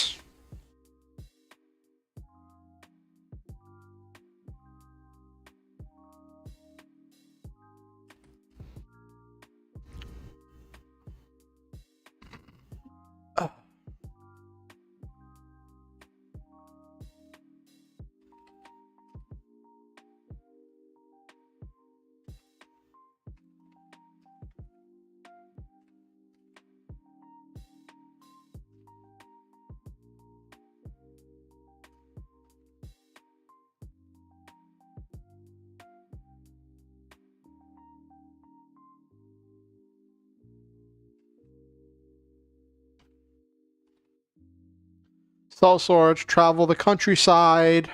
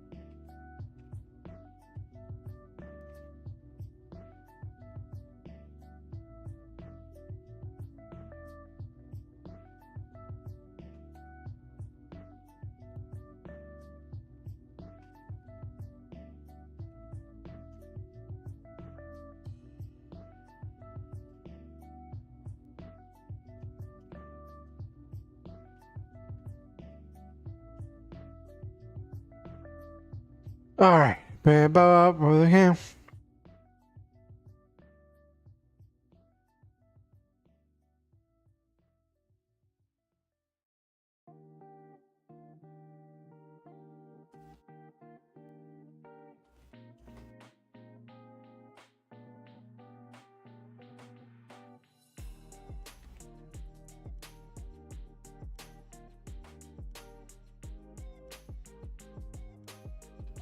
All right, what should I name the small town?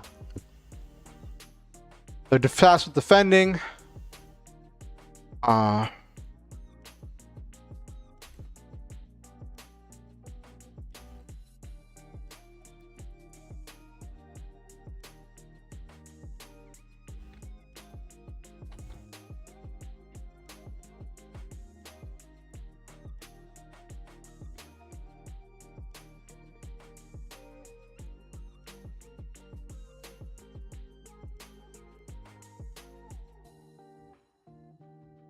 Okay.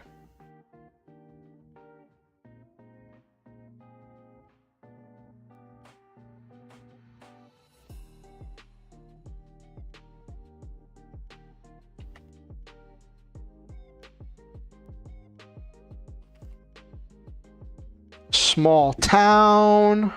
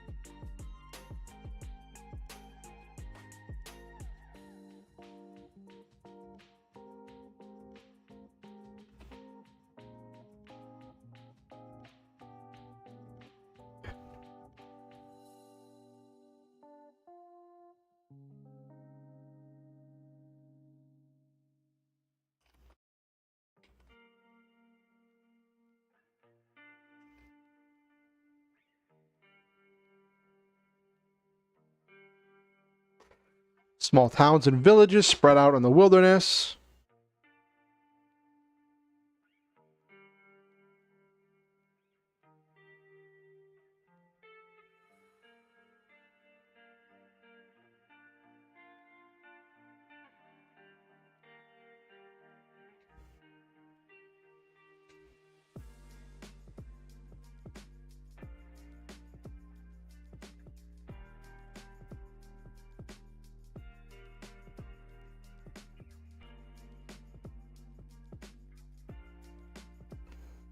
All right, so that explains why they're there. Players start in. They're going to be mech pilots in hunting down a tom nest and exterminating them.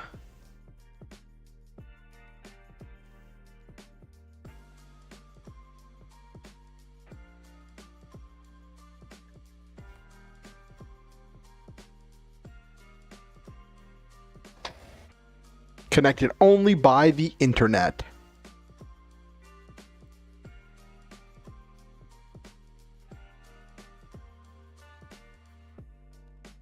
Okay. How many page? Okay. So this is only this part where I like broke everything down is only like a page and a half, page and 3/4. And goes over everything in much better detail than this, because this was like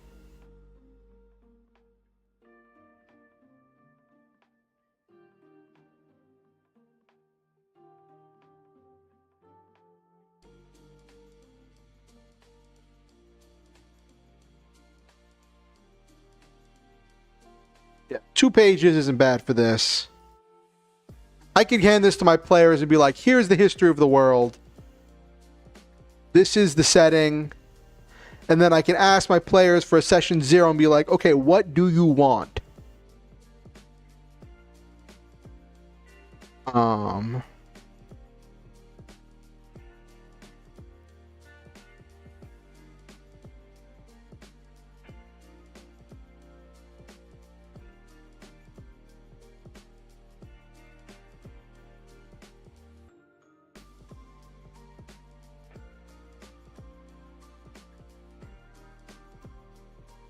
Okay.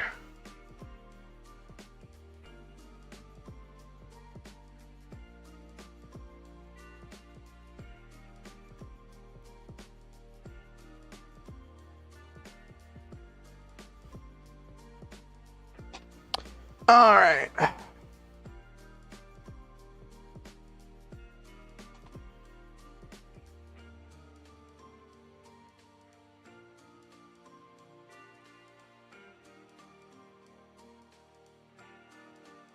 Okay.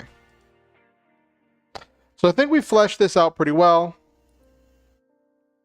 Just need to define. So this is the history of the world.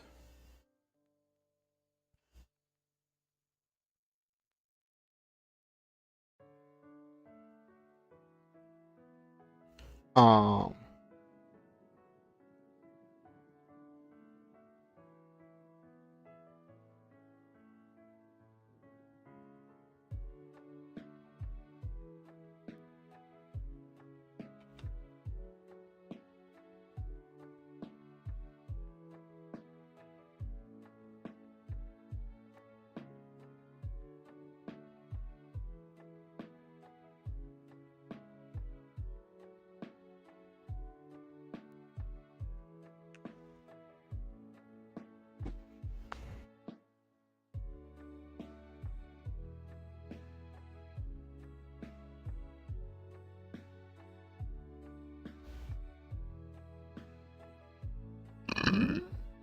uh,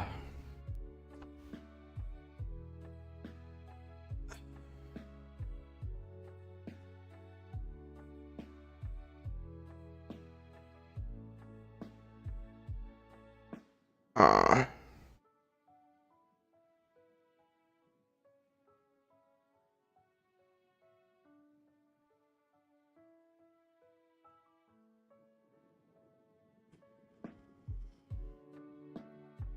okay, Mages of the Sky.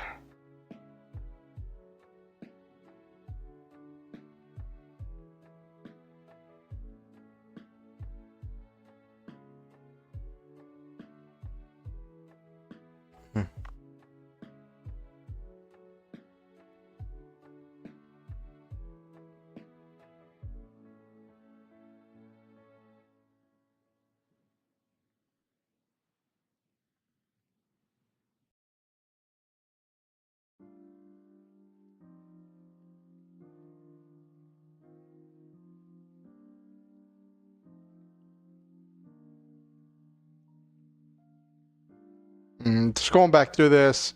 I like using Hecate for this because it's funny because she's the goddess of magic.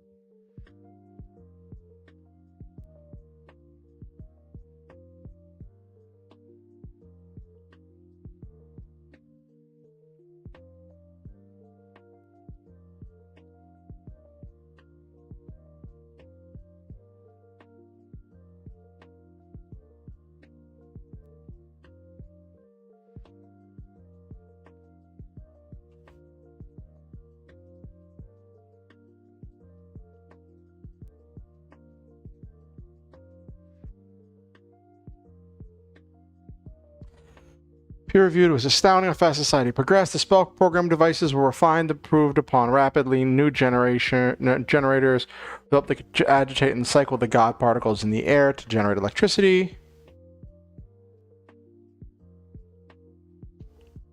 Mechanized enormous compounding harnesses.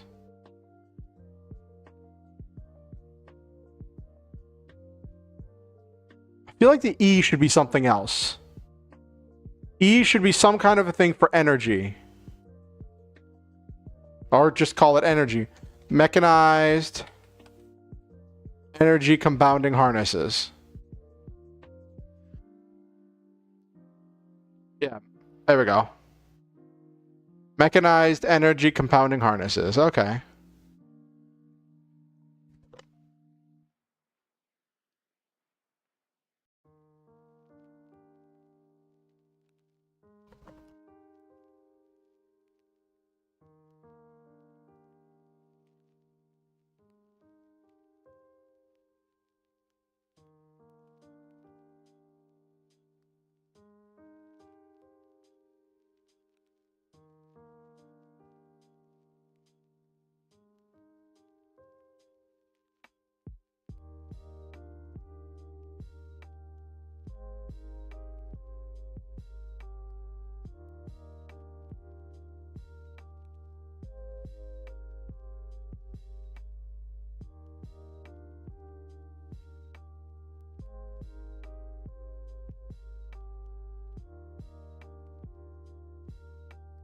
In 6:10 a.m., the first combat mechs were deployed. The mages started to panic. They stole a mech and began studying it. They learned that devoid of their guidance, the surface had developed entirely new ways to use the god's power that they had never thought of.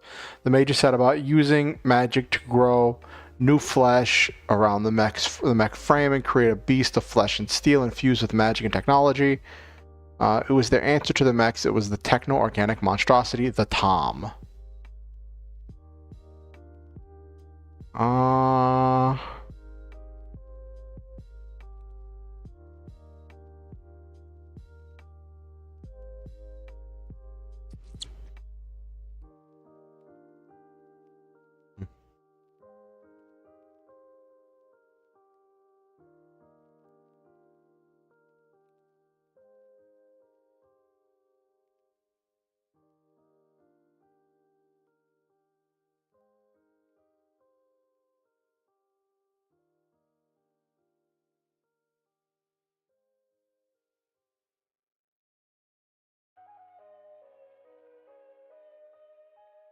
All right, I think we have a world.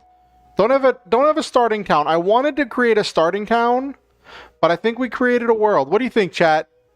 The world of Sage. It took a few drafts. It definitely took a few drafts and some retooling. But I think it finally came together, chat. I think it finally came together, chat.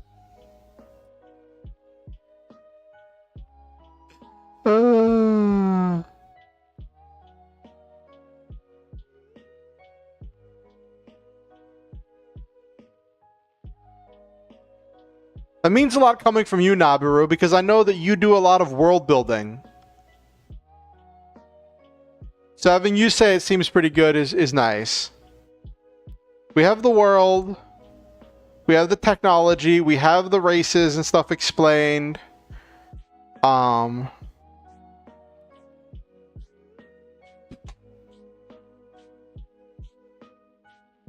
Just gotta come up. We'll start a small town.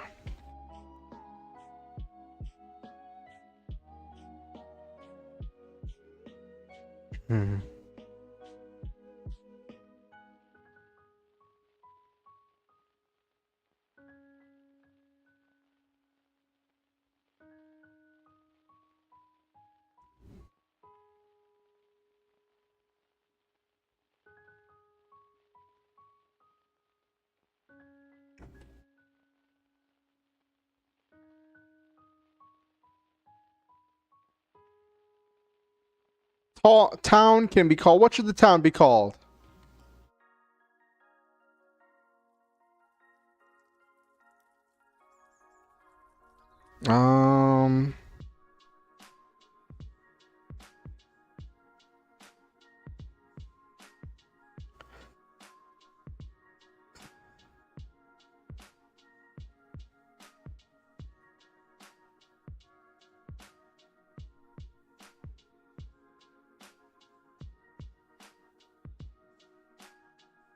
Let me look up cool town names.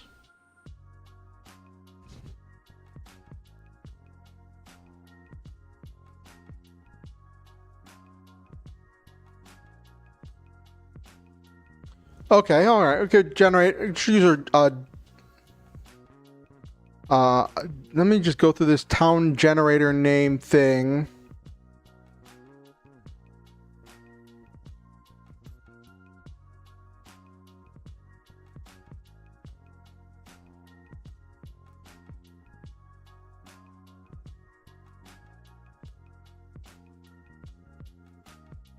Ooh, I found a cool one. Sword Break.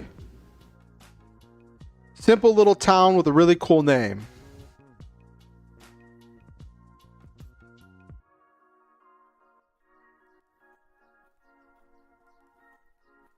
What's the really fun name, Nabiru? What's the really fun name?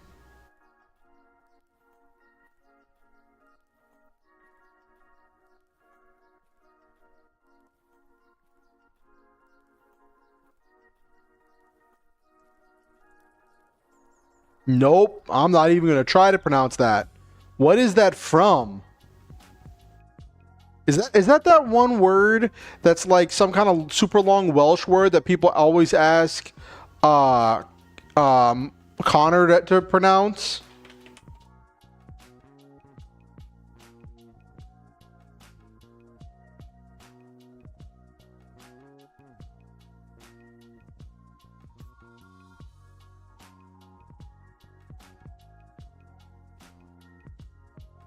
Just look at tavern names. Okay.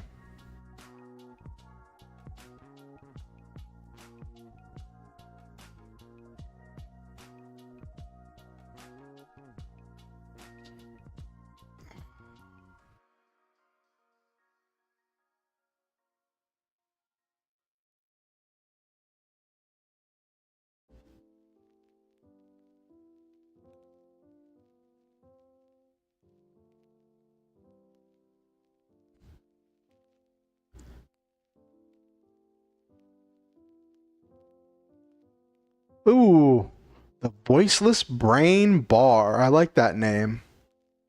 I was just doing random name generators.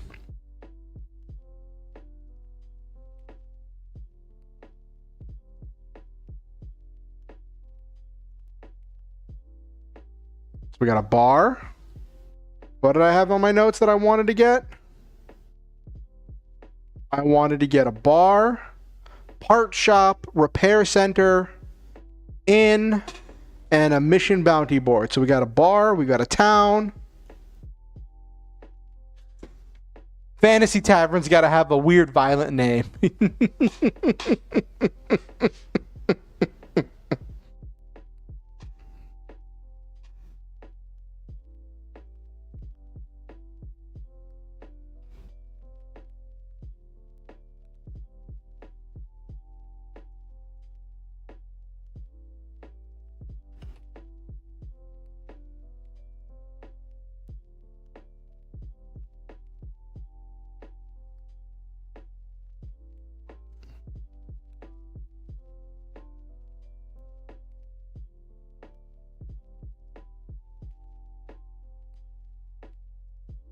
Okay.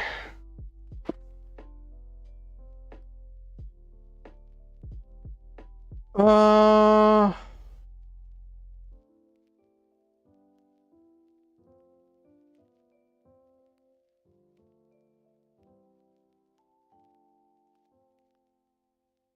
let's look on the Cyberpunk wiki for names. Doesn't give me names for any of these.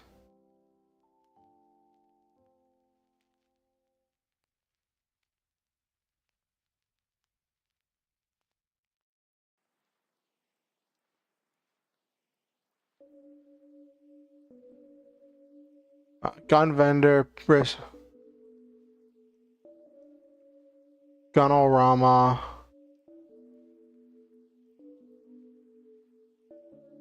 Herald. That's cool.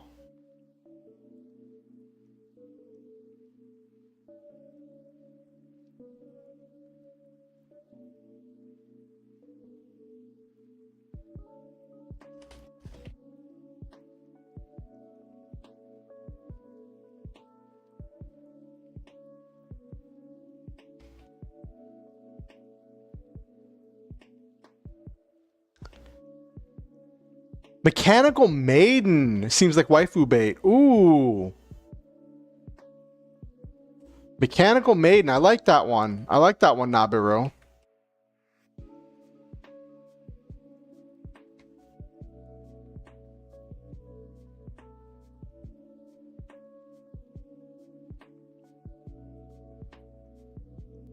Harold's Repairs.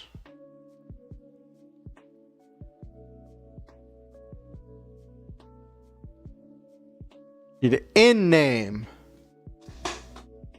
Because this isn't like a fantasy tavern. The inn and the bar are two separate places.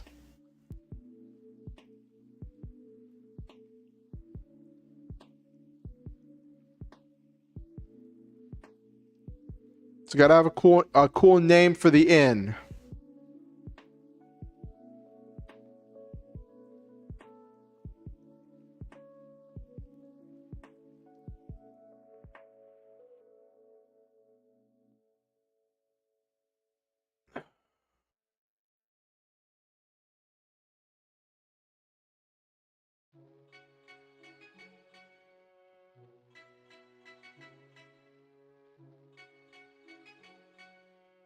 Um.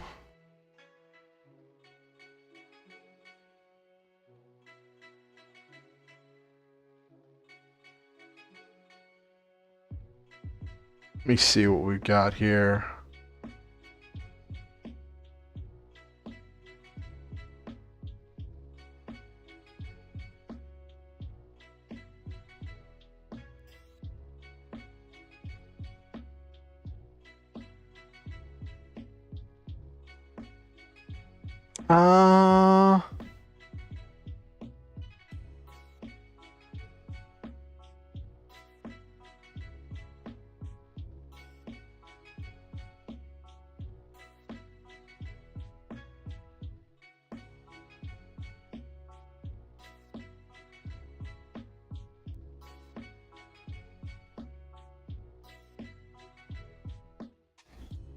The Sidewinder. That's a good one.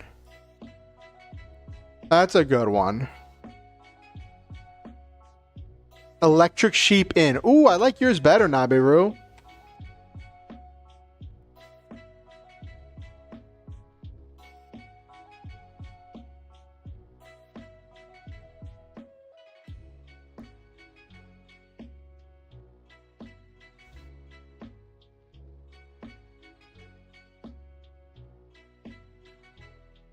Okay, so we've got a town, got a bar, part shop. I do need to come up with people who crew these and NPCs to talk to inside the different places. But we have a bar. Do robots dream of electric sheep? Yeah, that's what I was thinking of. So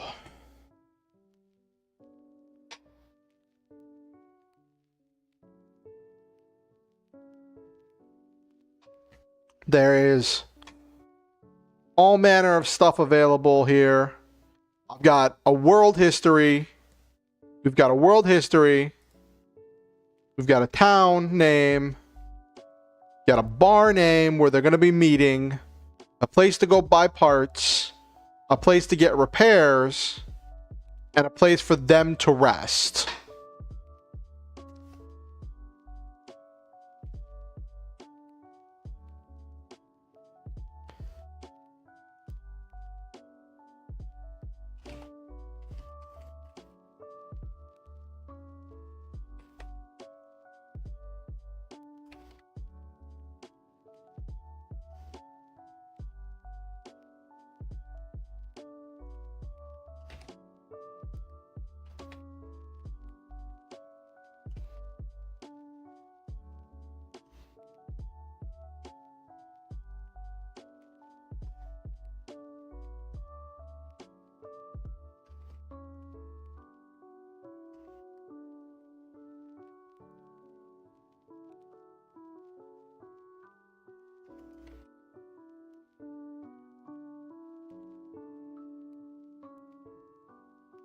Small town in the wilderness.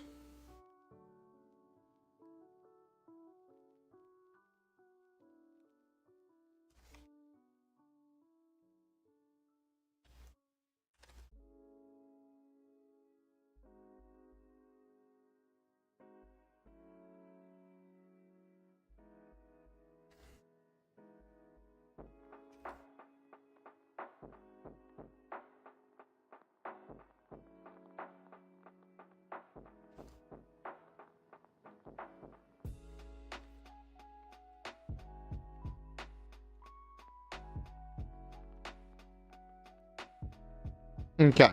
Bar is called the Voiceless Brain Bar. Bar owner.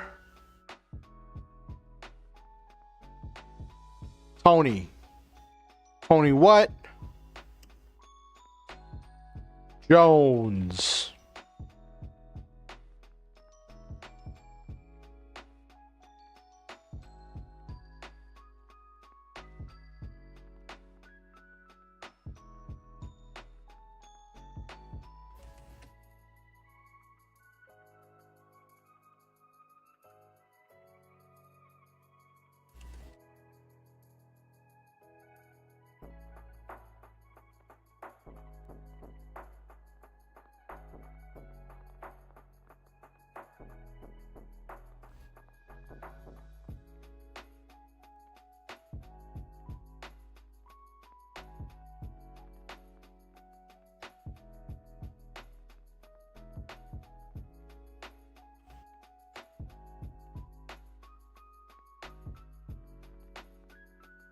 flip it around because normally the bartender's a dude with the waitress, but it's a female waitress. Part shop.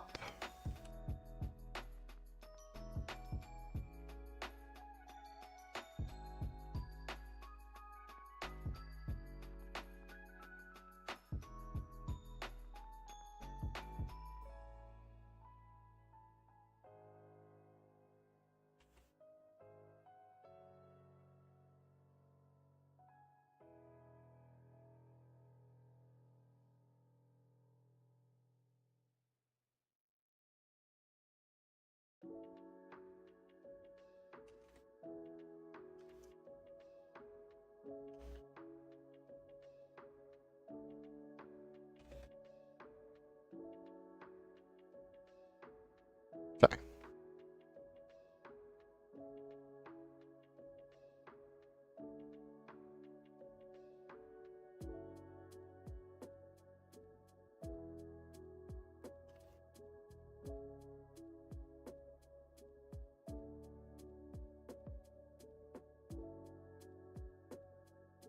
Owner Harold, Greg.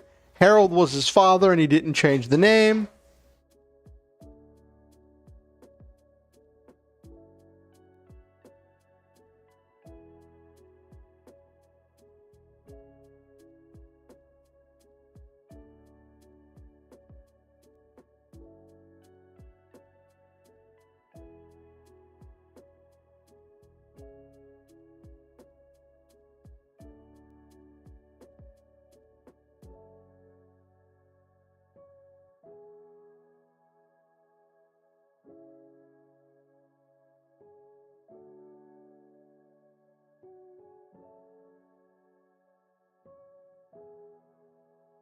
Innkeeper.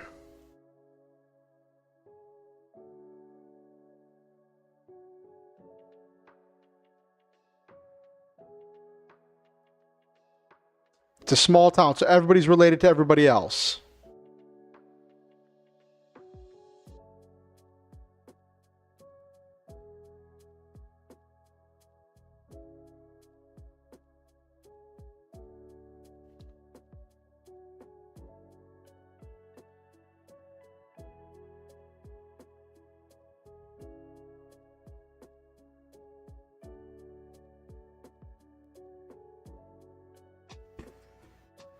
Non-breaking space, not breaking.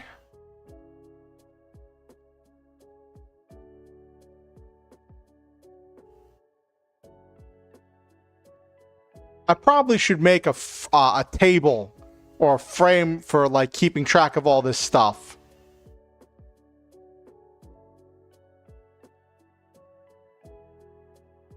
I should do bullets and numbering. That's what I should do.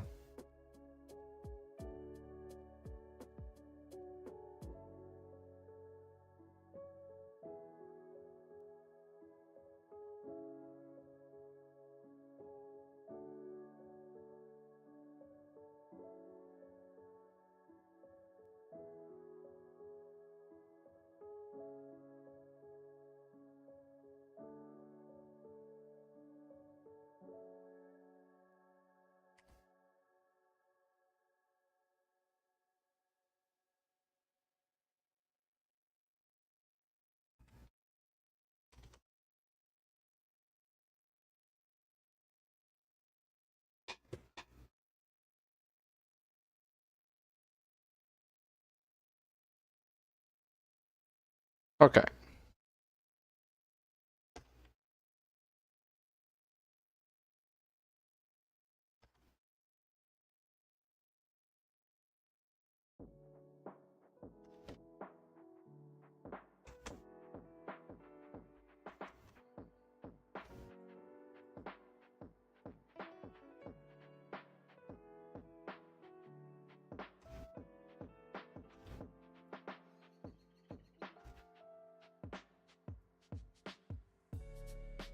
Okay, and then format, bulletin numbering.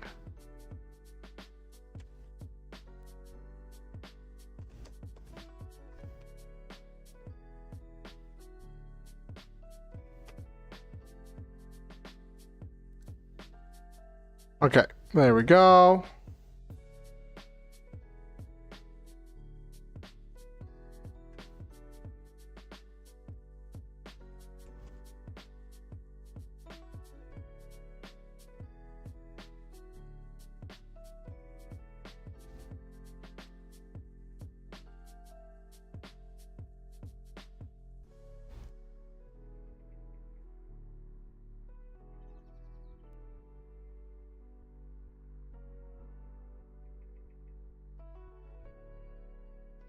Okay, there we go. Cool. That's better.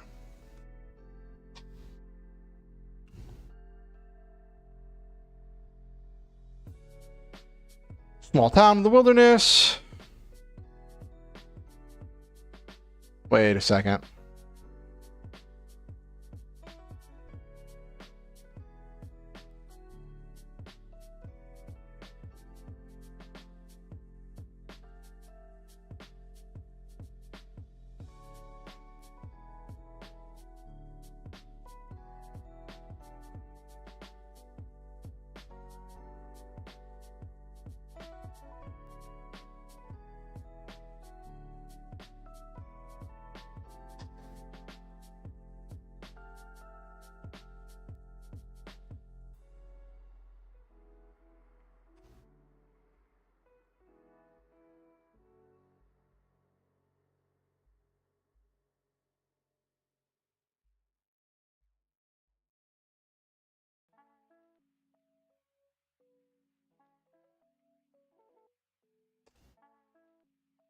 There we go.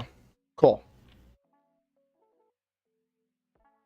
So this shows that it's inside the town of Swordbreak is the bar, the part shop.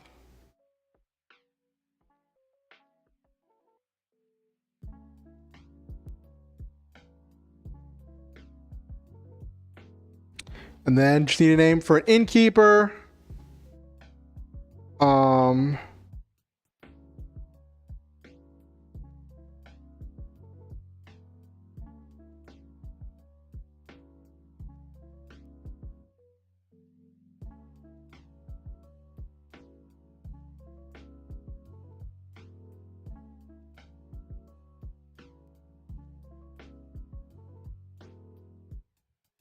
Of the Voiceless Brain bar.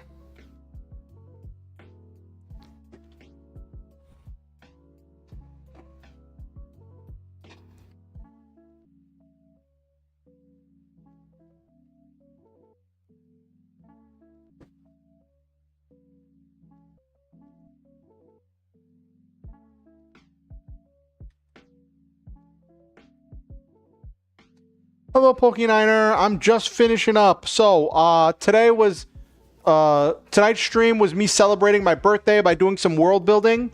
Last stream, I talked about the GitR system, Get in the Robot. It's a homebrew for D&D 5e, and I decided I wanted to look into possibly running a playtest, and tonight was working on creating the world that playtest was going to take place in. Went through, like, how many drafts did I go through tonight? Let's look. 1, 2.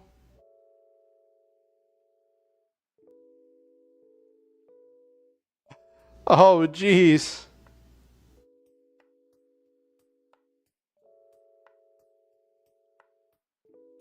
Are you in my Discord? There should be a link to the Discord on the About page. Let me get you, if you want. Let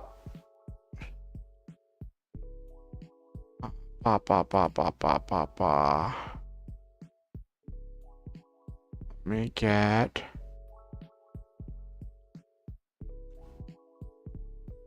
I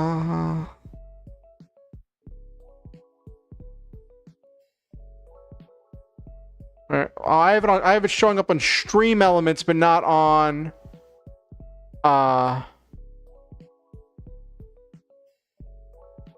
I have it showing up on YouTube, but not on Twitch. Apparently, is my Discord notification.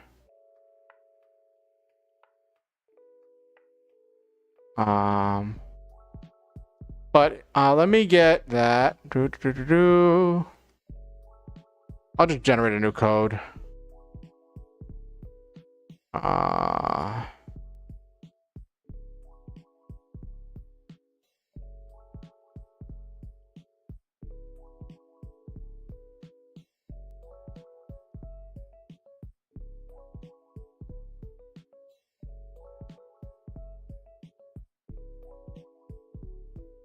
Okay, invite people.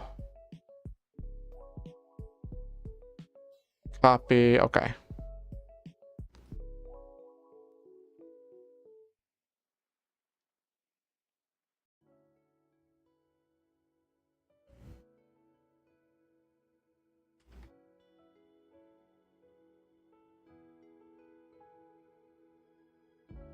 All right, I just put on Twitch an invite to my Discord. There should be a link to it on my about page. If you want to join the Discord and leave your homebrew in the writer's corner. I think writer's corner is the best place for that. Excuse me.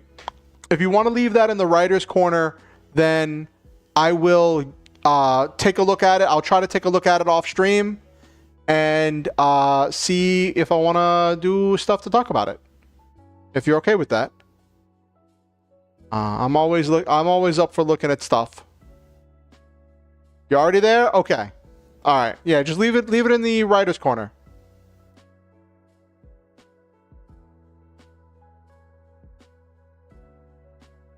Actually, there's a don't put in the writer's corner. Put it in the TTRPG discussion. I forgot that I made an entire chat, an entire discussion thing, forum thing for people to share TTRPG stuff. Why do I always forget that I put that in there? Oh, you put it in writer's corner? Okay.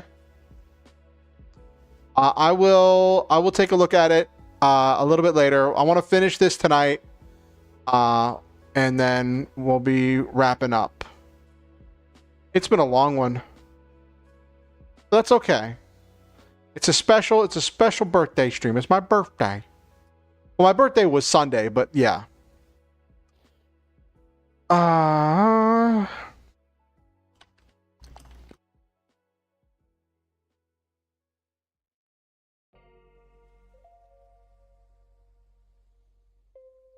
Move to TTRPG stuff? Okay. Thank you.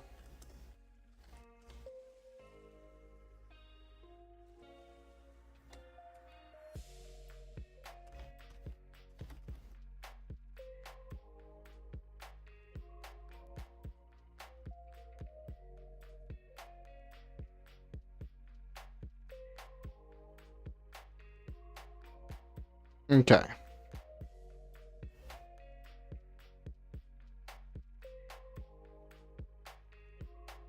Yeah, that's the name of the bar in the town.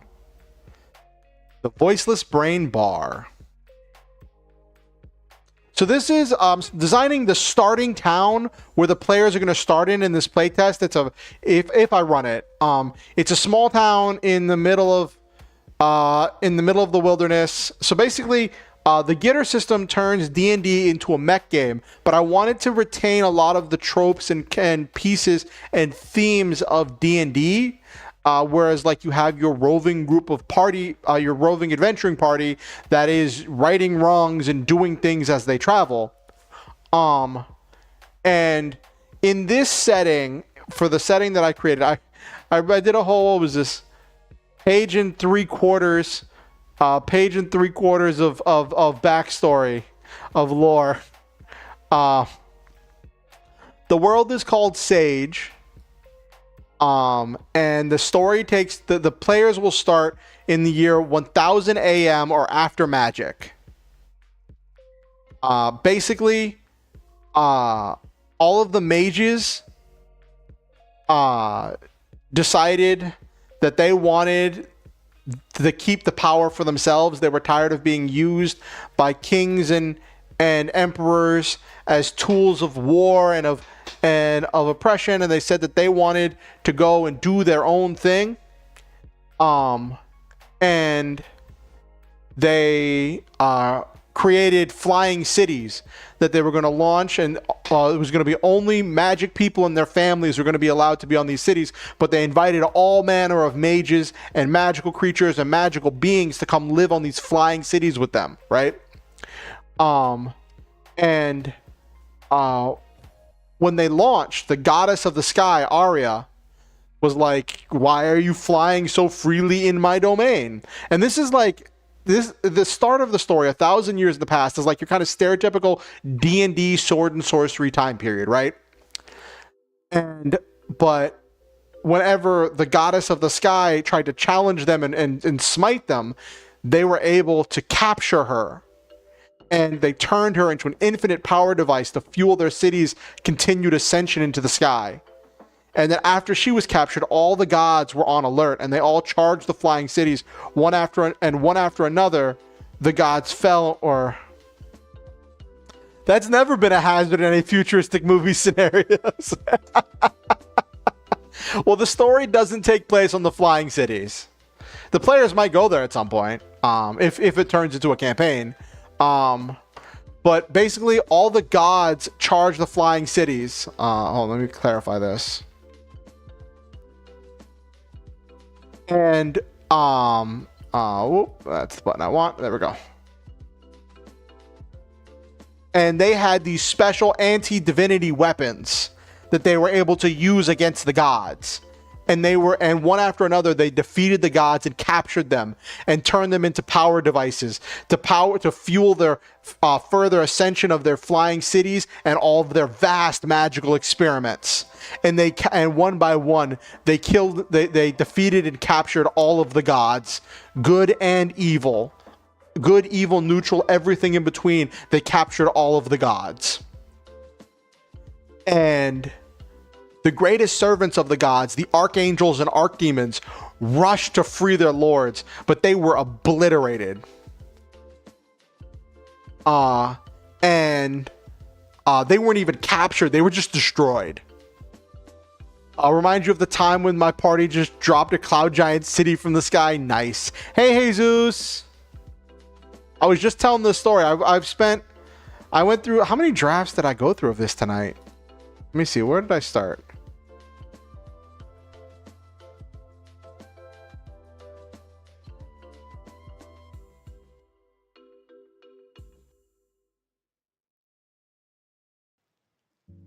So I started with one idea, then I wrote another one.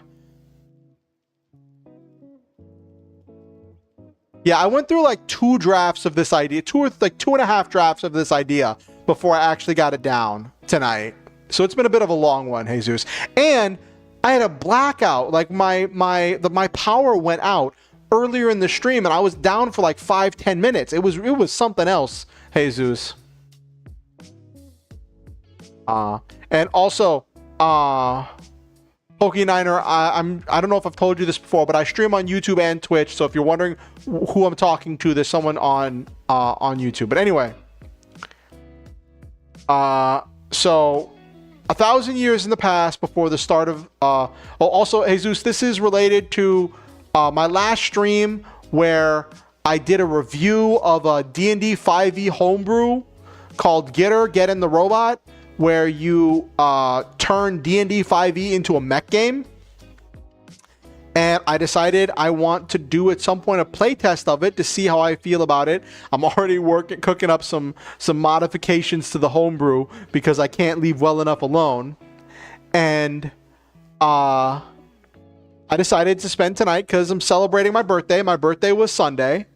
I decided to spend tonight doing some story crafting and crafting up a world for this playtest to take place in. So yeah. Hey, I understand that feeling. Your birthday's in exactly a month, Pokeniner. Nice, nice.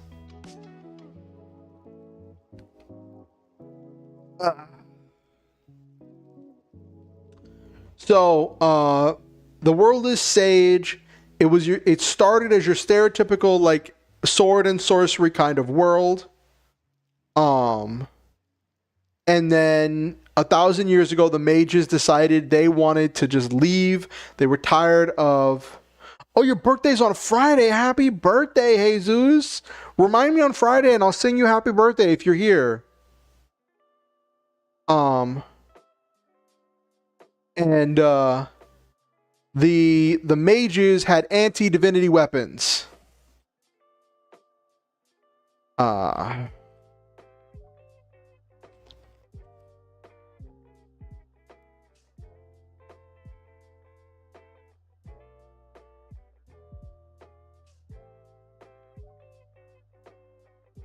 The mages had developed anti-divinity weapons, and after that, the gods came and tried to smite their flying cities, and one by one, the gods were defeated and captured and turned into power sources.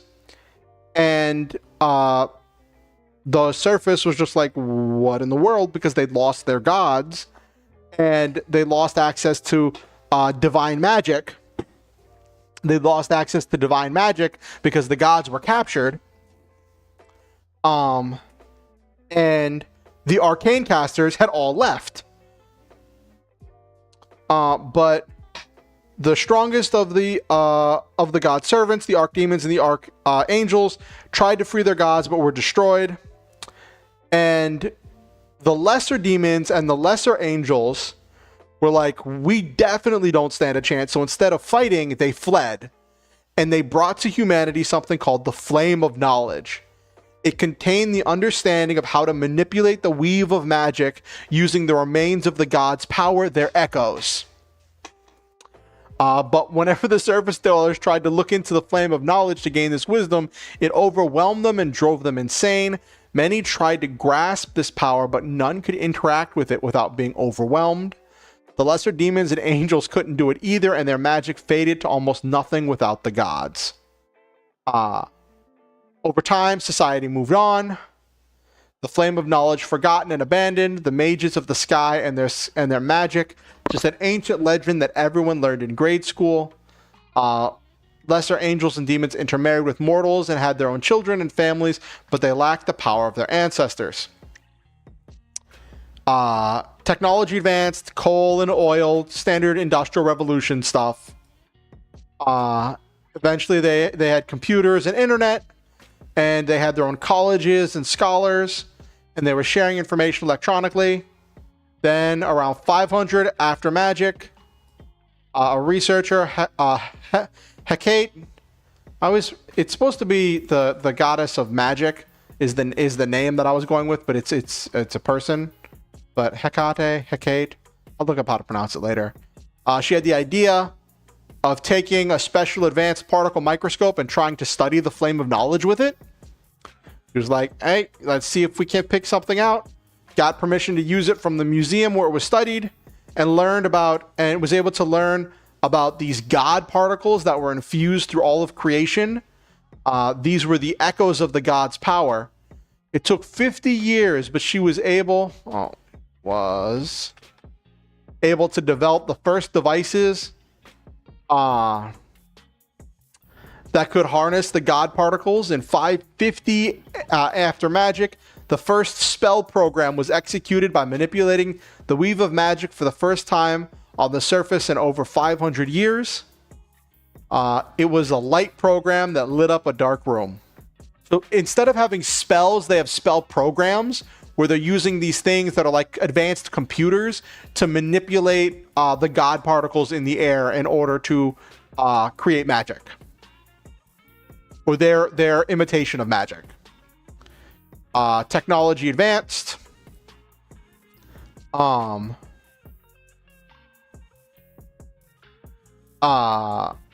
Technology left forward on the intervening 50 years. And then in 600 after magic, the first mechs were released. Mechanized energy compounding harnesses. The mechanized suits of armor that allowed people to act with 10 times the effectiveness as before. Combined with the spell program devices, this led to a new golden age. Larger buildings could be built. Mining and farming were even more efficient. And for the first time in 600 years, things looked up for the people on the surface.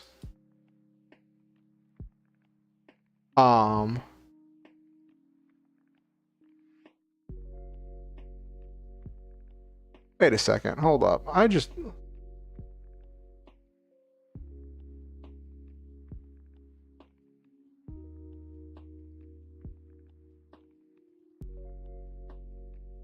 Why was that a little off center? I don't know why that was off center. That was weird. I was looking at the thing. I was like, I realized part of the Twitch chat was like cutting off some of the text from the screen. I was like, that's not how that's supposed to work. Anyway, so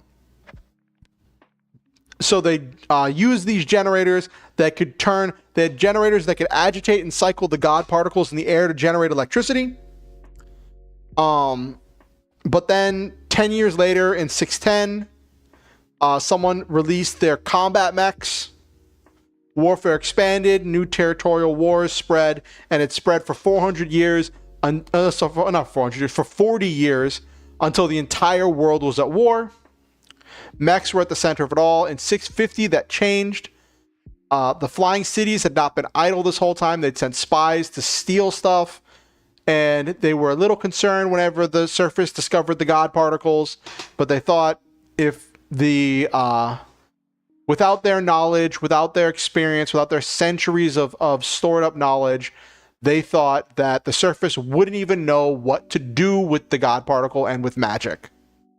But then mechs were made, and then combat mechs were released. They stole a combat mech to study it, and they realized that without their guidance, without their knowledge and information, the surface had developed new ways to use magic that they'd never thought of. So they started creating their own mechs and building flesh and steel, using magic to grow flesh around a mechanical frame to create toms, techno-organic monstrosities of different shapes, sizes, and varieties. And the mages were like super paranoid.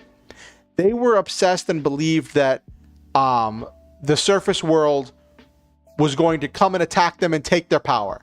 They were obsessed with this idea that everyone wanted the power that they have. So they were like, we're going to defend it. And so they decided to preemptively, before anyone had tried to attack them, to launch the toms. They launched toms of all manner of shapes and sizes, hoping to harass the surface world, in the hopes that it would slow the mech developments, because they were concerned that the mechs would one day be able to fly high enough to attack the flying cities, because the anti-divinity weapons didn't really do anything to non-divine targets, so they were kind of helpless to non-divine enemies. So first Tom landed in the middle of a battle between the elves, the dwarves, and the orcs. And it devastated all sides. It was a Tarask Tom. And then this is the thing where this is how we introduced the mech scale monsters, where the mech scale monsters are these techno-organic monstrosities. So I could use these like modified monster stat blocks and just make some minor tweaks to the stat blocks and still be able to use them, but they're mech scale. So if they attack something that's person scale, they're going to do 10 times as much damage because of the 10 times multiplier of being in a mech, but of being mech scale. But mechs versus toms is just run like normal D&D 5e. There's some caveats and specifics and special weapons and equipment and like name changes and reflavoring for stuff. But it's a relatively simple modification. But over the next 50 years after 650, all major wars were ended. Truces were made as people were trying to fight, but they discovered that the Toms seemed to attack large groups of people, so many people abandoned their gleaming cities and massive structures in order to live in small towns and villages spread out in the wilderness, connected only by the internet. And by 700 after magic, no kingdom or nation on the surface was officially at war with any other, but there were small skirmishes and disputes across borders across the surface of Sage. People cried out for their governments to strike back, but the governments were like, nope, we're not fighting something that could slay gods, completely unaware of the fact that the god-killing weapons couldn't be turned on them.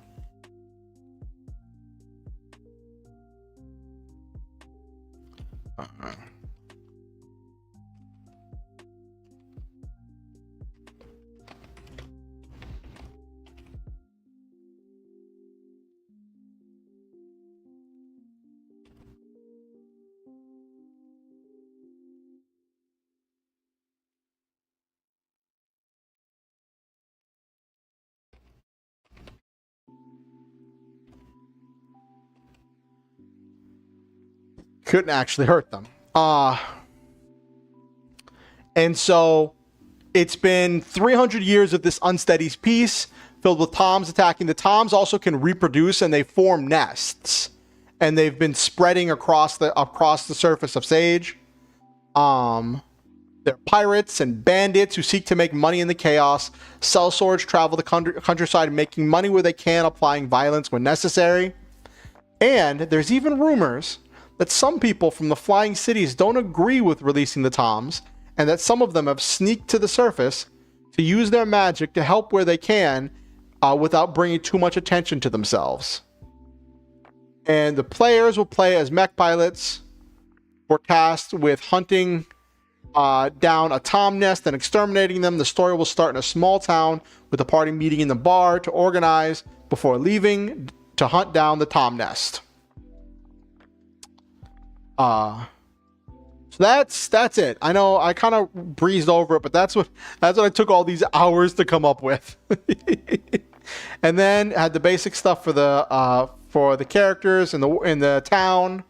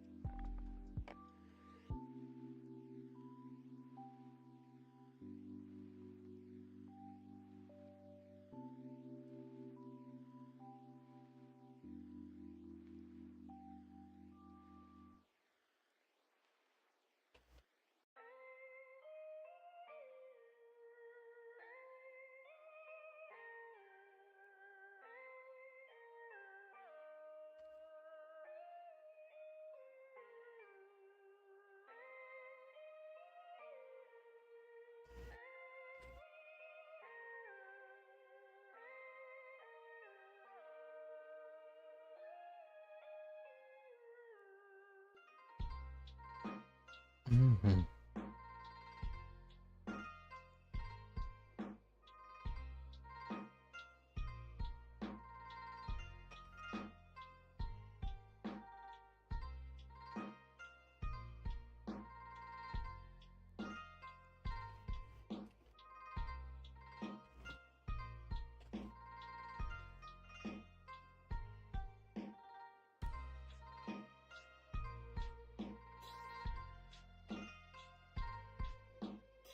She hopes to one day make enough money so that they can leave this town and try to live in one of the last cities.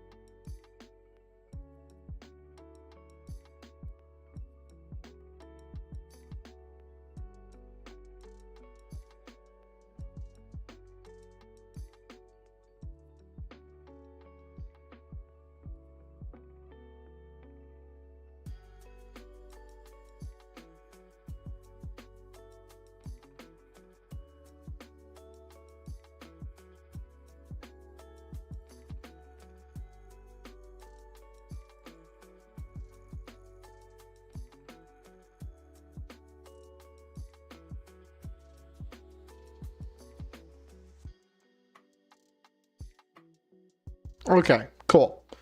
I have characters. I have NPCs.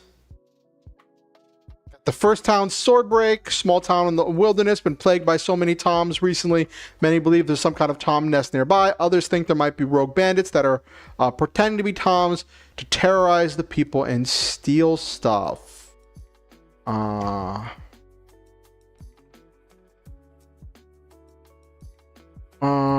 blah, blah.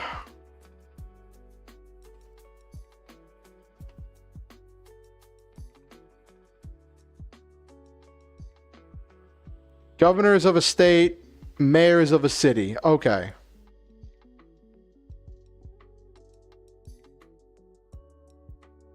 So there's a mayor. Okay. Gotta give it a mayor.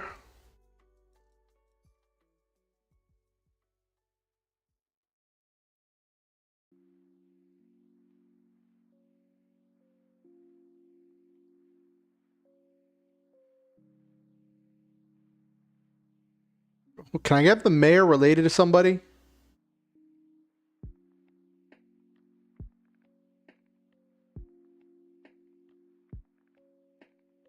Who should have the mayor be related to? I think everybody's related to everybody else here. You're Jones, Steele,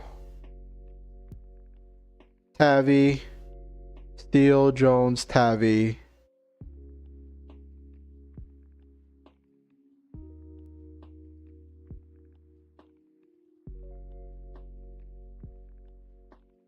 I can connect to Tavi.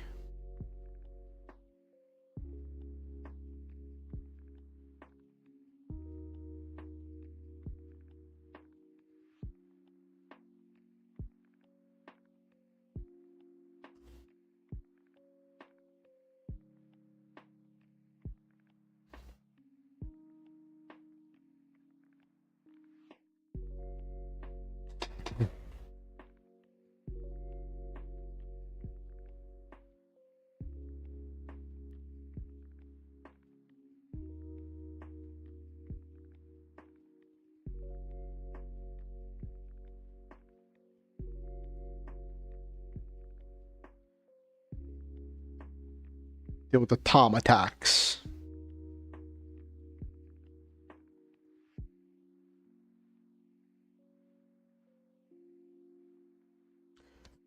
Struggles to do his job and is desperately put out a job listing for some mech pilots to deal with the Tom attacks. All right, I think we have a nice little town.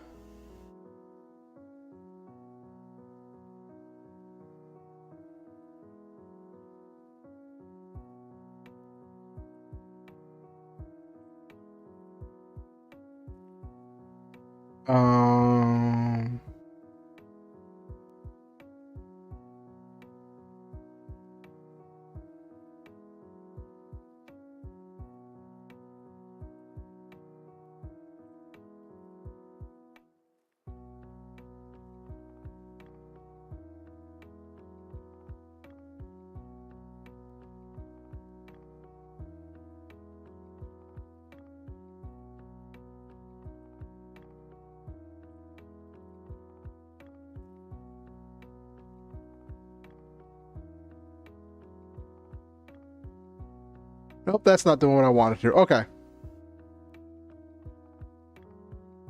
I think as a short little document to hand out to players, just be like, this is the basic stuff of the world. Here are the characters. Here are the NPCs. We've got, 7 NPCs, a few establishments, all the stuff you need of a starter town, and then let the players come up with their own NPCs and stuff. Excuse me, and the everybody has their own connections.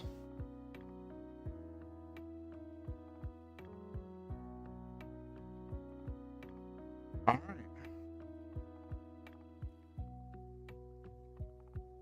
Okay, I think that was a pretty good stream. That was a pretty good stream, chat. I think that went pretty well. All right, let's wind down for the night. Thank you all for coming. It has been a blast having you all here. Let's start winding down for the night.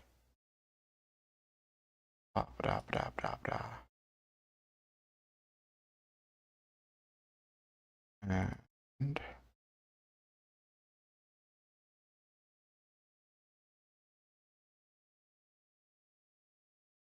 let's do...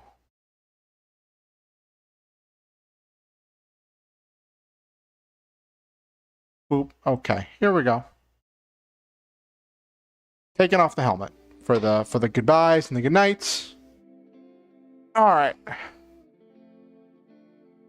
Thank you all for coming. It was funny. My timer shows that we're like coming up on 3 hours and 15 minutes, but it reset partway through this thing before. So I think tonight was like a 5-hour stream. Started at 8:30, 8 to 9, 9 to 10, 10 to 11, 11 to 12, 12 to 1, 1 to 2. So it wasn't quite, it was a little over 5 hours. That was a pretty long one. Goodness gravy. All right. Thank you all for coming. So for those of you who don't know, I'd like to speak positivity and joy and say nice things about all the people who have said stuff in my chat. So let's go through the chat. Shouting out to Hoylep, because Hoylep gave a lot of great ideas. That Holepa, that was someone on the Twitch side who gave a lot of great ideas and asked some really great questions. So Holepa. Then we had Pokeniner on the Twitch side, and then on the YouTube side, we had Kalora, Kimberly, LeMay, Forever. Mallard was a new one coming in tonight. That was fun having a new person, Mallard. Nabiru, also Silva was here. And Noel Main.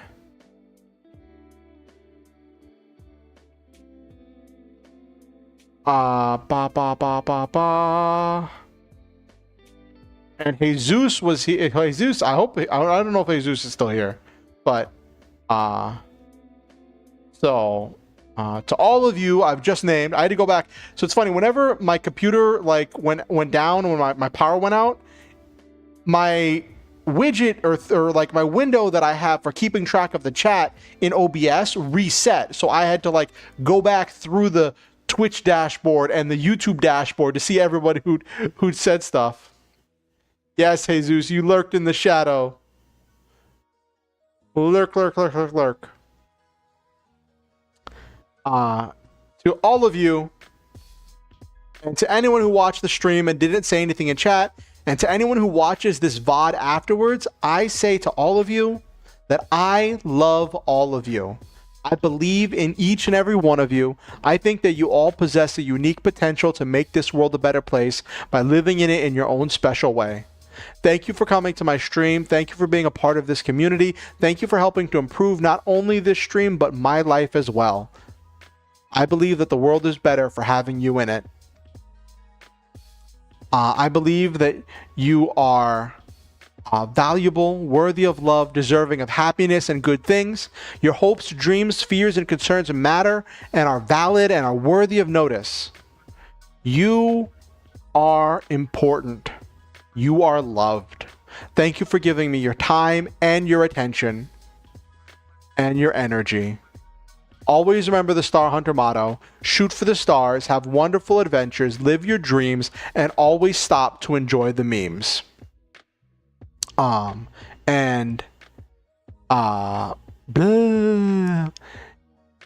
If you're watching on YouTube, I ask that you like the stream. It helps the algorithm with pushing it out to more people. Always love to get more people coming in. We had a new person, Mallard, tonight, and someone new on Twitch tonight, which was nice. It was Hoylepa. And if you have any friends or neighbors or aunts or uncles or relatives, co-workers, arch nemesis, deadly rivals, friends to lovers, lovers to enemies, anyone you think might enjoy my content, feel free to show them my content and invite them to the next stream. Next stream is going to be Friday, 8:30 p.m. EST. And I look forward to seeing you all there. If you want to keep up with what I'm doing, you can subscribe on Facebook and ding the notification bell. Or you can follow on Twitch or Blue Sky Social or X or Twitter. As for the YouTube, we're getting dangerously close to that 300.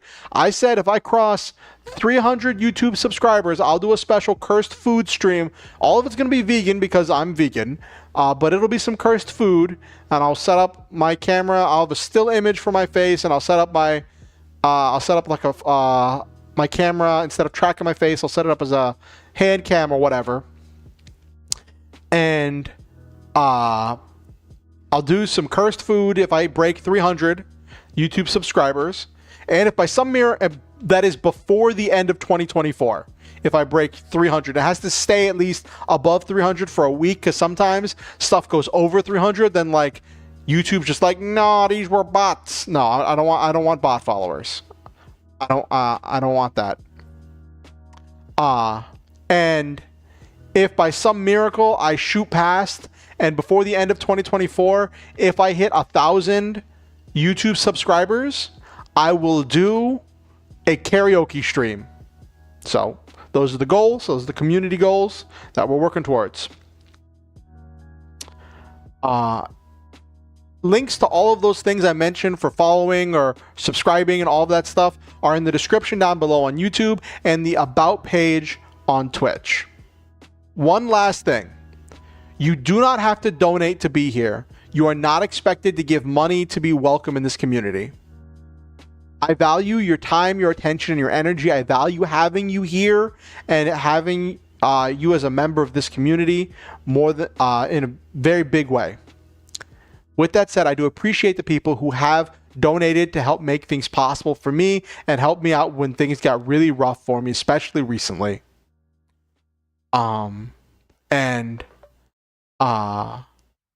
If you ever are motivated to donate to help me out with anything, and it is financially safe and responsible to do so, there are links where you can do so down in the description below on YouTube and the donate button on Twitch. On YouTube, there's a link to PayPal where you can do a one-time donation, or Ko-fi where you can do a one-time donation or do a monthly sign up for monthly donations. If you're going to do a one-time donation, I prefer you do PayPal because I get more of the money, but whatever is more comfortable for you. And the also, as for the monthly donations, I don't have any reward set up for those yet. It's more of just like if you say, here's a tangible way that you want to show that you appreciate what I do. And I appreciate the people who do that because it really helps. The donate button on Twitch just takes you to Ko-fi, so where you can do one-time or monthly donations. With that said, thank you all for coming. Thank you all for coming on tonight's adventure. Next stream is going to be Friday, 8:30 p.m. EST. Don't quite know what I'm going to do yet. We'll see where the whimsy takes me. Now let's look for somebody. Let's see. We've got a couple people watching on Twitch, so let's find someone to raid. Let's see who's live. We've been at this for a while. Who's still live? I know a lot of my friends have probably already gone to bed.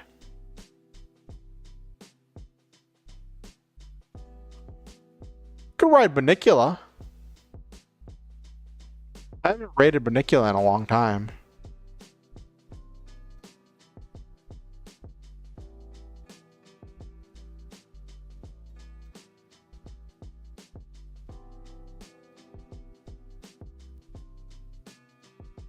Because it is, Banicula has the same birthday as me, so Banicula's probably doing a birthday bash. Yep, we'll raid Banicula. All right, thank you all for coming. Let me do this raid channel.